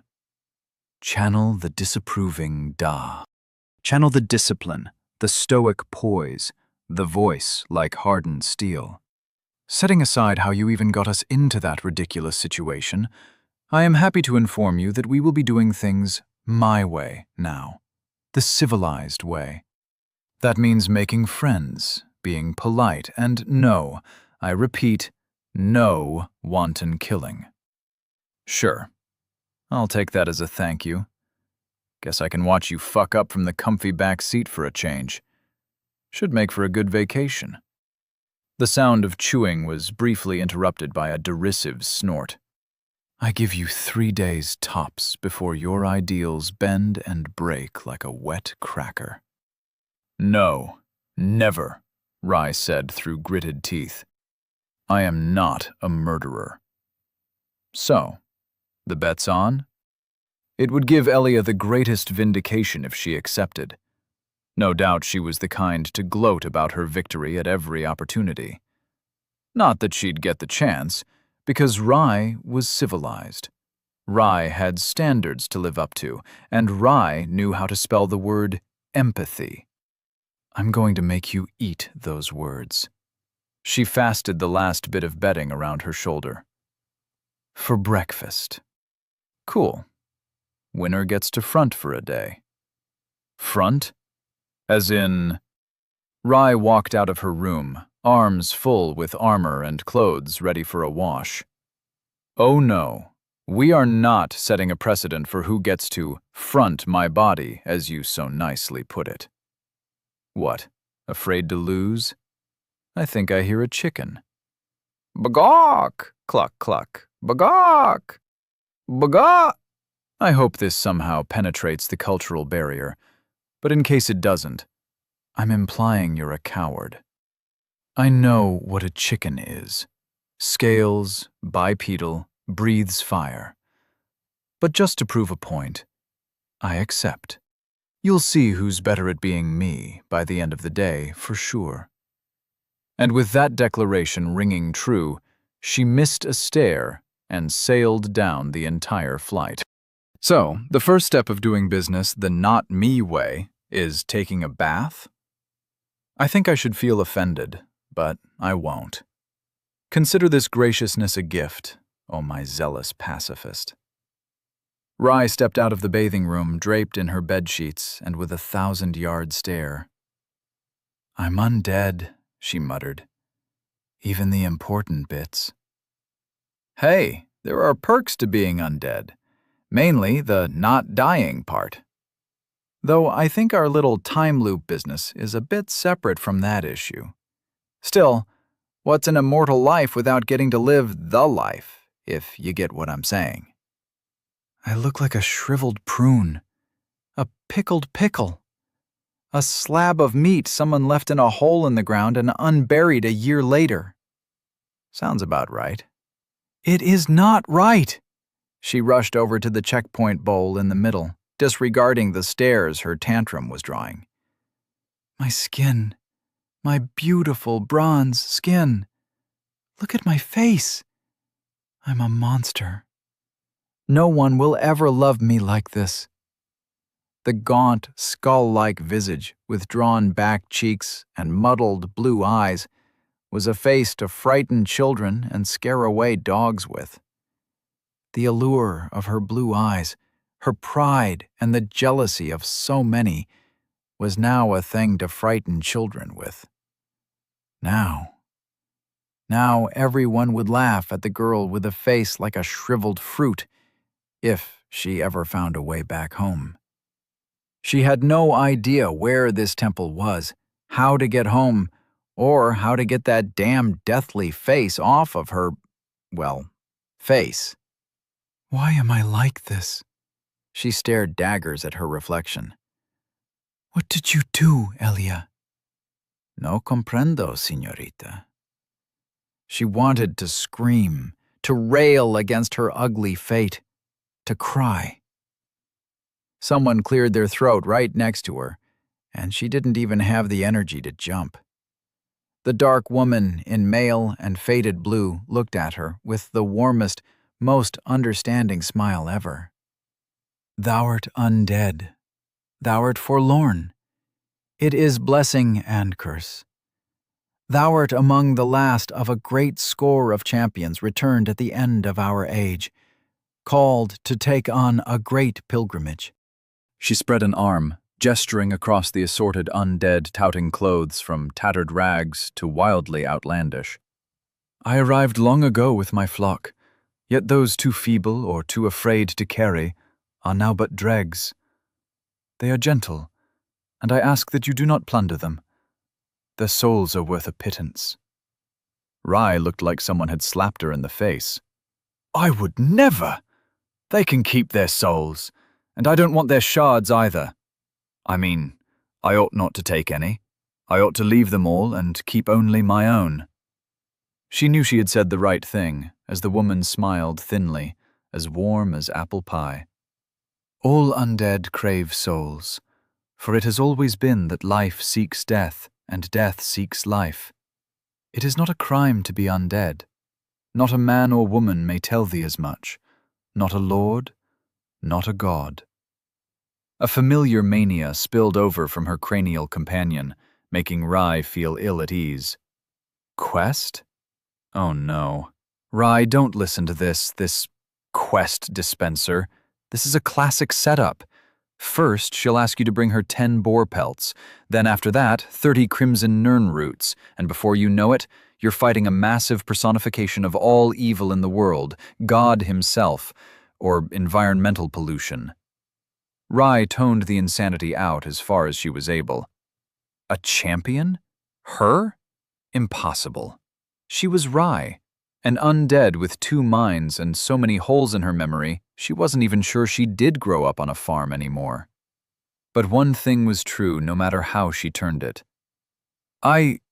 It's true. This is me now. Undead Rai. Unalive. Not dead. She felt a little better. Thank you, Miss Attendant.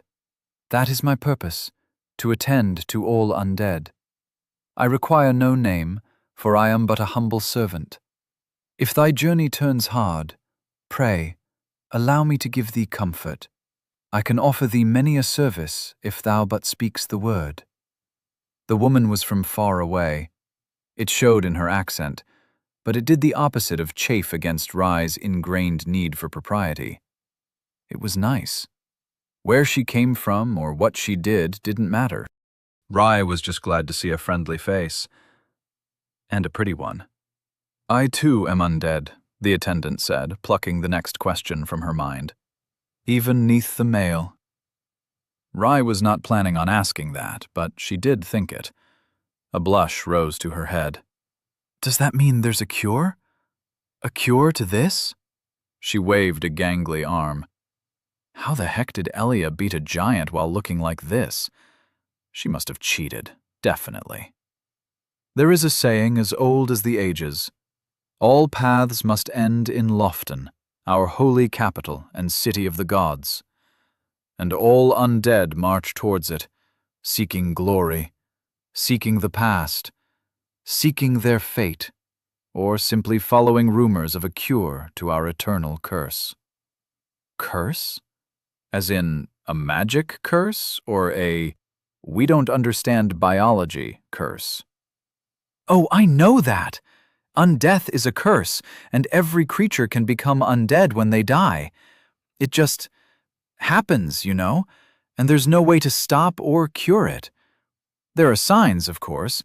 Cats cannot stand your presence, your bones cannot be burned, you start smelling like gone-off milk and old leather, you wake up in odd places, you have a black or white birthmark you can't remember. Rye trailed off as she realized it looked as if she was talking to empty air. Damn. Wait, you knew all this and didn't tell me? I shall never forgive thee, treacherous cur.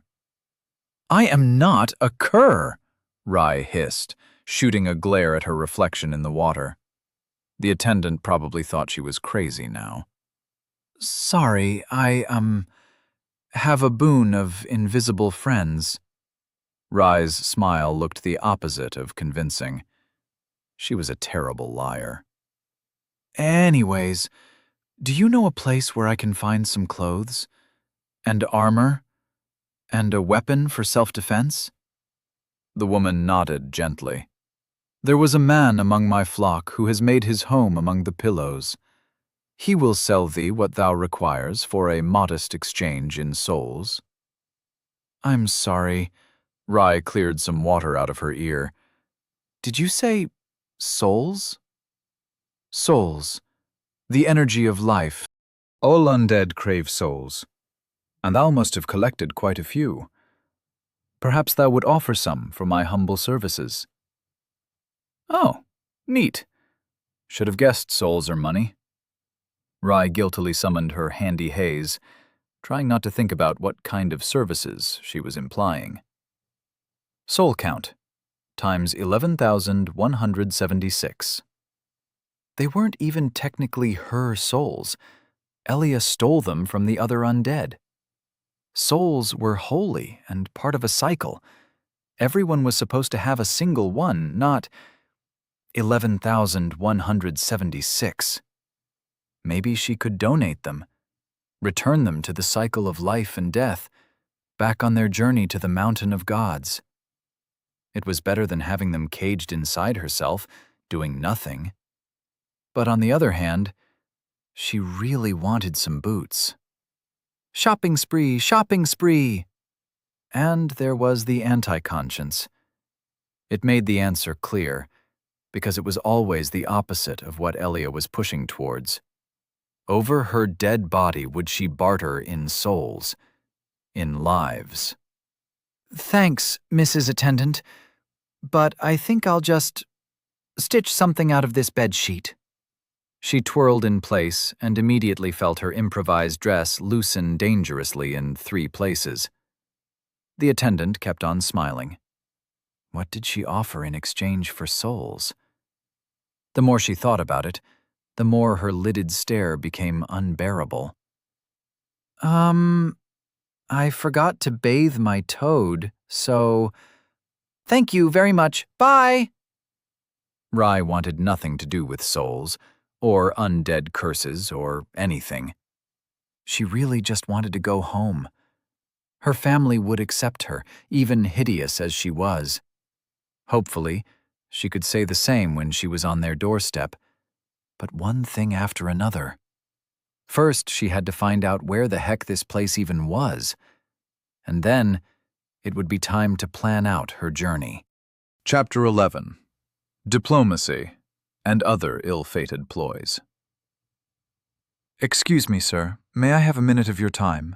Rye asked a man with a brimless, pointy hat. You, the man babbled, half curled up on the stone floor. His hat sloughed off the side, and he went to grab it with slow, jittery hands. Hello? Are you all right? The man was clearly not all right. He looked like a scholar, clad in flowy robes that ended above curled toenails and dirty feet.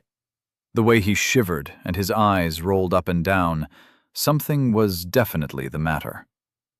Can you understand me? I am looking for a way to our vale. Stone, wand, beach, berry. Our vale, without an M. Can you tell me how I can get there from here? Marble. My marble. The undead man let out a hollow moan. He returned to drawing jagged circles in the dust. This was the worst. Every person she tried talking to was either incapable of answering, talked in tongues she didn't understand, or proved entirely too insane for conversation. Degrading faculties came to every undead when they lived for too long, or came back more than once.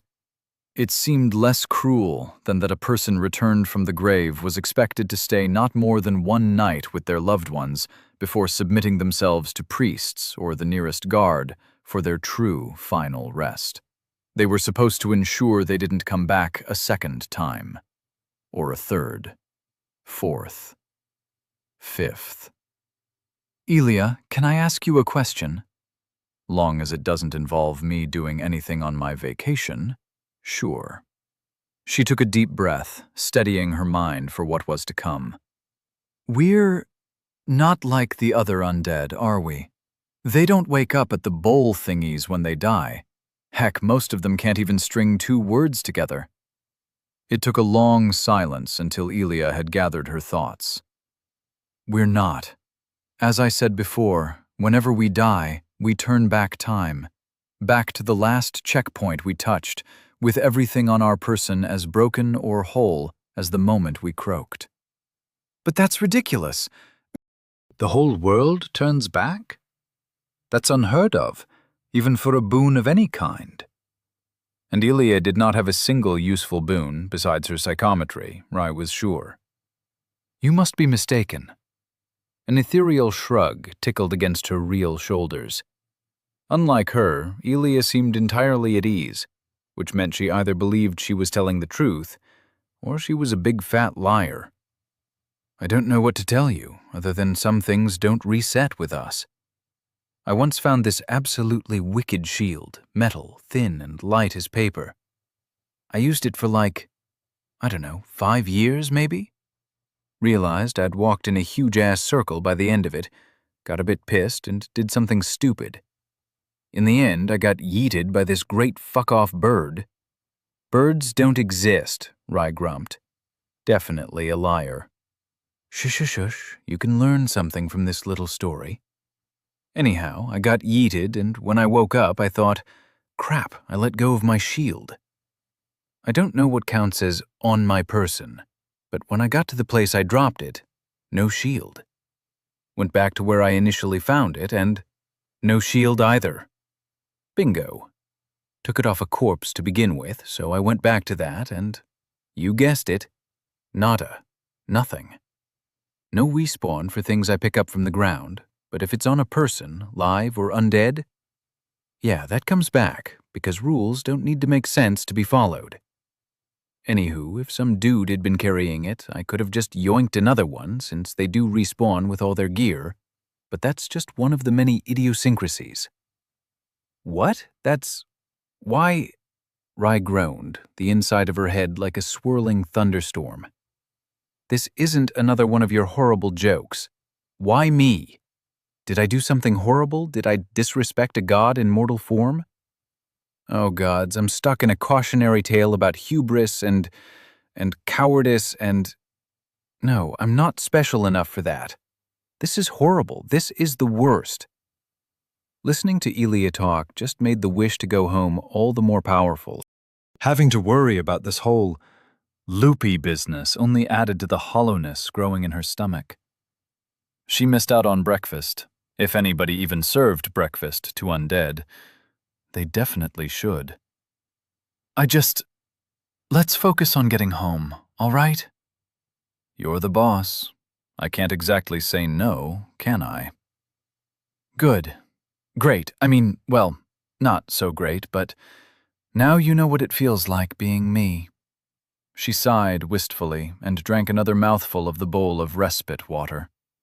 It tasted like berries this time, with a hint of sugar. Tasty. It's been so long. I can barely remember what home looks like. Actually, I don't remember what it looks like at all. Oh gods, is this normal? Am I sick? Now that's the undeath speaking. Probably a side effect of having a rotten brain. Or the repeated decapitations and concussions are at fault.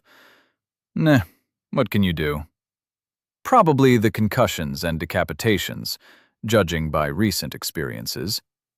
Losing a head every hour could not be healthy at all. Rai slapped her cheeks to regain focus, chanting her ocean mantra all the way as she discerned a group of 3 men talking somewhere on the first floor. Their mutterings sounded coherent, and her pace quickened as she got close enough to make out entire sentences spoken in the language of her homeland, Empyrean. And I'm telling you, we do it like in 177 and build a wall to starve them out. And then a wall behind us so we don't get ambushed up the rear. The first voice was low, loud, and had an accent so thick she could stir it. A second, puffy voice chimed in. You're an idiot, Tertius, and a double one at that. They're all undead. They don't need no food, no water. And what do you want to make the wall out of? Got an axe, but no carpenter, no engineers, no slaves to carry wood and such. Would take weeks, months, decades. I bet 1,000 souls these guys are planning a coup. Shh, quiet. We are not establishing souls as stakes for a wager, Rai hissed as she rounded the corner, coming face to face with a triplet of Legion soldiers, the smallest at least a head taller than her. Hello, hi, how are you? What are you doing? Rai nervously waved at the 3, the same hallmarks of undeath as her own marring their faces. Their armor marked them as low-ranking troops, and, compared to the officers, those were always known for being loyal, supportive people. Her Da said so. He was a soldier, and so was his father, and therefore it had to be true. They are clearly playing a game of Dungeons and Dragons. I can't believe you don't recognize it. See? They even made their own models out of twigs and pebbles. The rather stout one turned from their extensive model of a castle to her, but a larger one interrupted him before he could get a word out. We're planning a siege. Rai jumped back a bit, the voice just that hair too hard and loud. Oh, apologies, miss. The name's Sextus, soldier of the 41st Legion ever since I've been 12. And this is me, Decurion Tertius. 41st Best Legion! The rather portly soldier bumped fists with the silent one swaddled in his scarf, who flashed a complicated array of signs and... Oh, he was mute. 41st Best Legion, Sextus echoed. The silent one's me mate Alexander, like the famous poet. Come on, after me. 41st Best Legion. 41st Best Legion? Rai was immediately greeted with a riotous clamor, and whatever the hand sign for whoop whoop was, as the 3 broke out into a marching song. It was loud, they smelled as mucky as all undead, but the way they took one look and let her partake in their camaraderie made some of her tenseness bleed away. That was, of course, only if she ignored the riotous laughter echoing inside her head. What a time to remind her that she was odd, that she was different, and would likely never fit in anywhere again. Ever. "Stop laughing, Elia," she hissed. I promised not to interfere when you were fighting, so the least you can do is show some respect, and not distract me while trying to mingle. But his name is Sextus! Sextus! Ah, what a child. You said you were planning a siege? She asked. More of an infiltration, actually. The rotund one, who cultivated more of an air of command than the brute and the mute, said. Glenrock Castle blocks the way to Lofton, headed by some lord or knight or what other, with mages, warhounds, and a horde of guards. We heard our capital was under attack, came here, but that rat bastard closed the gates, won't let any undead pass, which is just right screwed, I say. Who cares if we died before? We can still give a life or three for our home when duty calls. Isn't that right, boys? The boys nodded, and Sextus broke out into an impromptu marching song. Rye thought it might have been a fine tune if someone with a sense for rhythm and volume had sung it, and the rather raunchy lyrics turned her head into a beat by the end of it. You can see the castle if you take a step out along the Temple Pass, Sextus said as he finished the last refrain. Right next to the damned swamp. Can't miss it. It's one of a few ways in, but we haven't heard about the others but in rumour. Haven't heard? Rye asked. Not a word. The grim expression littering his battle-scarred face said it all. A small mercy in face of his rather rustic enunciation. Oh. Right, she was talking to them for a reason. Well, this is all very interesting, but I need to go home. Do you know how to get from here to Arvale? Actually, where even is here? Edge of the Great Maze. Tertius gestured on the faded map they had built their model on. Past the mountains, there lies Lofton, city of the gods. We're here, next to the Northern High Road. The Northern High Road? I have to go to the southern one. That's thousands of kilometers away from home. Rye rummaged through her memory, trying to remember all the geography she once had to learn long ago. The Great Maze didn't pop up anywhere on it, but the quickest way was not around the mountain range cradling the Empire's and God's capital, but straight through regardless. With a sigh, she buried her head in her hands and despaired. This was the worst day of her life. How did she even get here? Even if she was found to have the mark of undeath, she should have been buried near her hometown, which was south of Lofton by a good bit.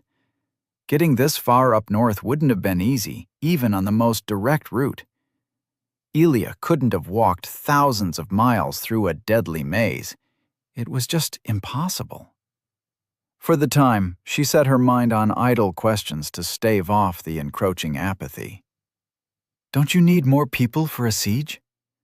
The three looked between each other, as if they hadn't considered it. The mute Alexander made a gesture, and at that, a grin spread on their faces. Sextus put two meaty hands on her shoulder. Aye, glad you volunteered yourself. We were missing a scout, and you look weaselly enough. Reckon most of the drags'll just look right over you, eh? Together, we'll forge the way forward and retake our capital yet. Rye blinked in disbelief as Elia's cackle renewed in the background. These people only appeared sane, but in truth, they were as kooky as the rest. Better to politely excuse herself and not talk with them again than take part in something as suicidal as a three-man assault on a whole hecking castle. I will think about it. Think about this siege business very long and hard. Now, if you'll excuse me, I must prepare my scouty things. Quibbles croaked from the side, and, together, they excused themselves from the group of lucid lunatics. Holy shit, I'm dying. These people are delusional and hilarious. Can we keep them? We are not taking part in a siege, Elia. Sieges are an unproductive use of our time. They involve little talk and a lot of unsolicited killing. Sure. And Rome was built on the back of handshakes and mutually beneficial business deals. Rai somehow got the impression of someone wiping a tear from their eye. Hey, at least we're making friends, right? That set Elia off on another bout of laughter as Rai grumbled on her way to the next person. They couldn't all be terminally insane. There had to be at least a single reasonable person among them. The bedsheet dress was just not doing it for Rai. It was dirty, it constantly slipped down her shoulders, and worst of all, it didn't technically belong to her and was borrowed without permission. The belt with 2 pouches containing shards and about 30 pebbles. Who needed so many of them, and why? In one, and a now sufficiently moisturized toad, thanks to her care, in the other, was the last line of defense in the fight for her decency. A sorry state for any true civilized citizen of the Empire. The torn mail and padding was gone, and she almost felt regret. Instead, she let Elia convince herself to at least peruse the merchant's assorted wares. He had everything, from weapons and armors to jars of bugs, salt, and ground herbs. Lavender, black poppy, spikeweed, crib's rest.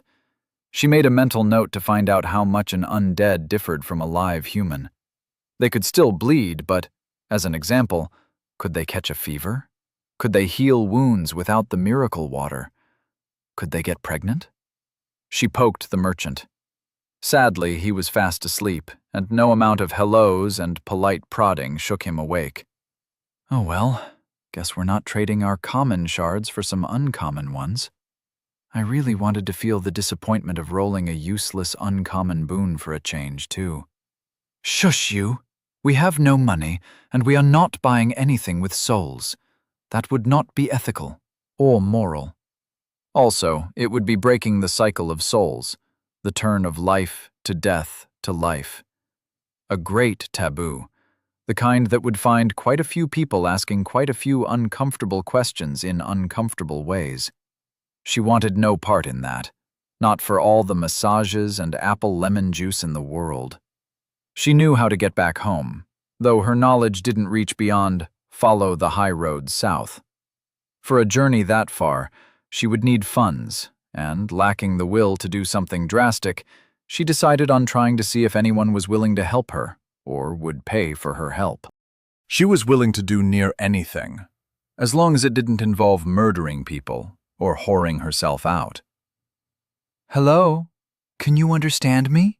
Rai tried to enunciate every word as slow and clear as empirically possible. This pygmy woman could talk, which truly came as a surprise, but like so many others, spoke in some barbarous tongue. She excused herself, mind empty with exhaustion born in part from frustration and in part from the constant fever-like existence of an undead. All right, I'm starting to get bored. Let's go and find some food. As tempting as the idea was, Rai didn't let that keep her from trying. One last person. Hello? Excuse me, miss. The tall woman finally reacted, looking up from where she had been staring at a puddle. Her hair fell in a long stream down her shoulders, and every part of it was white, from the head to the brows and whimpers, though 2 pale blue eyes floated beneath like reflections on the water's surface. Her deathly pale face made for a frightening first impression were she not oozing a steady stream of melancholy. 2 arms cradled a used spear, and a third the smooth stone mask, round and pockmarked like the moon. It looked more impractical than anything, especially given the lack of any eye slits. 2 left hands?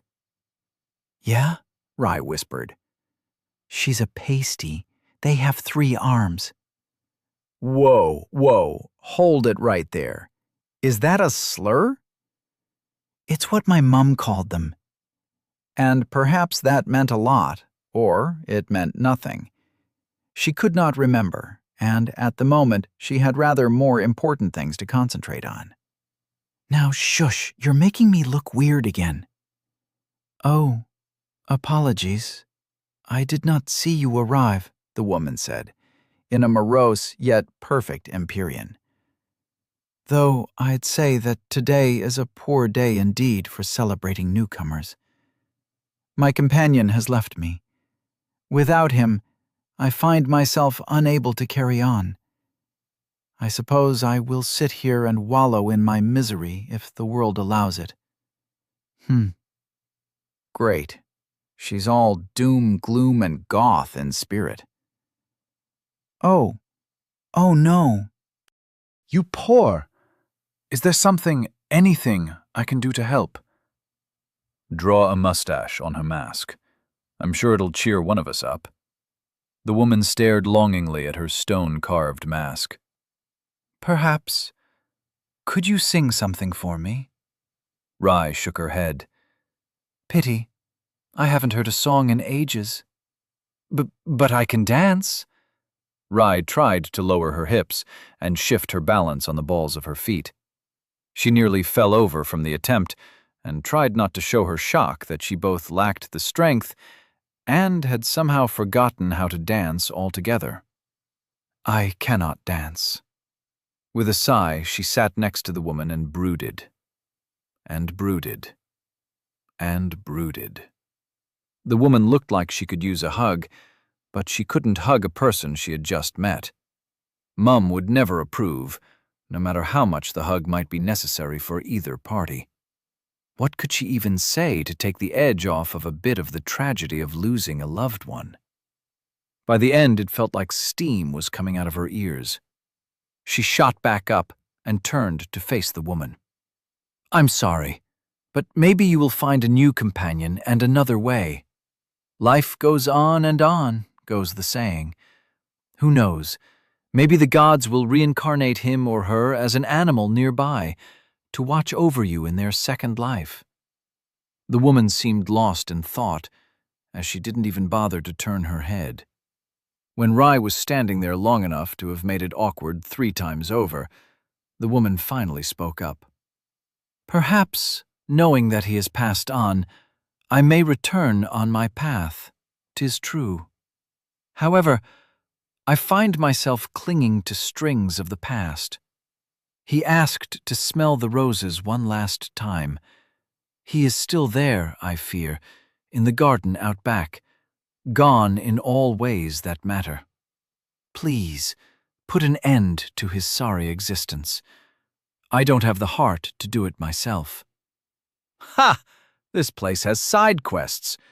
What next? A door that says you need to be level 30 to enter. An in-game shop for cosmetics and funny little pets. Microtransactions. Rye touched her throat, finding it dry. He is gone. But he is still here. He is undead, but not like us. He is a dreg, I suppose you'd call him.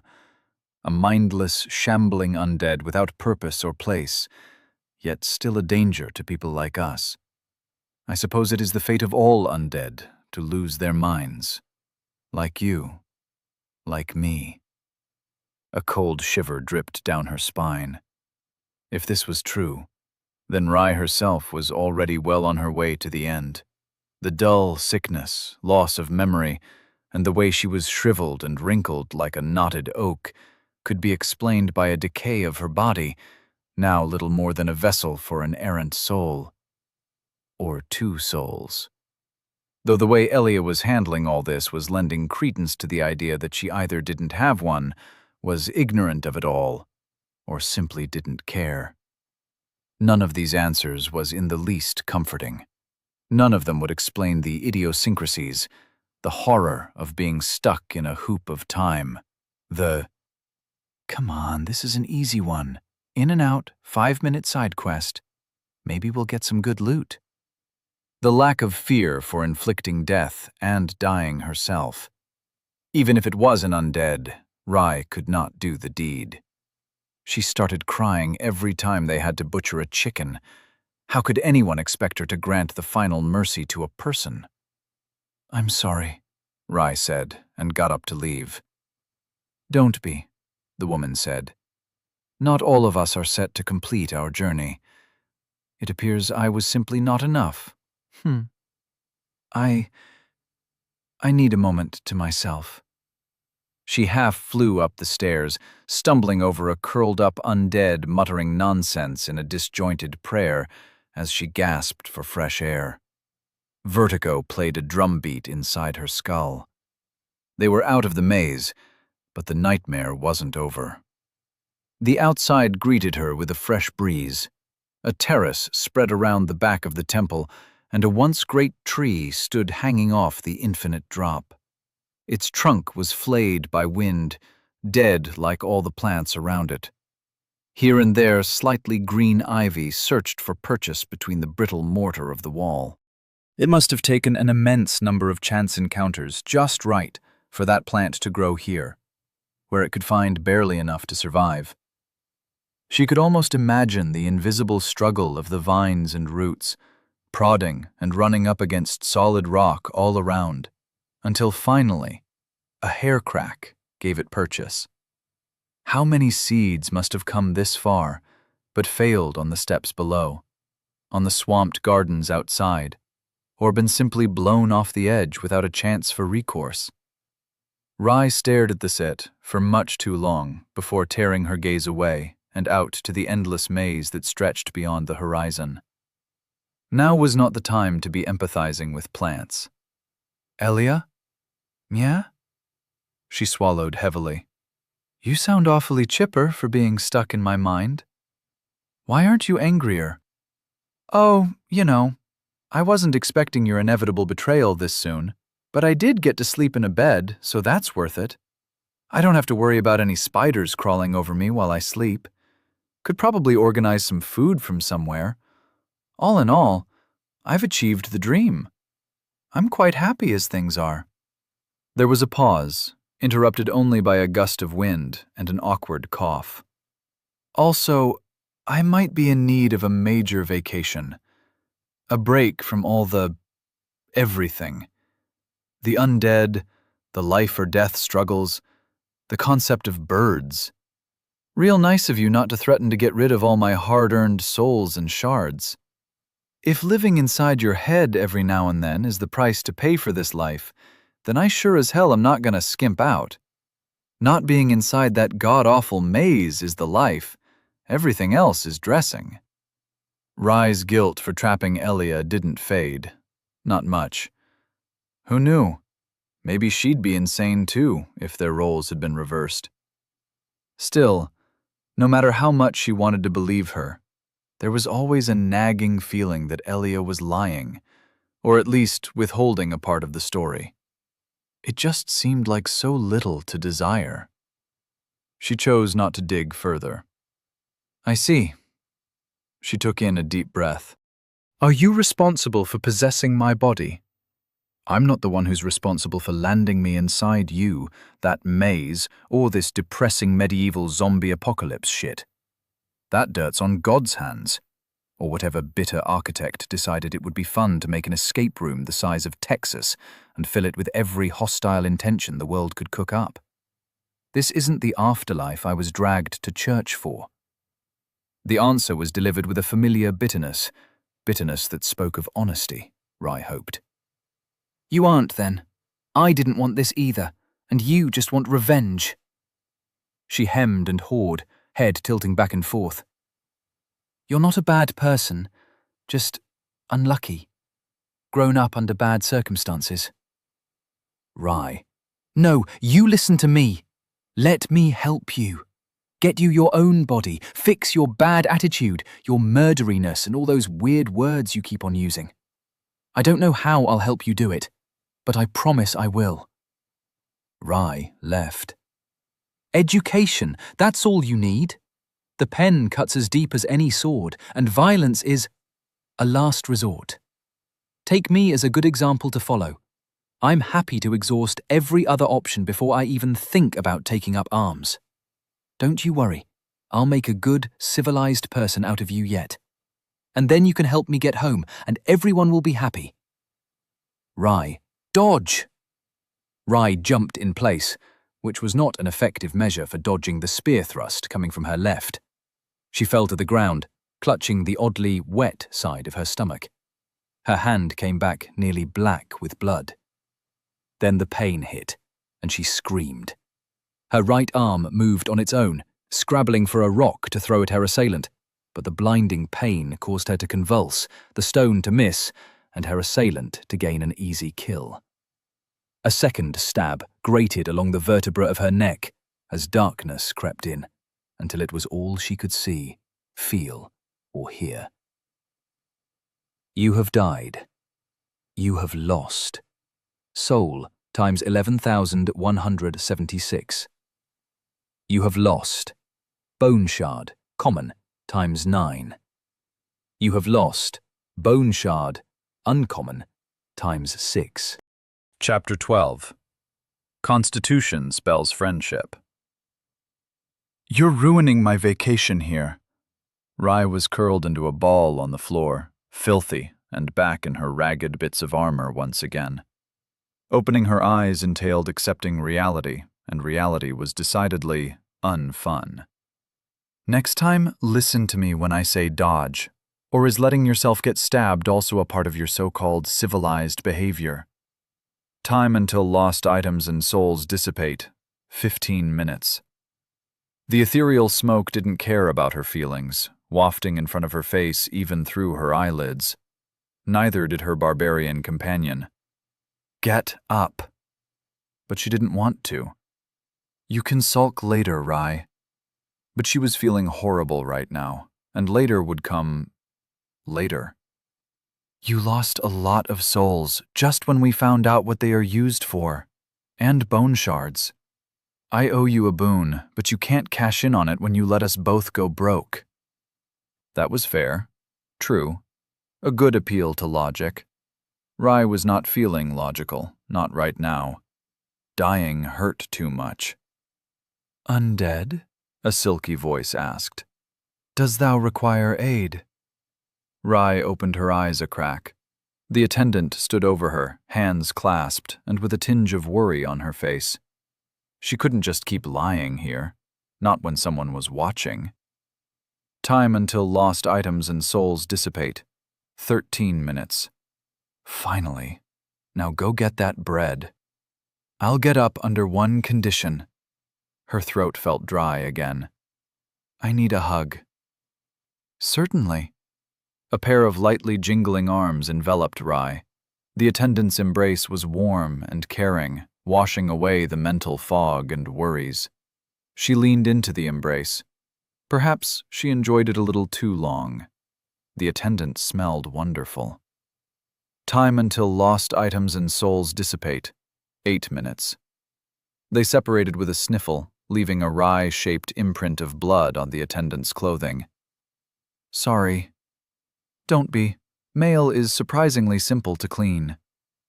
That was a lie, and they both knew it. I'll make up for it, somehow. She couldn't meet the woman's eyes, and settled on watching the slight upturn of her everlasting smile.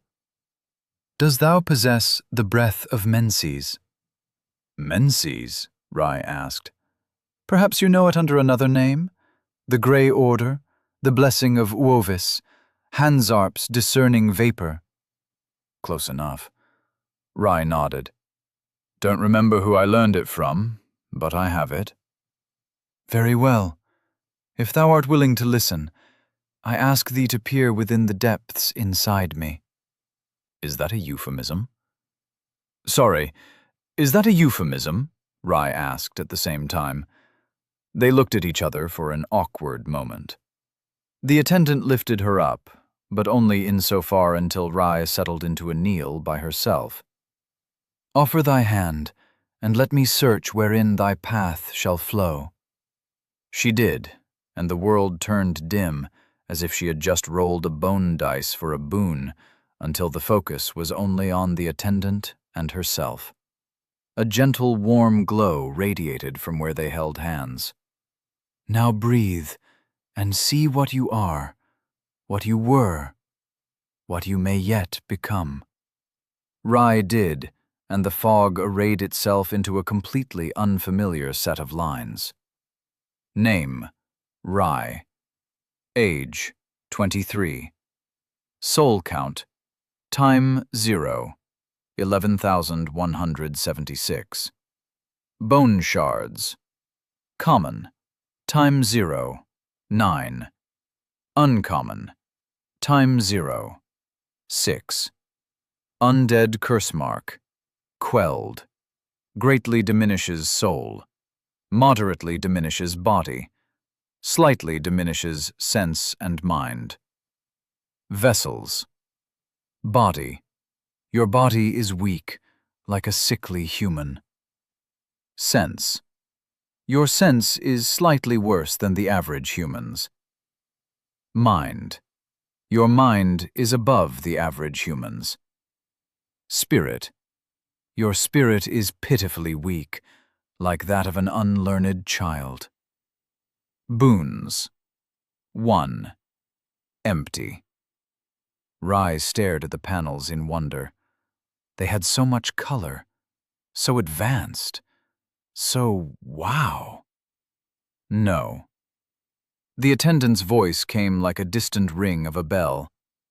This is the depth of thy soul, as represented by a string of breath. Though it differs for us all, thou canst now discern thy fate with ease. No. Within thy bosom, 2 receptacles for the soul. Thy boons, wherein shards crystallize and take on the color of thy being, and thy vessel, for nurturing wandering great souls, to lift thee to greater heights. No, fuck, shit, ass, humus, god fucking damn it.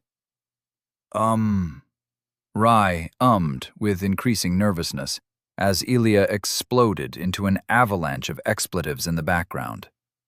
This doesn't look like my breath at all.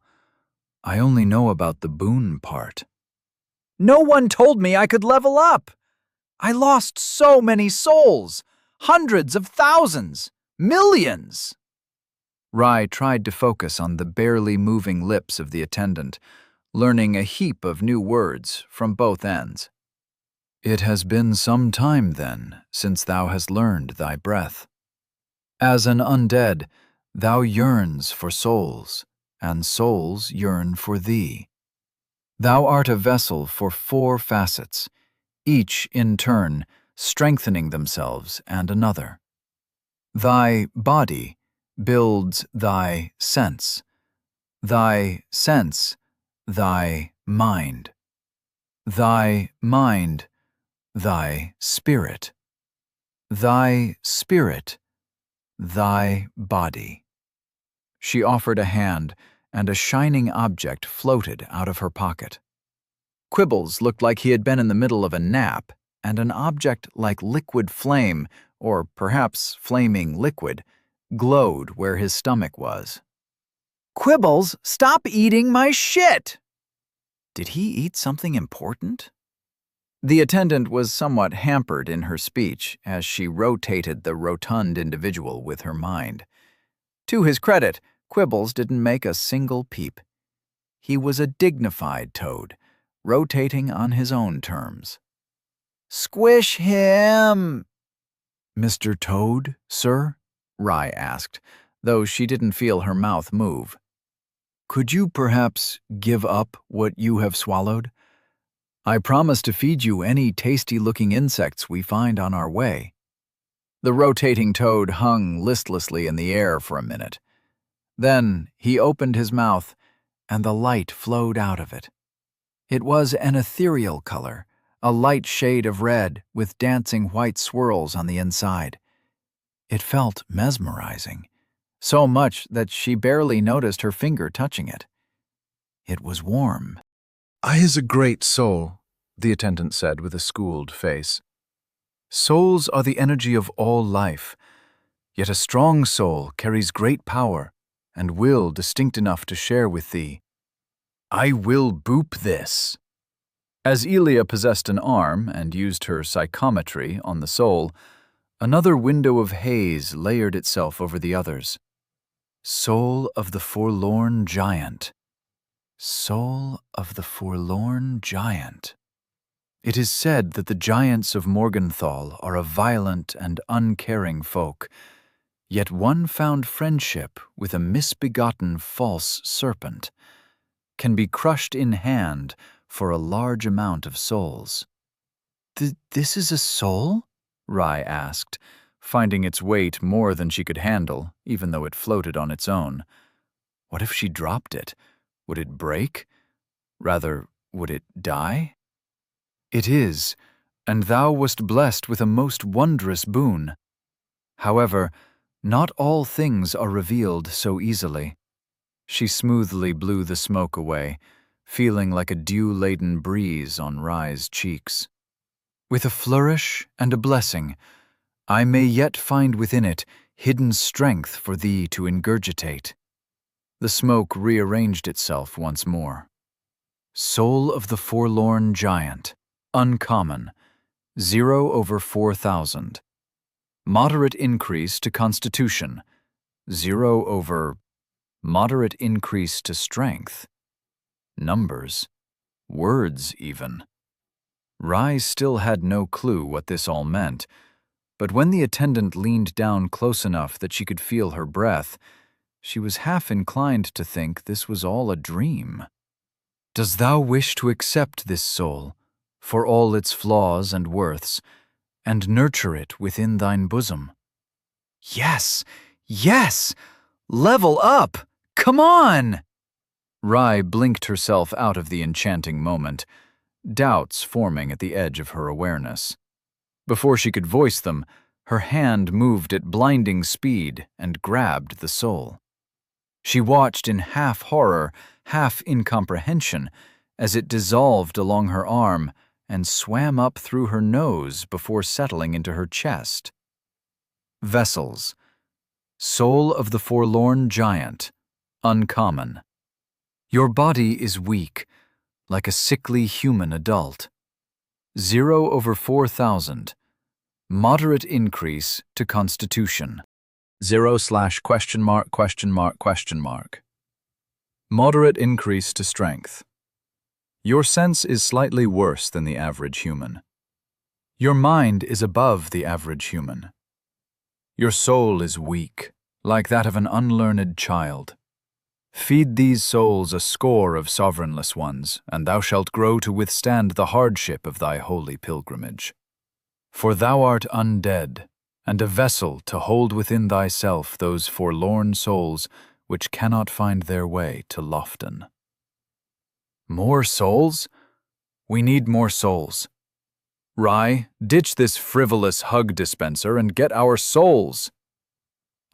Shh, quiet you. I am? They can't? But that's horrible. If they can't return to our gods, then that means no cycle of life and death and rebirth. Her mouth was going 1,000,000 kilometers an hour, even as she stood staring at the ground. It was the only part of her world that wasn't spinning. Would that explain all the undead? It would, wouldn't it? But... The attendant put a single finger on Rai's lips, causing unsung panic to rise as a rosy tint on her face. In truth, the cycle of souls has already ground to a halt. The age of gods wanes, a cup leaking through cracks drop by sorrowful drop. No longer do souls return to our gods and the grail of ages upon death. No longer have they the strength to protect all humankind from the dark forest, encroaching upon our lands by the day. Time until lost items and souls dissipate. 3 minutes. All right, screw this. I'm getting those souls myself. As it turns out, having 2 minds tearing one body in different directions didn't end well for either side. Elia possessed a leg and found a surprise challenge in just trying to stand. She fell forward with a surprised squeak into the waiting arms of the attendant. Get up! Come on! You can snuggle or do whatever you want with the pretty woman later. Will you stop? She's saying some important... Hey, that tickles! Ah! Rai whispered as he extricated herself from her compromising position. Elia yanking on a different limb every second to get her to move. To outsiders, it must have looked like a particularly poor puppeteer was pulling her off stage after a performance gone awry. Thank you for your help. I'll come back, I swear. Thou art undead, and thou must seek Lofton. All paths must end in Lofton, the attendant called after her. Pray, be careful on thy journey. They reached the stairs, mostly because Rye preferred walking in tune with her invasive companion to repeating the romance of head meets ground again. The moment she had a wall to lean on and her legs set an involuntary foot on the first step, she pulled back, leaving it to scrabble and stomp in annoyance. Come on, you need to go. Go, go, go, go! No! Elia, you can't just pull us, around like some doll. It feels horrible, and I'm not ready yet. Tough luck. How could any one person be so lacking in empathy? She barely died 10 minutes ago, and this time, death actually hurt. Just the thought of it twisted her stomach into knots. Aren't you supposed to be on vacation? Aren't you supposed to be happy that you can fix your woefully inadequate body? Or that you have it back at all? She was not woeful or inadequate. I would if you'd stop pulling my legs and arms apart, says the girl who tried to stab me, multiple times, after I saved our collective lives. I apologized, something you still haven't done. Eee! Elia tickled her. Unfair, she couldn't even tickle her back, and within minutes, Rye relented. Under protests and complete silence from Elia's side, she reached the top of the stairs with trembling legs and a heart pumping at 100 kilometers an hour. The balcony where she died showed no sign of violence, as if the world had invalidated her suffering with a snip of its fingers. There, see that glowing orb thing? Go grab it before the spearman comes back and plugs you full of holes again. You're making me cry. Her vision was already turning blurry. It didn't help that her armor still smelled of fresh blood. At that, her possessed leg calmed down, and she was left to eye the short stairway leading down the terrace into the garden. Flashes of the wide-open cliffside and the struggling plants filled her mind. Then it ended with 2 sharp, painful thrusts. Time until lost items and souls dissipate. 1 minute. She wiped her eyes and choked down a sniffle, painfully aware of how pathetic she was. Elia fought a giant and countless other undead in the same weak body as she had now to get her simple wish of a bed and food, and she couldn't take a single step forward if it meant saving 11,000 souls. 11,000 lives. The pressure lessened. Her legs stopped shivering. If it was for someone else, then the choice was easier. The souls are right there. Nothing can go wrong, right? If only you knew how much bad luck you just summoned down upon us. She took a cautious step forward, keeping her shoulder against the wall. A raspy moan caused her to freeze up, lips pressed together, and eyes bulging until she looked as stiff as Quibbles had moments ago. The murderer, the fiend, was right around the corner.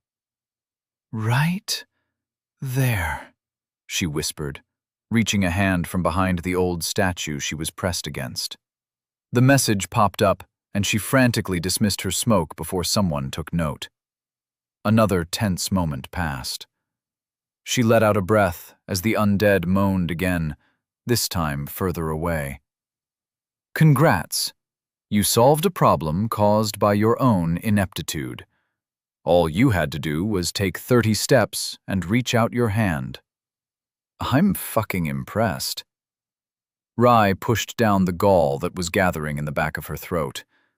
Elia was insulting, infuriating, crude, and bereft of all niceties. Even her congratulations were soured by a heavy layer of snark. Half of that was true, but the other half was just the anger at herself, looking for someone else to blame.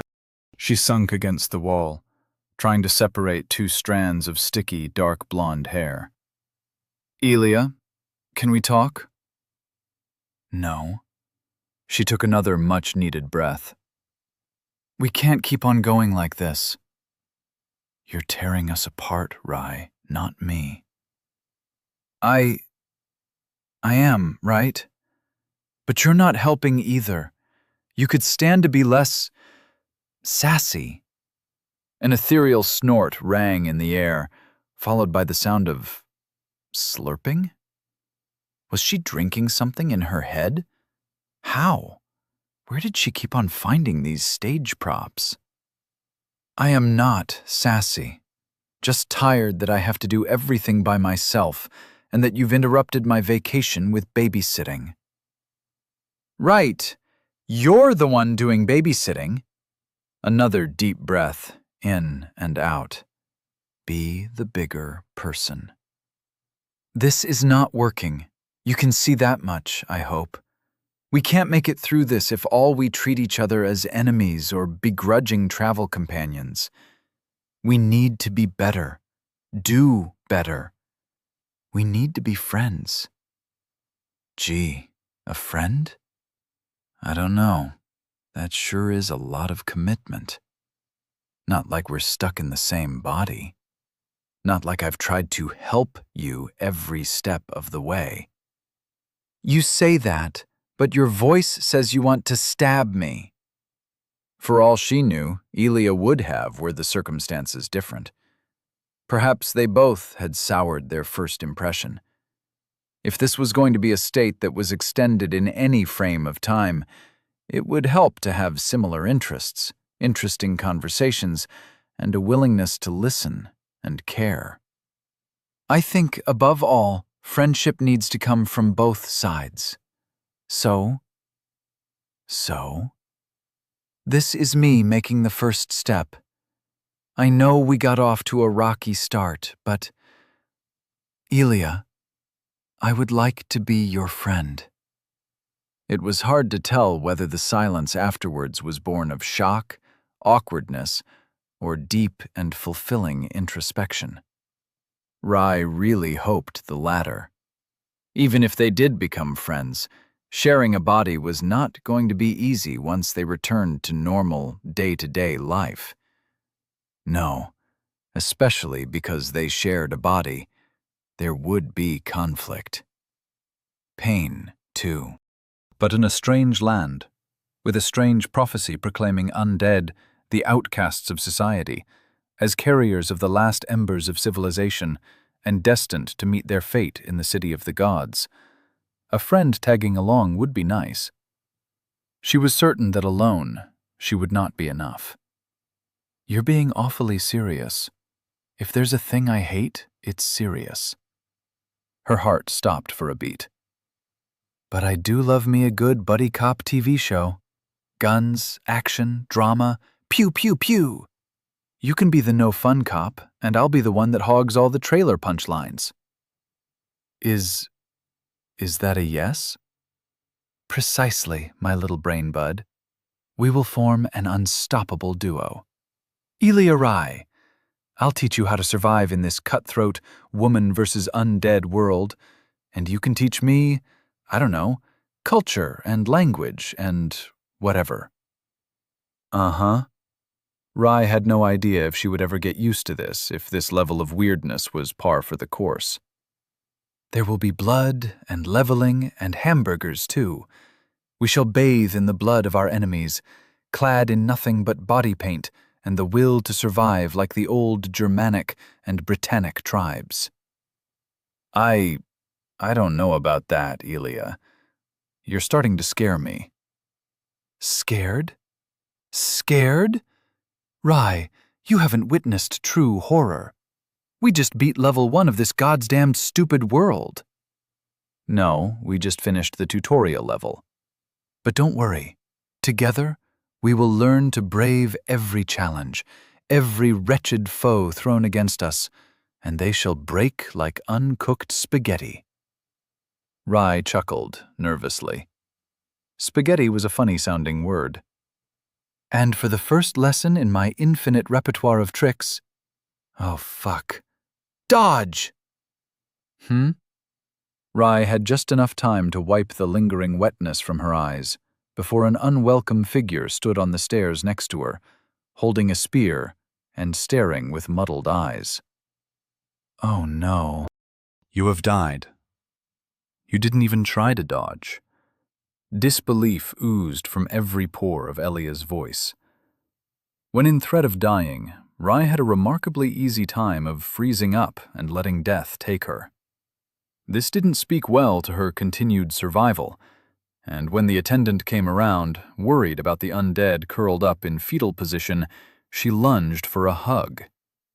Really, I'm amazed.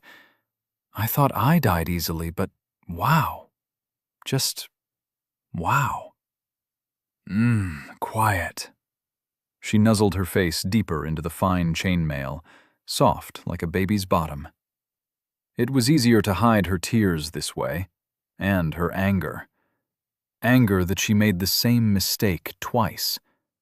Anger that where Elia made it look easy to dodge and weave between strikes, she had the mental fortitude of a day-old kit and the self-preservation instincts of a particularly delicate flower. The gentle strokes of the servant, whose name she didn't even know, were dulled through her helmet, but soothe her they did regardless. She wanted another bath. Come on, brain bud, get up. You survived 2 deaths. What's a few more? 5 more minutes, she mumbled. Sure, 5-minute break. And then we get the souls and start buffing up. To her infinite regret, 5 minutes had the audacity to pass. Rye got up, surprising even herself with how little she was shaking. One look at the attendant's inviting smile was all it took for her thoughts to be tugged away from fear and back towards embarrassment. Sorry for getting you all dirty again, and thank you for the hug, miss. I am the attendant, a humble servant of the cerulean waters, and bound to them as I am bound to thee. I have no need for a name. I welcome thee to the crossroad temple undead.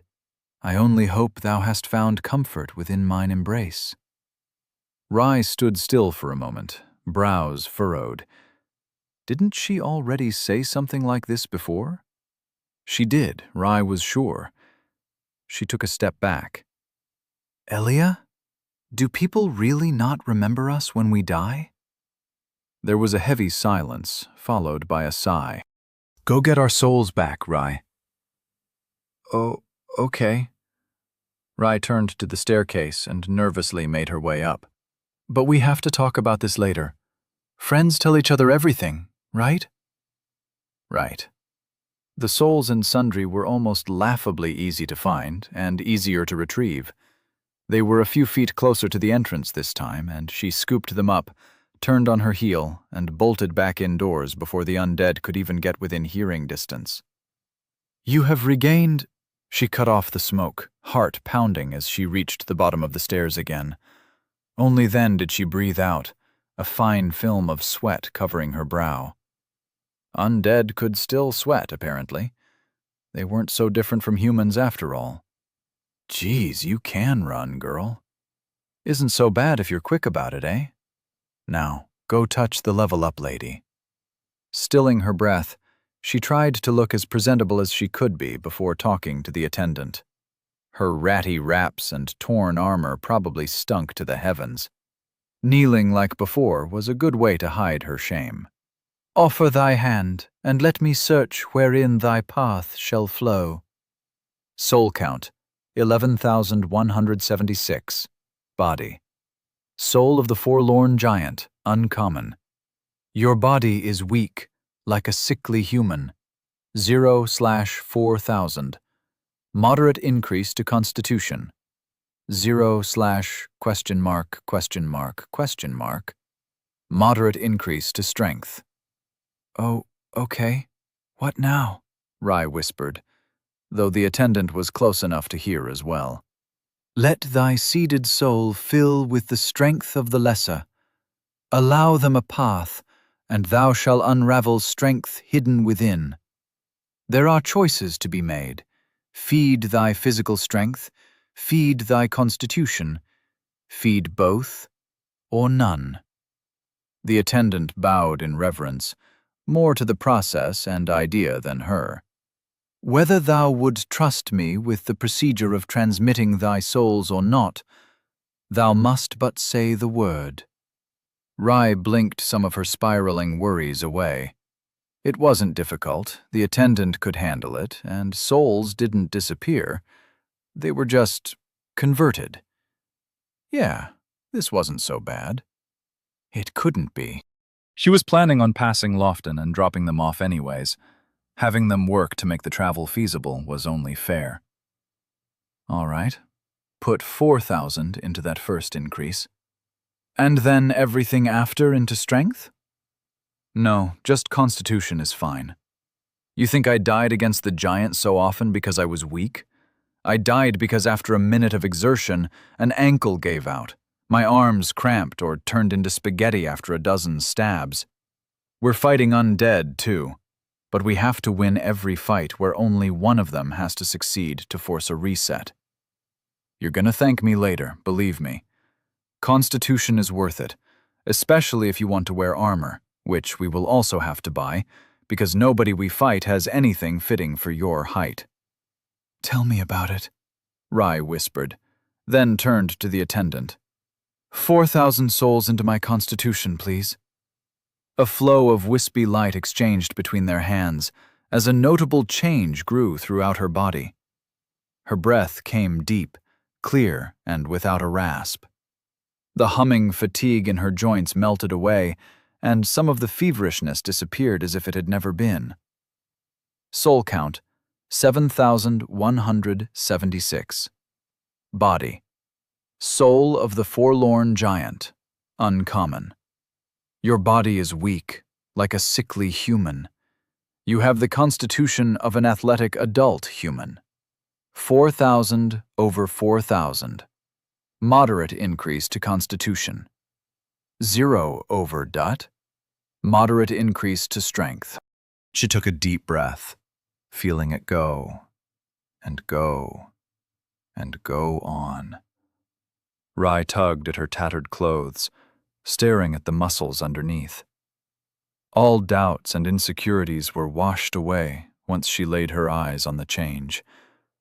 Her muscles didn't bulge, but in tandem with her other tissues, they appeared much less malnourished and diseased. My skin! Look, Elia, my skin! A few specks of healthy bronze were shining through, and bone showed only where bone ought to show. Congrats. Still convinced souls are holy and shouldn't be used for anything? Rai tensed, a tinge of guilt worming its way through the curtain of joy. It was nice, yes, but if the conversion rate of souls was 1-to-1, then it took 4,000 lives to elevate her just this little bit. She would have to offer a sacrifice for all of them as thanks. Well, they are technically still inside me. I can still take them to the gods and hope they will, I don't know, reincarnate them? Elia let out a derisive snort. Is there anything you'd like to say, friend? Just that you've fallen for the oldest trick in Hollywood history. Trick? The oldest trick. Quests, prophecies, weird level-up magic. Wake up, Rai. They're grooming you to be their dedicated errand girl. You'll see. Soon you're going to stumble upon a quirky mentor who'll teach you the secrets of the world, only to mysteriously disappear or get tragically murked because old men toting wands and wisdom attracts murderous master plans like cheese does the lactose intolerant. Rai smiled, finding pleasure in the simple act of breathing. That was a very long sentence, and I understood not one bit. Now come on, let us trade in some soul. I mean, bone shards. Bone shards. You didn't forget that the next one is mine, have you? Of course not, my silly little friend. It's time to buy you some real equipment. Might even sell the broken sword and shield. Where'd you put them? Rai thought back her own first death. I forgot them in our room. Does that mean they're gone now? Yep. Lost in the cracks of time. Shame about the shield. Oh well. It was high time to get you a new weapon anyways. And we'd trade with what? Souls? Rai crossed her arms in protest. No, not with me. Damn it, Rai. Money doesn't just disappear when you spend it, it stays in the economy. And the economy is a cycle. She stood in silent, awkward contemplation. Okay, just this once, I will close an eye or two, even if I feel like you're trying to manipulate me. That's what friends do. Looking out for you, Rai. Now we can finally get a new sword, shield, armor, and stuff. Oh, and new clothes. Food. Boots. Chapter 13. The man formerly known as Harris. This time the merchant was awake, owing most likely to the fact that Rai did not sleep after returning from death. Physical exhaustion was a trivial concern. A single sip of the water from the checkpoint bowl made sure of that. And in hindsight, it did seem silly for an undead to require any sleep at all.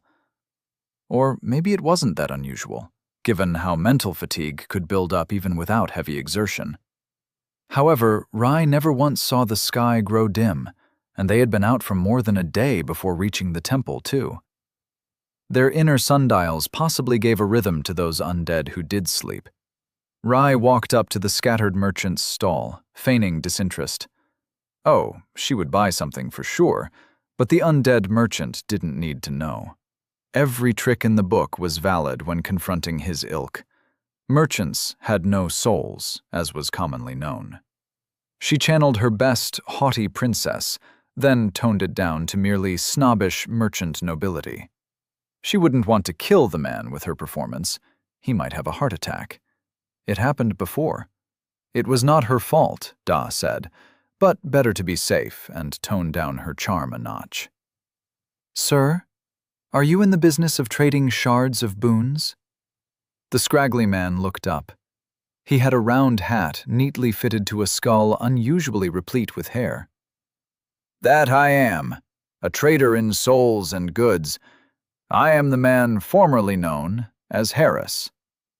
Rai pretended to look over his wares. Formerly known? He nodded solemnly. Best you don't pry further, unless it's to inquire about my wares.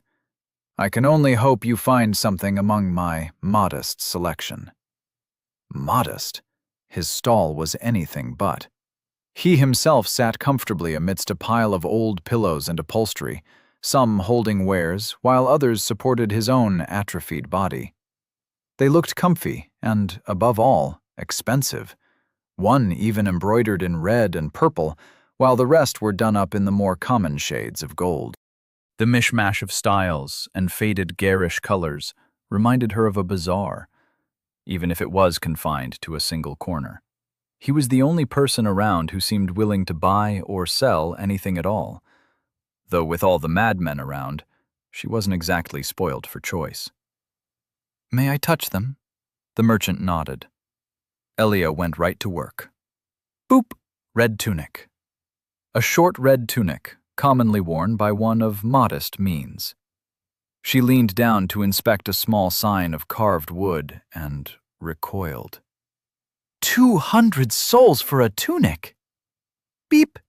Longsword. A straight and widely used sword with a straight double-edged blade, favored for its flexibility by those who know to wield it properly. 5,000 for a longsword! Rai, this man is a thief, and a vile one at that. Look at all the souls he is holding hostage. I bet they're all children. We must secure them. Stab him in the face! Shh, quiet. Maybe we can get something cheap, or cut a deal.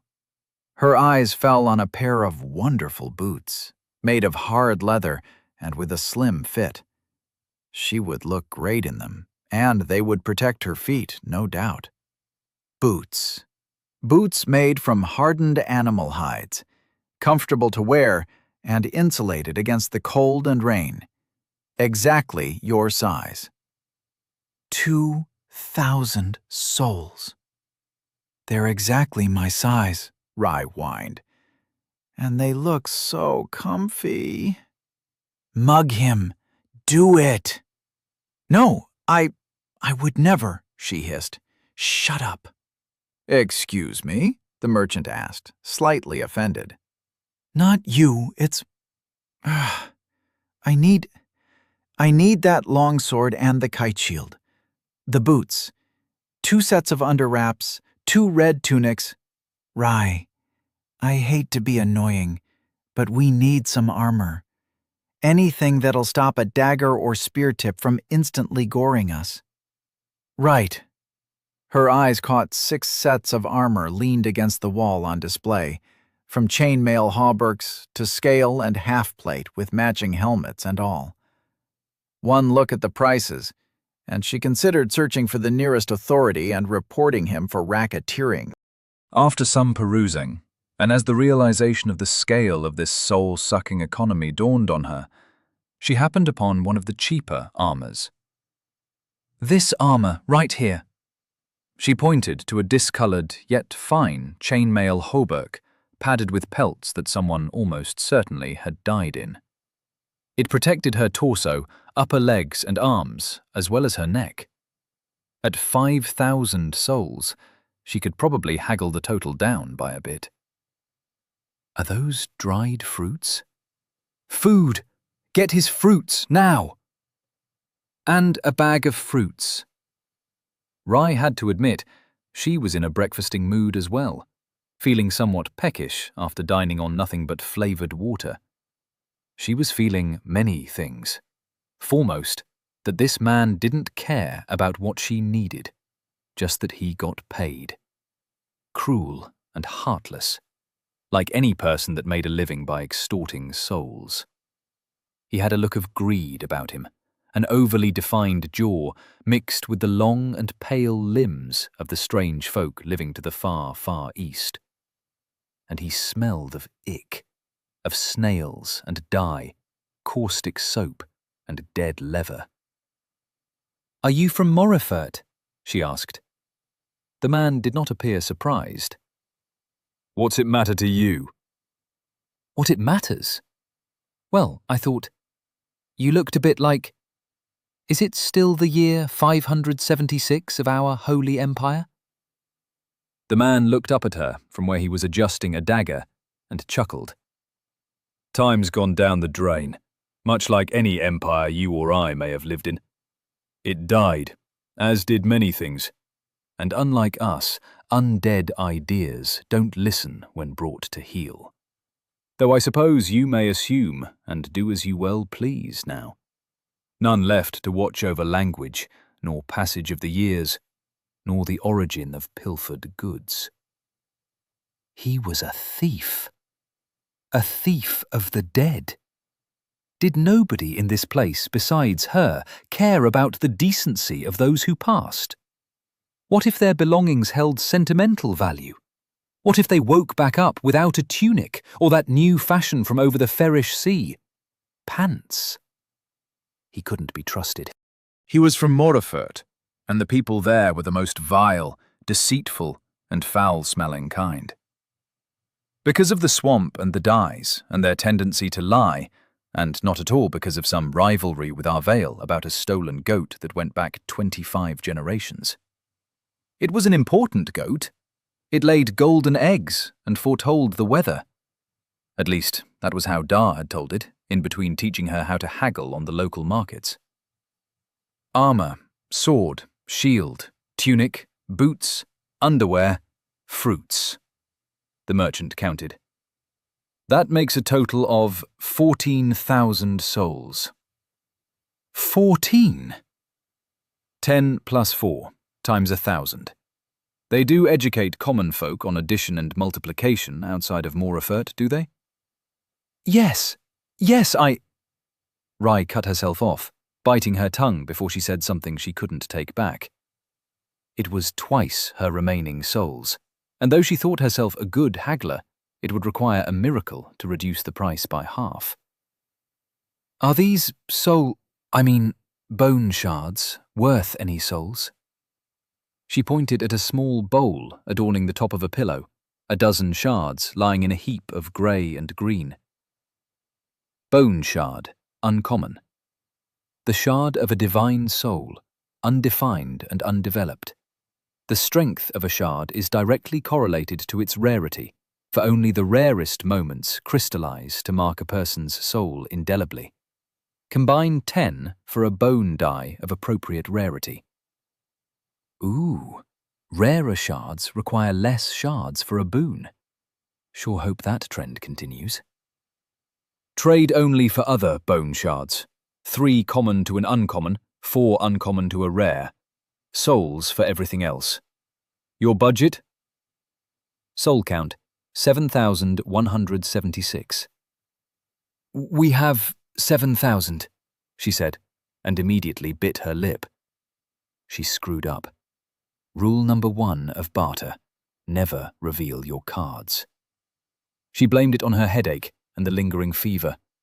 Without a frame of reference, she didn't even know by how many levels of magnitude he was overpricing his equipment. The merchant looked pensive, scratching that pointed chin of his. I'll cut you a deal. Instead of the sword, take this hatchet here, plus this soldier's armor. He offered her another one of the cheaper armors. The cheapest armor, to be precise. I can comfortably sell you those two for 6,000 together.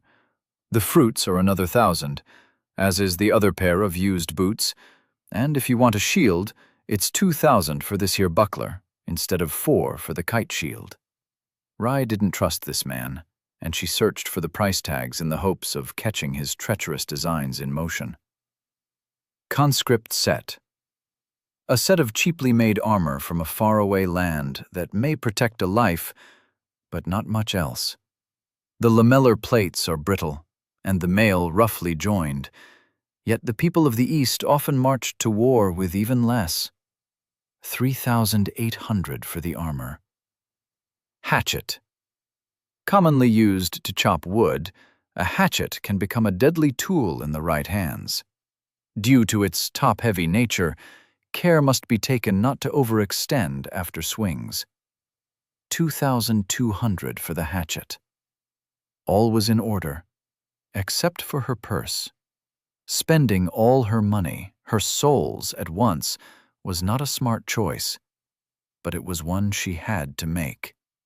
Now that she knew just how dangerous the undead out back was, she wasn't justified in ignoring the issue, and no one else seemed to bother with anything beyond their own petty desires. For that, the armor was serviceable and a weapon mandatory. The hatchet would do. Maybe. She was still hoping that Elia would somehow solve that problem. But that was a worry for future Rai.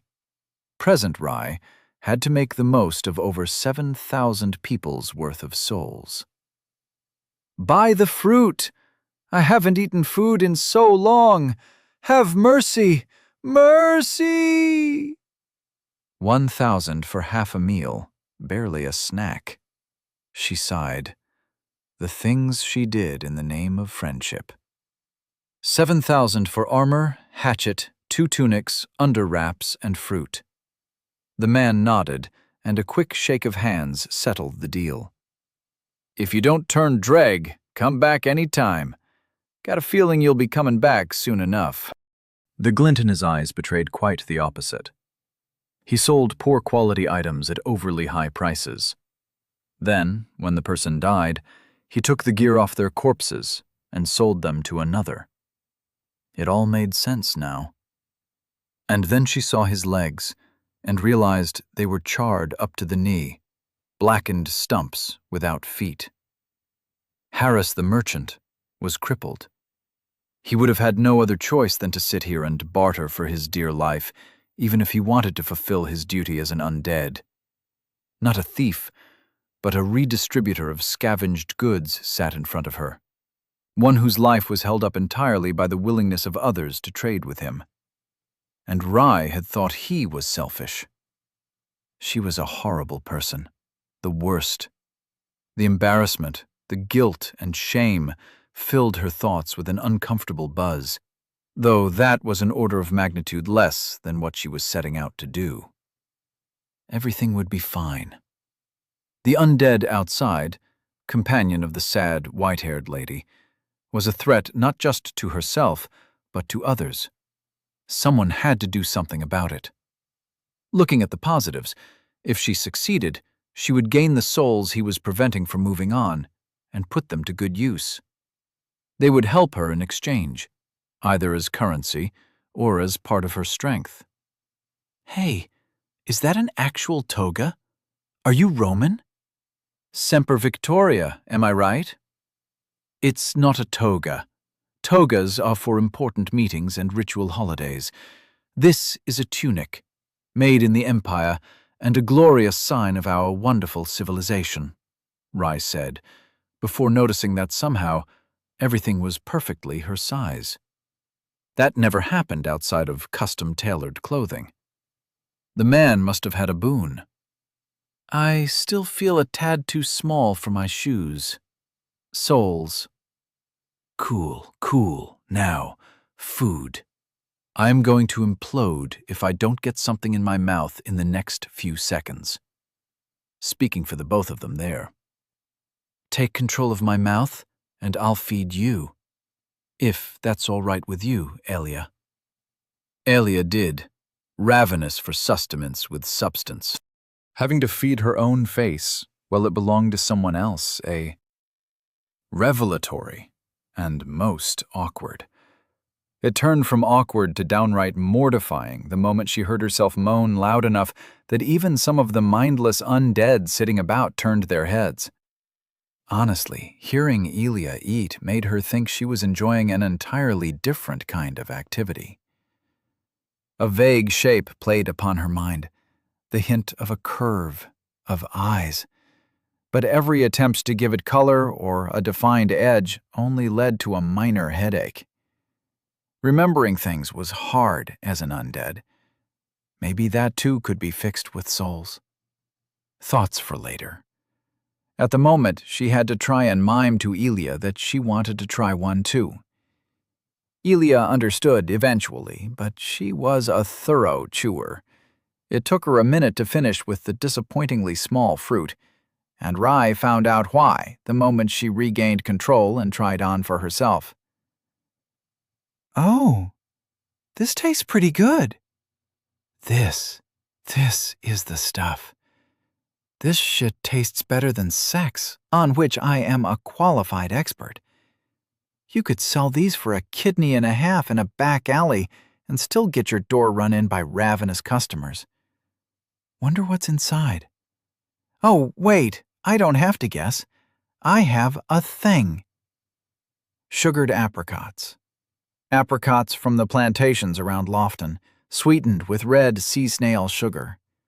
The sugar is used in many transmutations and, combined with the sour fruit, offers minor rejuvenatory benefits. Slightly heals wounds over time. Oh, red sugar's a luxury. Explains the price, even if I still think we got overcharged. Rai swallowed, but found her arm paralyzed as she reached for a second helping. We can't eat these like popcorn, Elia said, her voice shaky. This is good. Too important to waste. We might need it later, like the Beatles. Don't want to get stuck like in the maze. A fair point. At the moment, the all-healing water was within walking distance. It wouldn't always be that way. All right, I'm going to take a bath first. And then I'll teach you the art of re-deadening the undead. Yeah, that... Do not fret, my dear little procurer of fruit and ambrosia. I shall impart upon you wisdom hardened over 1,000 lifetimes.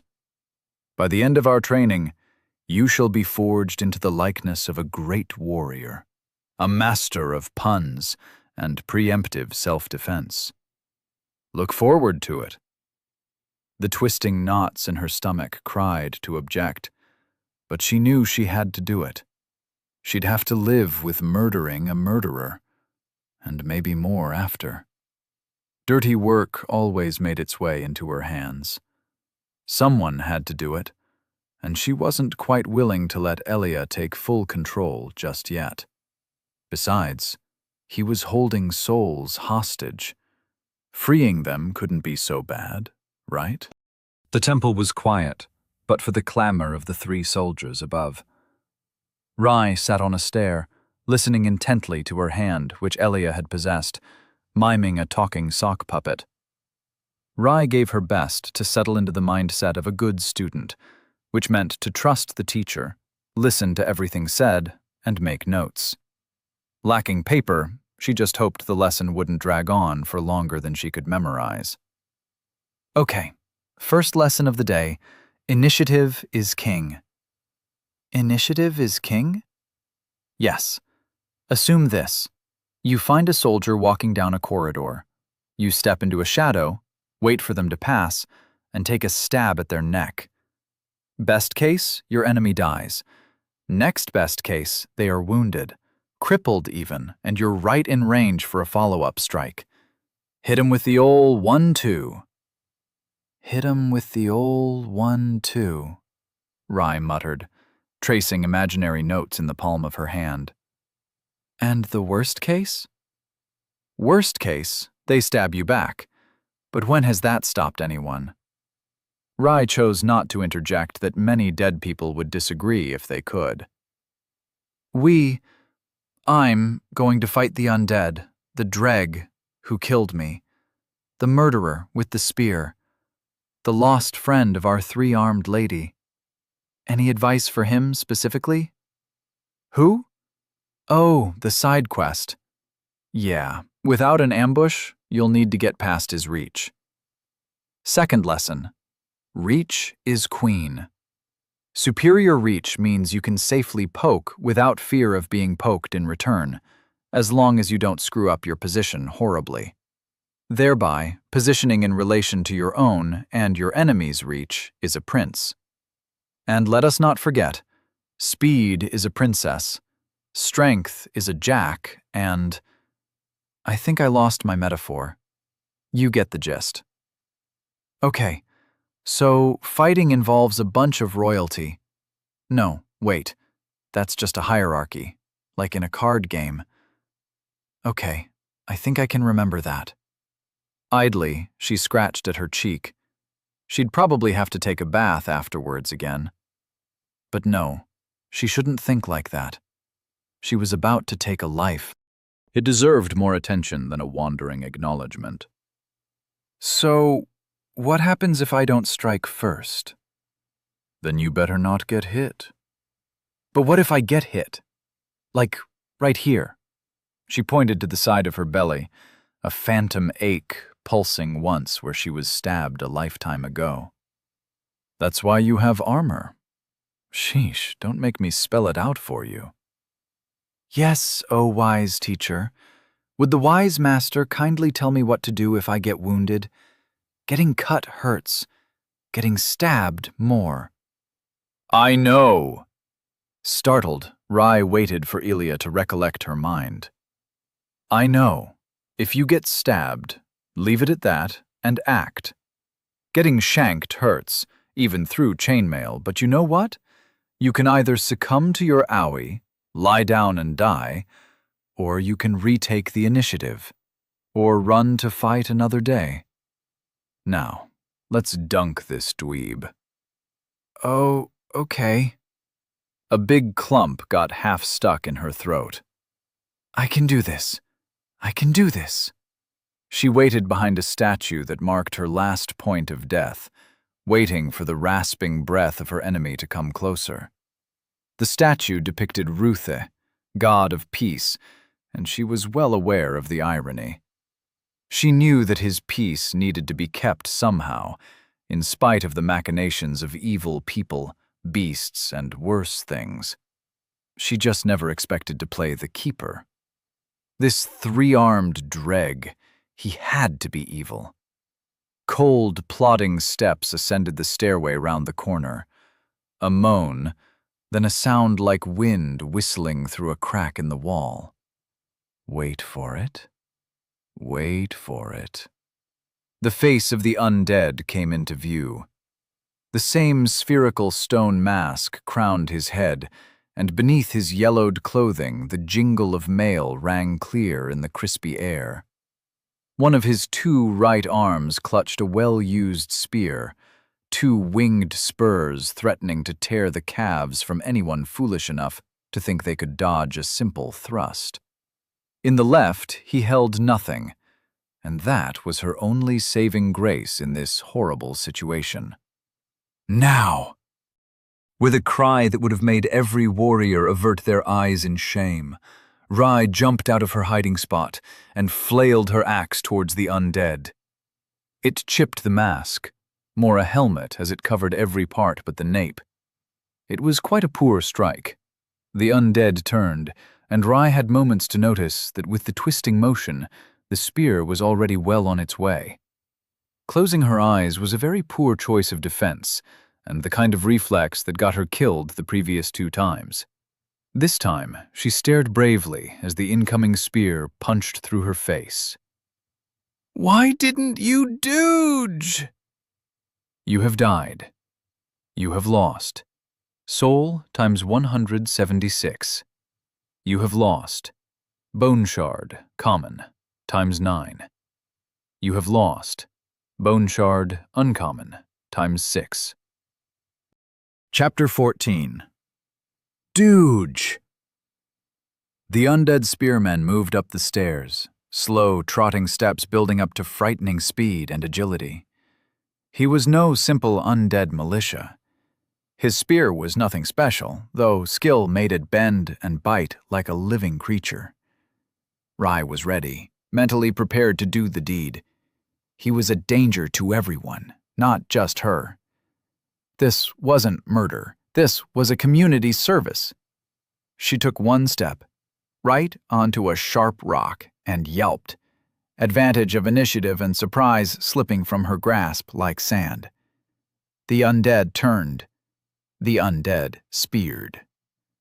Rai moved, but not enough, and in the wrong direction. You have died. You have lost. Soul times 176. You have lost. Bone shard, common, times 9. Uncommon, times 6. At least she picked up the bone shards beforehand. I'm starting to believe that your capacity for violence is negative. Ack! Rai spun out of the way of a wild swipe at her legs, only to stumble into a thrust to her chest. The spear tip plunged into her stomach, and she reeled back in shock. The metal platelets and mail saved her life. She was still in the fight. If only it didn't all hurt so much. Help! Sure. Her arm flexed unnaturally, and she took another stab to her mail. This time, the spear didn't retract, as Ilya grabbed it right behind the barbs. Now, initiative. Without a word, Ilya relinquished control, and Rai held onto the spear, using it to pull herself forward, right into the waiting backup dagger of the spearman, who plunged it through her neck and out the back. That feeling, metal on bone. It would haunt her dreams, and some waking moments, too. A second dagger pierced her heart, as even in degraded undeath, none of his 3 arms ever remained idle. You have died. Dodge! Nice! Again! Her breath was coming short, but this was it. This was the one. The spearman hit her in the chin with the butt of his spear, knocking her head all the way back, leading her in a stumble towards the edge of the terrace. She staggered against a stone pillar and gripped for dear life, the endless fall onto mountaintops like snow-peaked pebbles just visible in the corner of her eye. An imperceptible weight drew her down, a blur forming at the edges of her eyes. Don't fall. Whatever you do, don't. get stabbed before that because we will not be able to recover our bone shards." Rye didn't, but only because she scrambled away and towards a number of successive spear strikes, which she only evaded in part. 2 hit an arm and leg, 1 pricked her in the abdomen again, but not enough to knock the breath out of her. Her vision only grew more blurry, her hands only more unsteady. A touch to her neck came back dark red. The smallest nick in the wrong place could fell mountains, and Rye felt barely larger than a pebble. She stumbled and accepted that it was her fate to die again. It was almost preferable to watch the spear get her in the neck again instead of the reverse. Almost. "You have died." Get up. Rye remained where she was, nuzzled deep into the embrace of the attendant. She had no intention of getting up. Time until lost items and souls dissipate. 10 minutes. 5 more minutes. Get up, now. The sooner you learn to fend for yourself, the sooner we can get going. Or, switch with me.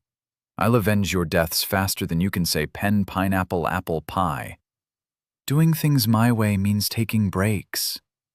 She turned to peek out into the clear, calm water. Snuggle breaks. Mandatory. An echoing groan bounced off walls inside her head. I get it. You like the level-up lady because she's hot and looks like a 10. People would quarter her just to get at the secrets of her immaculate skincare. Maybe ask her where she gets the good stuff from. Later. Now get up and don't die again. No, make cuddles, not war. She nestled her face deeper, tension draining out of her with a sigh as the attendant brushed her hair. The attendant didn't just look nice, but smelled like roses and a fine hint of earthy cinnamon. Good that no one could see her blush. And here I thought you were in a hurry to get home. I didn't consent to getting hugged, You're just jealous. An exasperated sigh rang hollow. Finally, a sign of victory. Yeah, right. Fine, have your break. But after that, I want to see you do your best. As if Rye had shown anything less. You have died. Stop taking control of my body. Not my fault you keep on dying. There's a limit to everything, especially my patience. You blocked that spear with my flat hand. I was trying to parry it. Where the heck did you learn to parry a spear with my soft, delicate hands? Soft, she says. Delicate, she claims. It's better than blocking it with your face, Miss Pickled Plum. Rye shot up, seething with indignant anger. It was the kind of anger that hurt herself, that made her voice hitch and eyes tear up. Staring at her hand where ostensibly no mark showed itself helped little, as the ache of agony still pulsed like a fresh wound. I saw it in a Bruce Lee movie. Enter the Dragon was always my favorite. It's not as impossible as it looks, just a bit of a trick of desperation.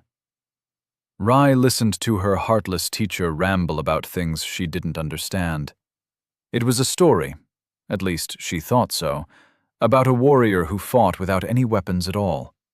Maybe he was a famed ninja from Elia's homeland.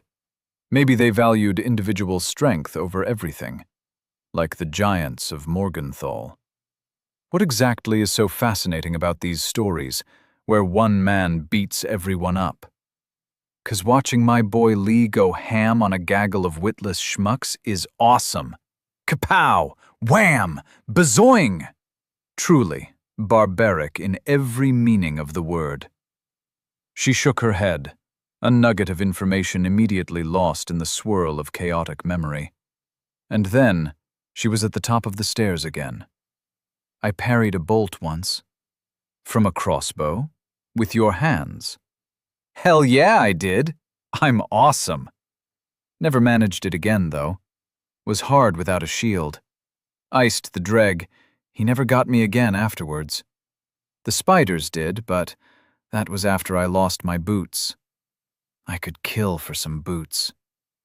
Contrary to most conversation, Rai found herself getting even angrier. If Elia really was from a warrior culture, then why was she expecting her to instantly adapt to the life of a killer? She wasn't used to any kind of violence, and the pain was the worst. The feeling of hard, cold metal against bone was now a familiar feeling, and the familiarity only made the weight more terrifying. She didn't even have a boon. She was short and woefully inexperienced. Elia still expected her to just win against someone with not just 6 feet more reach than her, but what felt like years of dedicated practice under his belt. It wasn't fair, and all the rage fed into that boiling cauldron of undoing, the anger that was antithesis to the realm of controlled, civilized thought. The undead's head peeked up from the steep stone stairway, face encased in the same round stone mask, taunting her to think of him as less than human. It wasn't so simple. He had to die so others could live. His suffering was just a formality then, a prerequisite to getting past this first fateful step. As was hers. Pushed forward by the will to make the world a better place, and held back by every instinct and ideal she had grown up with, she found it hard to move at all. But when she did, it was not in the direction she expected. His spear came quick, a dull moan muffled by his helmet mask, the only reaction as she cleared the tip in a leap, slicing edge bouncing off her sabatons. He greeted her with 2 open arms, daggers a welcome gift that pierced her platelets, mail, and chest as she slammed down on him with all her meager weight. Pain added to the cacophony inside her mind, and in the whirl of blind emotion, her hatchet hit the undead's head with a sickening crack. Stone splintered. They both tumbled down the stone steps, slamming into the ground near an abandoned, wilted garden. Their short roll trampled desiccated beauty as they came to a stop in a rosebed, the spherical mask shattered. Rai turned to face him and found his eyes a piercing yellow. She knew it. There was a man behind the mask, an undead man, hollow eyes and skin draped over bones, but still a man, a person. He was still twitching, moving. The hatchet fell. It rose heavily. It fell unaimed. Viscera and snot and tears carved her screaming face into mayhem. As the world grew quiet and her arms refused to move, only tears remained. Her stomach was cut open, a rent in the mail on her side. A dagger was sticking out of her right bicep, still loosely gripped by the undead, whose face now resembled a mashed ruin. Her smoke's tally put the last nail in Denial's coffin. She killed a man. You have gained soul times 800. Soul count, 976. You have gained bone shard, common, times 2. You have gained bone shard, uncommon, times 1. Ever the crude, uncaring brute, Elia's tone was nearing jovial excitement. Oh, holy shit, Rai! I knew you had it in you. You were like a fucking raptor. Just pounced and then boom, dead. Bit overkill with the axe afterwards, but there's kill in overkill too. Now, let's get back and heal up again. You hear me? Rai? Rai? I'm sorry, Rai muttered, tears streaking her face. The act of killing made way for an altogether different pain than being on the receiving end, and it was no less horrible. The first one in the maze didn't feel real, as if she had still been in an ugly dream. No matter the justification, or how much she tried to delude herself into calling anyone evil, they were still human, even in undeath. As was she. The healing waters wouldn't mend this wound, she feared. The adrenaline faded, and blood loss left her feeling drained and cold. She huddled up into a ball under the nearest statue, a statue of Warga, goddess of conquest, scourge of the dark forest, Alpha Bella. I'm sorry. I'm sorry. I'm sorry. Rai was no daughter of the goddess of war. Ruthie fit her like a glove. Ruthie, god of peace, architect of civilization, alpha genius. Yeah, she was more of a Ruthie person. Rai? Hey, you don't look so hot. A tingle ran through her arm and retreated just as quickly. Ouch! You don't feel so hot either. Can you stand? Come on, that was a real good showing. Let's not waste this run. It was quite obvious which side her companion preferred. Rather, would prefer if she cared a lick about their great gods. Some part of her mind wanted to lie here and let death claim her. A payment for sins committed, a futile symbol that violence solved nothing. The problem was that this time it did. Would it be the only answer in the future? One time was enough. Something soft touched her lips. She opened it without much thought, and a chewy sweetness entered her mouth. Her possessed hand pushed it all the way in and closed her mouth for her. She didn't dare bite down, didn't dare taste it. A filthy person like her didn't deserve treats and sweets. Another chewy fruit came, but this time her mouth remained closed. The hand retreated, climbing back into her pocket, rummaging around before stilling. A wet something rubbed against her arm, then applied itself more liberally to her belly. You have used wax. Fucking, this would be a lot easier with 2 arms. Help me out here, brain bud. It stung, but pain was good. A memory, fleeting and cut, drifted through the fog setting on her mind. This would not be the end. Ever since she was little, the reward for a done chore was another. The reward for pain and exhaustion, the outlook for more. Like then, she could push her feelings down, let them mingle in the bottom of her stomach, while her face remained placidly neutral, focused. Unlike Elia, she would never enjoy killing. Today merely proved that she was capable of it, and if even she was, then so too was everyone else.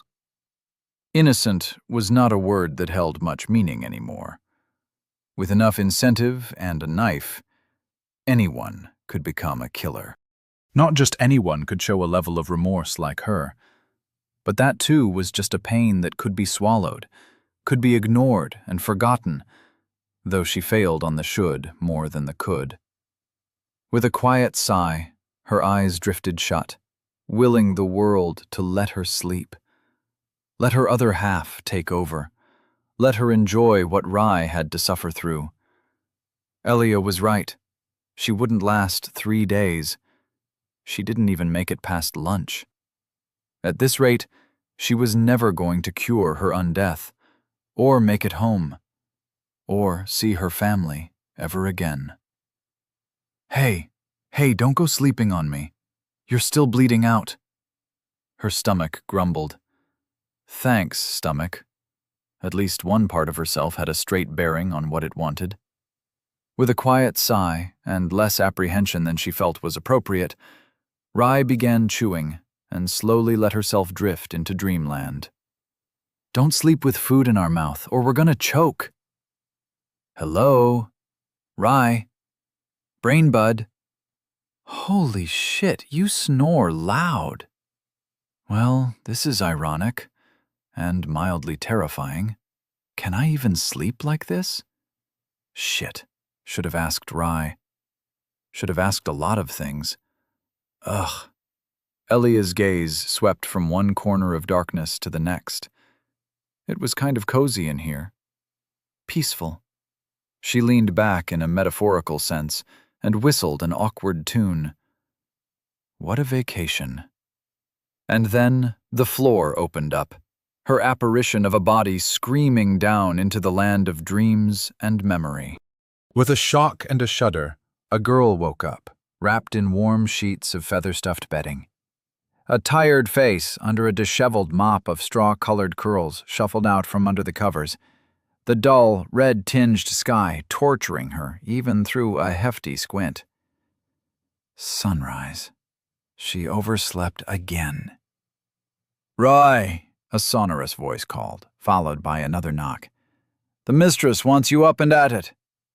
A cry of a rooster directly outside her window announced its tardiness, the early sun striking off its coat of translucent scales in a brilliant display of colors that vaporized her eyes.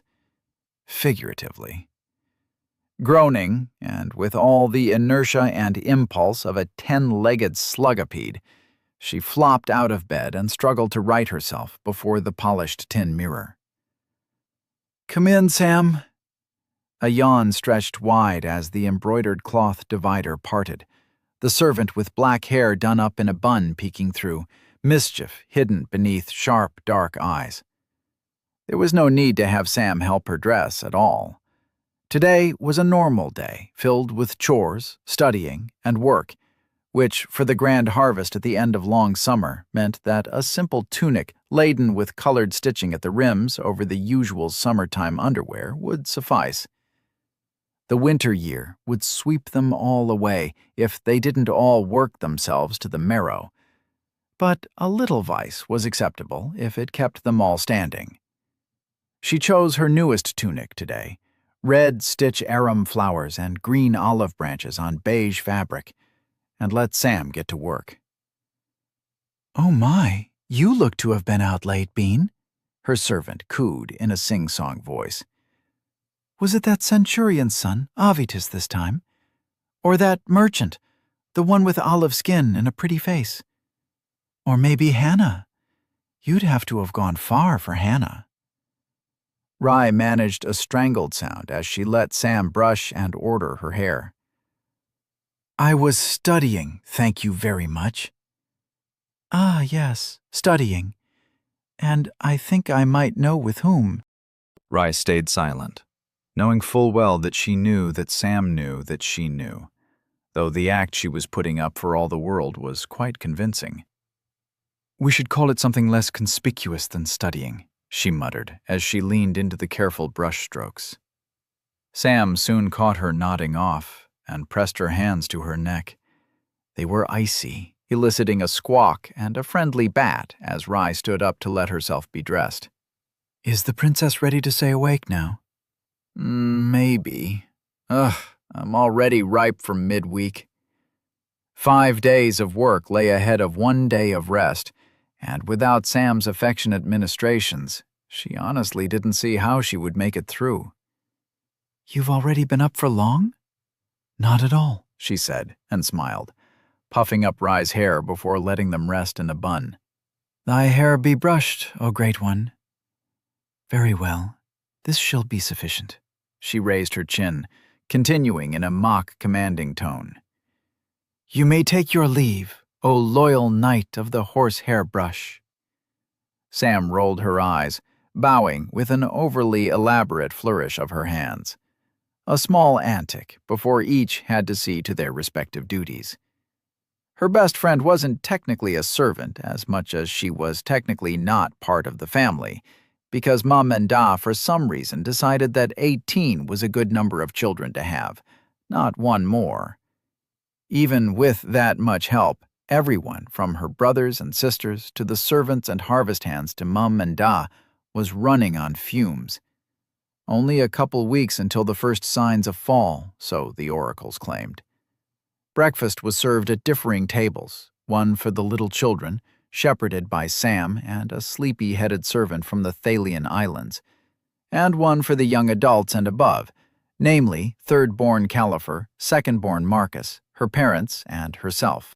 The farm estate was more of a small village, and during harvest season it truly came alive, as it housed the full family of 20, 6 servants, and the seasonal helpers by the dozens in a barracks off to the side. As the oldest one, she was the first to help set the table, and the last to sit down after all else was cared for.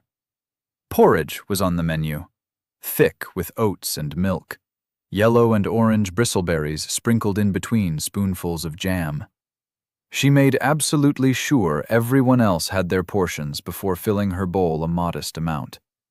She couldn't summon much of an appetite after yesterday's impromptu feast, but failing to eat now would lead to regret later in the fields. Mother could have been less generous with the honey.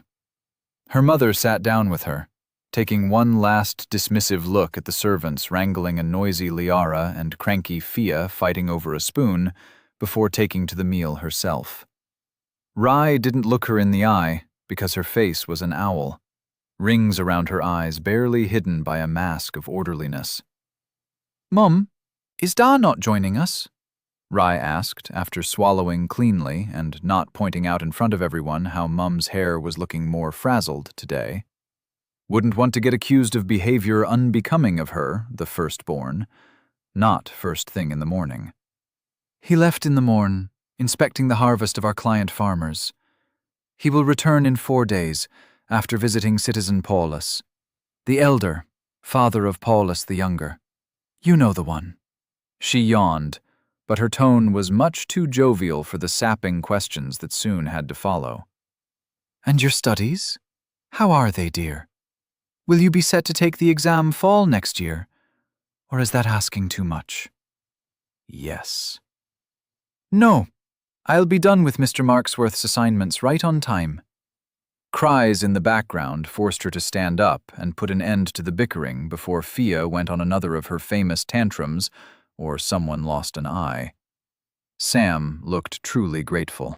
Her natural glare just managed to scare them, and the maid responsible for the young ones was fast asleep, face first in a bowl of flour. "Wake-a," Rai mouthed, before returning to the breakfast table. Bless Sam, she was already 5 steps ahead. Back at the table, the talk ran circles around her studies all over again. In truth, she'd be done a bit early with last week's assignments, a small reward for pushing herself so fervently these past 2 months, and completely skipping on more than a few days of sleep. Getting a tutor to come this far out from Arvale was expensive, especially considering that during the long summer there was seldom a job as well-paying as bringing in the harvest. Everyone pitched in, from the landowners themselves to city folks swarming out in the hopes of getting good donors for their muscle and a head start on their own stores for the winter year. For herself, she could only laud herself in silence that a teacher of philosophy, arts, and sciences had deigned his time worth spending on her rather than wrenching tubers from the earth. The way she practically consumed each reading assignment, each scroll and book, was the only reason Mr. Marksworth had even accepted, and Da would not have been moved to pay for him without her promising initial results and the good deal he managed to haggle.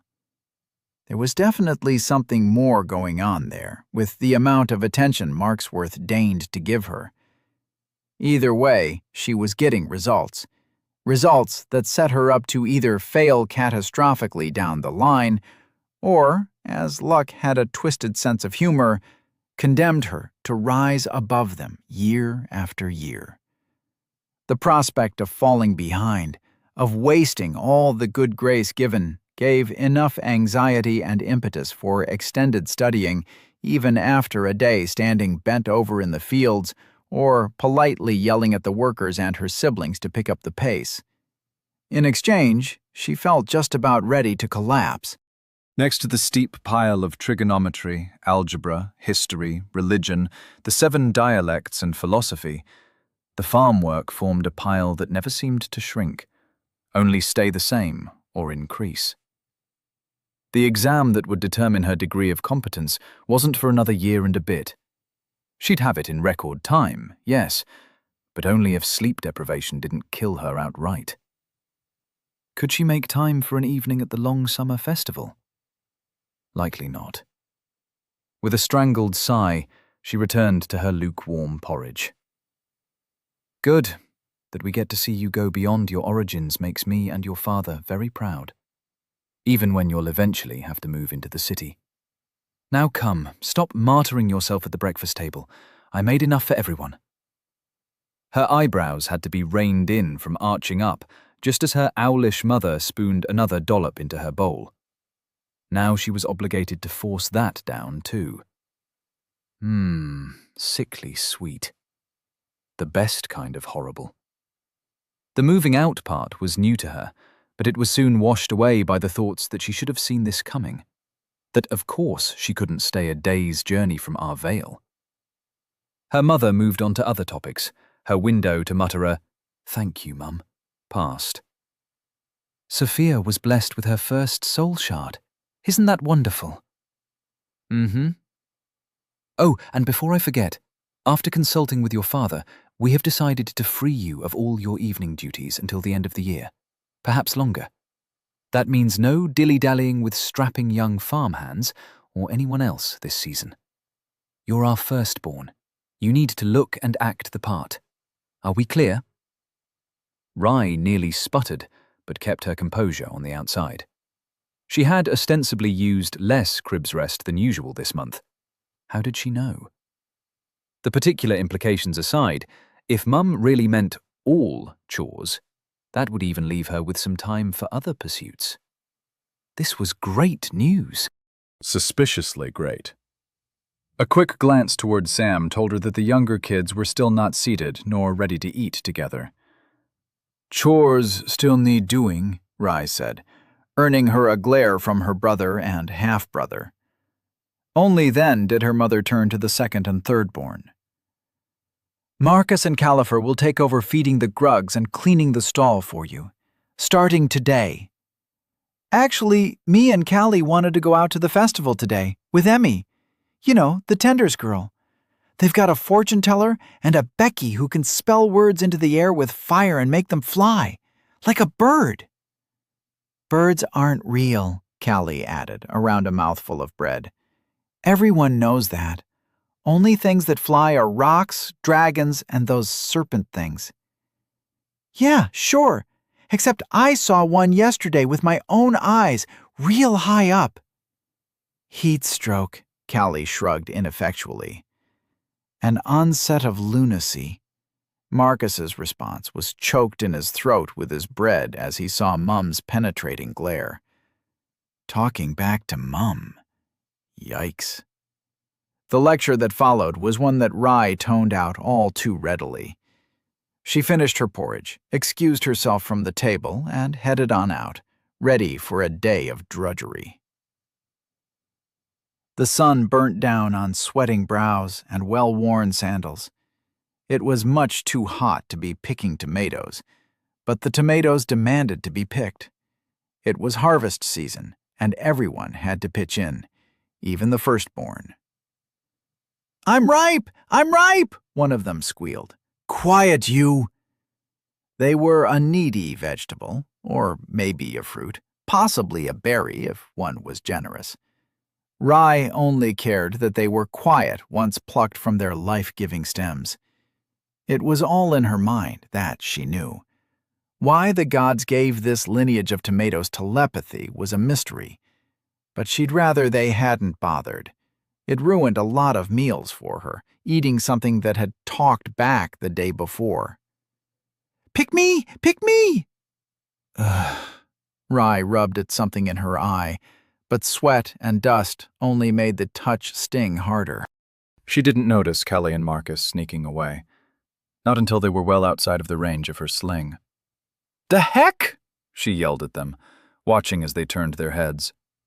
"Marcus, I can understand, but Callie? Et tu?" In his defense, Califer's face did betray some guilt. "Mark says they caught a witch, a real one. Seen Becky plenty, but not a half-human, half-beast. They're going to parade her around as a trophy, then sell her off as a slave or release her into the wild if no one bothers to take her." "And you're just going to leave your sister here, alone?" The question was rhetorical, though Rye would have never left them to go see some stupid heretic. Who's going to keep watch? There always had to be someone to keep watch. The dark forest was far away, yet sometimes things from it escaped, managed to swim across the ferric ocean, and then proceeded to wreak havoc in the Empire heartland. Just last year, 2 poor washerwomen were pulled into a stream, leaving nothing but blood, unwholesome fluids, and unwashed laundry in their wake. It made her fear for Sam, enough that she had bought her a rather large knife, even though non-citizens were not allowed to carry one. Marcus gestured somewhere up the tomato vineyard. Antonius and Claudius got our crossbows. That only got her to gape in exasperation. The seasonal helper with the crooked eyes and the 12-year-old? Yep. Don't be such a pansy. Nothing's gonna happen, and they'll have the harvest done on time. We've enough helpers this season. Won't miss us for a day. Marcus yelled as Califer mouthed an apologetic, "I owe you." A single favor was not enough to make up for an entire afternoon, but they were already off, disappearing in between long lines of tomatoes, clamoring loudly in a contest of who was the ripest fruit in town. Vegetable. Ugh, it didn't matter. The blame would fall on her head as the firstborn, and the one overseeing this section of the harvest. Always her. No one worked as hard besides Mum and Da. Maybe that was to be expected. Maybe she deserved it, for lying to them about what she really got up to nowadays, instead of chasing boys. She sent a quick prayer to Rue, the kind man, to give her the strength not to rat on them later. They wouldn't be coming home in time to do their evening chores either, which meant she'd have to clean the grug stools as well. As always. She got back to work, ripping every second tomato off its stalks with a muttered curse. The wooden table was not a good place for a nap. Rye blinked blearily, wiping a dripple of drool from her mouth as she looked outside. The window was open, a stuffy night's breeze wafting through. It was still dark out. Her candle had burned mostly down. An open book offered vague recollections of the latest assignment on trigonometry. The assignment was done, but her fingers ached. Her arms burned and shook as she relit the candle. Enough. For today. With limbs dragging her downward the entire way, she stumbled from study to bedroom. Too hot, too humid. Didn't open the windows, of course. She fiddled with the latches, breathing in the cool air as it swept the room, before laying down on the hay-stuffed mattress. Bed. Soft. Wonderful. She was feeling dizzy and cramped in 7 different places. Its embrace was welcome, like the hug of a gentle mother. Maybe a few hours to sunrise. A few hours would have to do. But sleep would not take her. Writhing, twisting, she failed to find comfort. Sweat clung to every part of her body, even though she had bathed before. What was that smell? Iron? An eye cracked open, fearful of what she would see. She dabbed her nose. It came back wet, but she couldn't care any longer. The ceiling was spiraling, twisting, turning in a freefall, dread drizzling down in a torrent that drowned her muttered groans. Why was she working so hard? For what? For whom? Herself? No, not herself. Always others first, rye last. Rye was a winter grain, after all. Why was she here? Where was this? Home, where tomatoes talked at night and rainbow chicken scale gleamed bright, where family hemmed her in from every side, but she was left all alone. Home. She sent a prayer to Ruthie. Her mouth didn't move. Jaws settled in around her bed, a yawning hole scraping at the footposts, grinding, chewing. Danger. Danger. Home wasn't safe. Nowhere was safe. Safe as a concept didn't exist, not without... A weight settled next to her, the scent familiar, comforting, a blanket on her mind. A hand brushed along her hair, a voice whispering sweet nothings into her ear. The twisting stopped. The ceiling went back to a stable, geometric construction. The struggle was over, for today. Would tomorrow ever come? Best not think about eventualities. For now, it was just herself. Just them. Just us. Us. Two, at least. More than one. And that was enough to not feel alone much longer. Chapter 15. Friend. Elia awoke with a shudder, shedding memory and cold sweat like a dirty raincoat.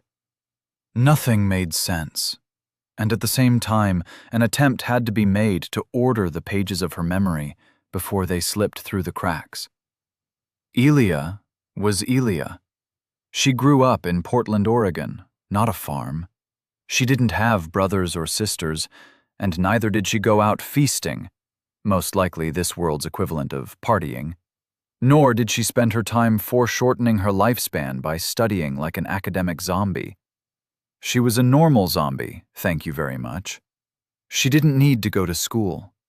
The dream belonged to Rye. It wasn't hers, and neither was her body or her voice. She was living life on a lease, though it made for a familiar experience, coupled with an ever-present exhaustion seeping from her deepest pores. Elia was not many people. She was one person, stuffed into the hardware of another. She wasn't even paying rent. She took a breath, and for a moment felt like she could run a marathon. The impression lingered in lieu of the vague smell of dried flowers and cinnamon from the nearby flower beds. She didn't think sleeping on the ground could ever have felt this comfortable.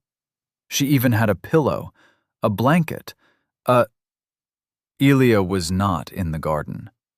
Her eyes shot open. No sky, no cliff, no clothes. She was in a bed, and the bed felt soft enough that she might have drowned in it. "Has thy sleep been restful, undead?" the attendant woman asked as her heart-shaped face crept into vision, string and needle in hand. "Art thou of calmer mind?" She traced a hand across Elia's chin. Elia punched her in the face. Out of reflex, a bit of surprise, and mostly panic. She toppled out of her bed and performed an impressive, albeit quite useless, series of evasive rolls until her head cracked against the far wall. Her armor was in a neat set of piles by her side, followed by her clothing, her gear, and Quibbles sitting in a bowl of mud and water. The brown toad was giving off an air of smugness. His opinion was unwarranted and unreliable. He had been bribed with bugs. "Apologies. Thou must have been startled." The attendant's voice betrayed no sliver of pain or anger.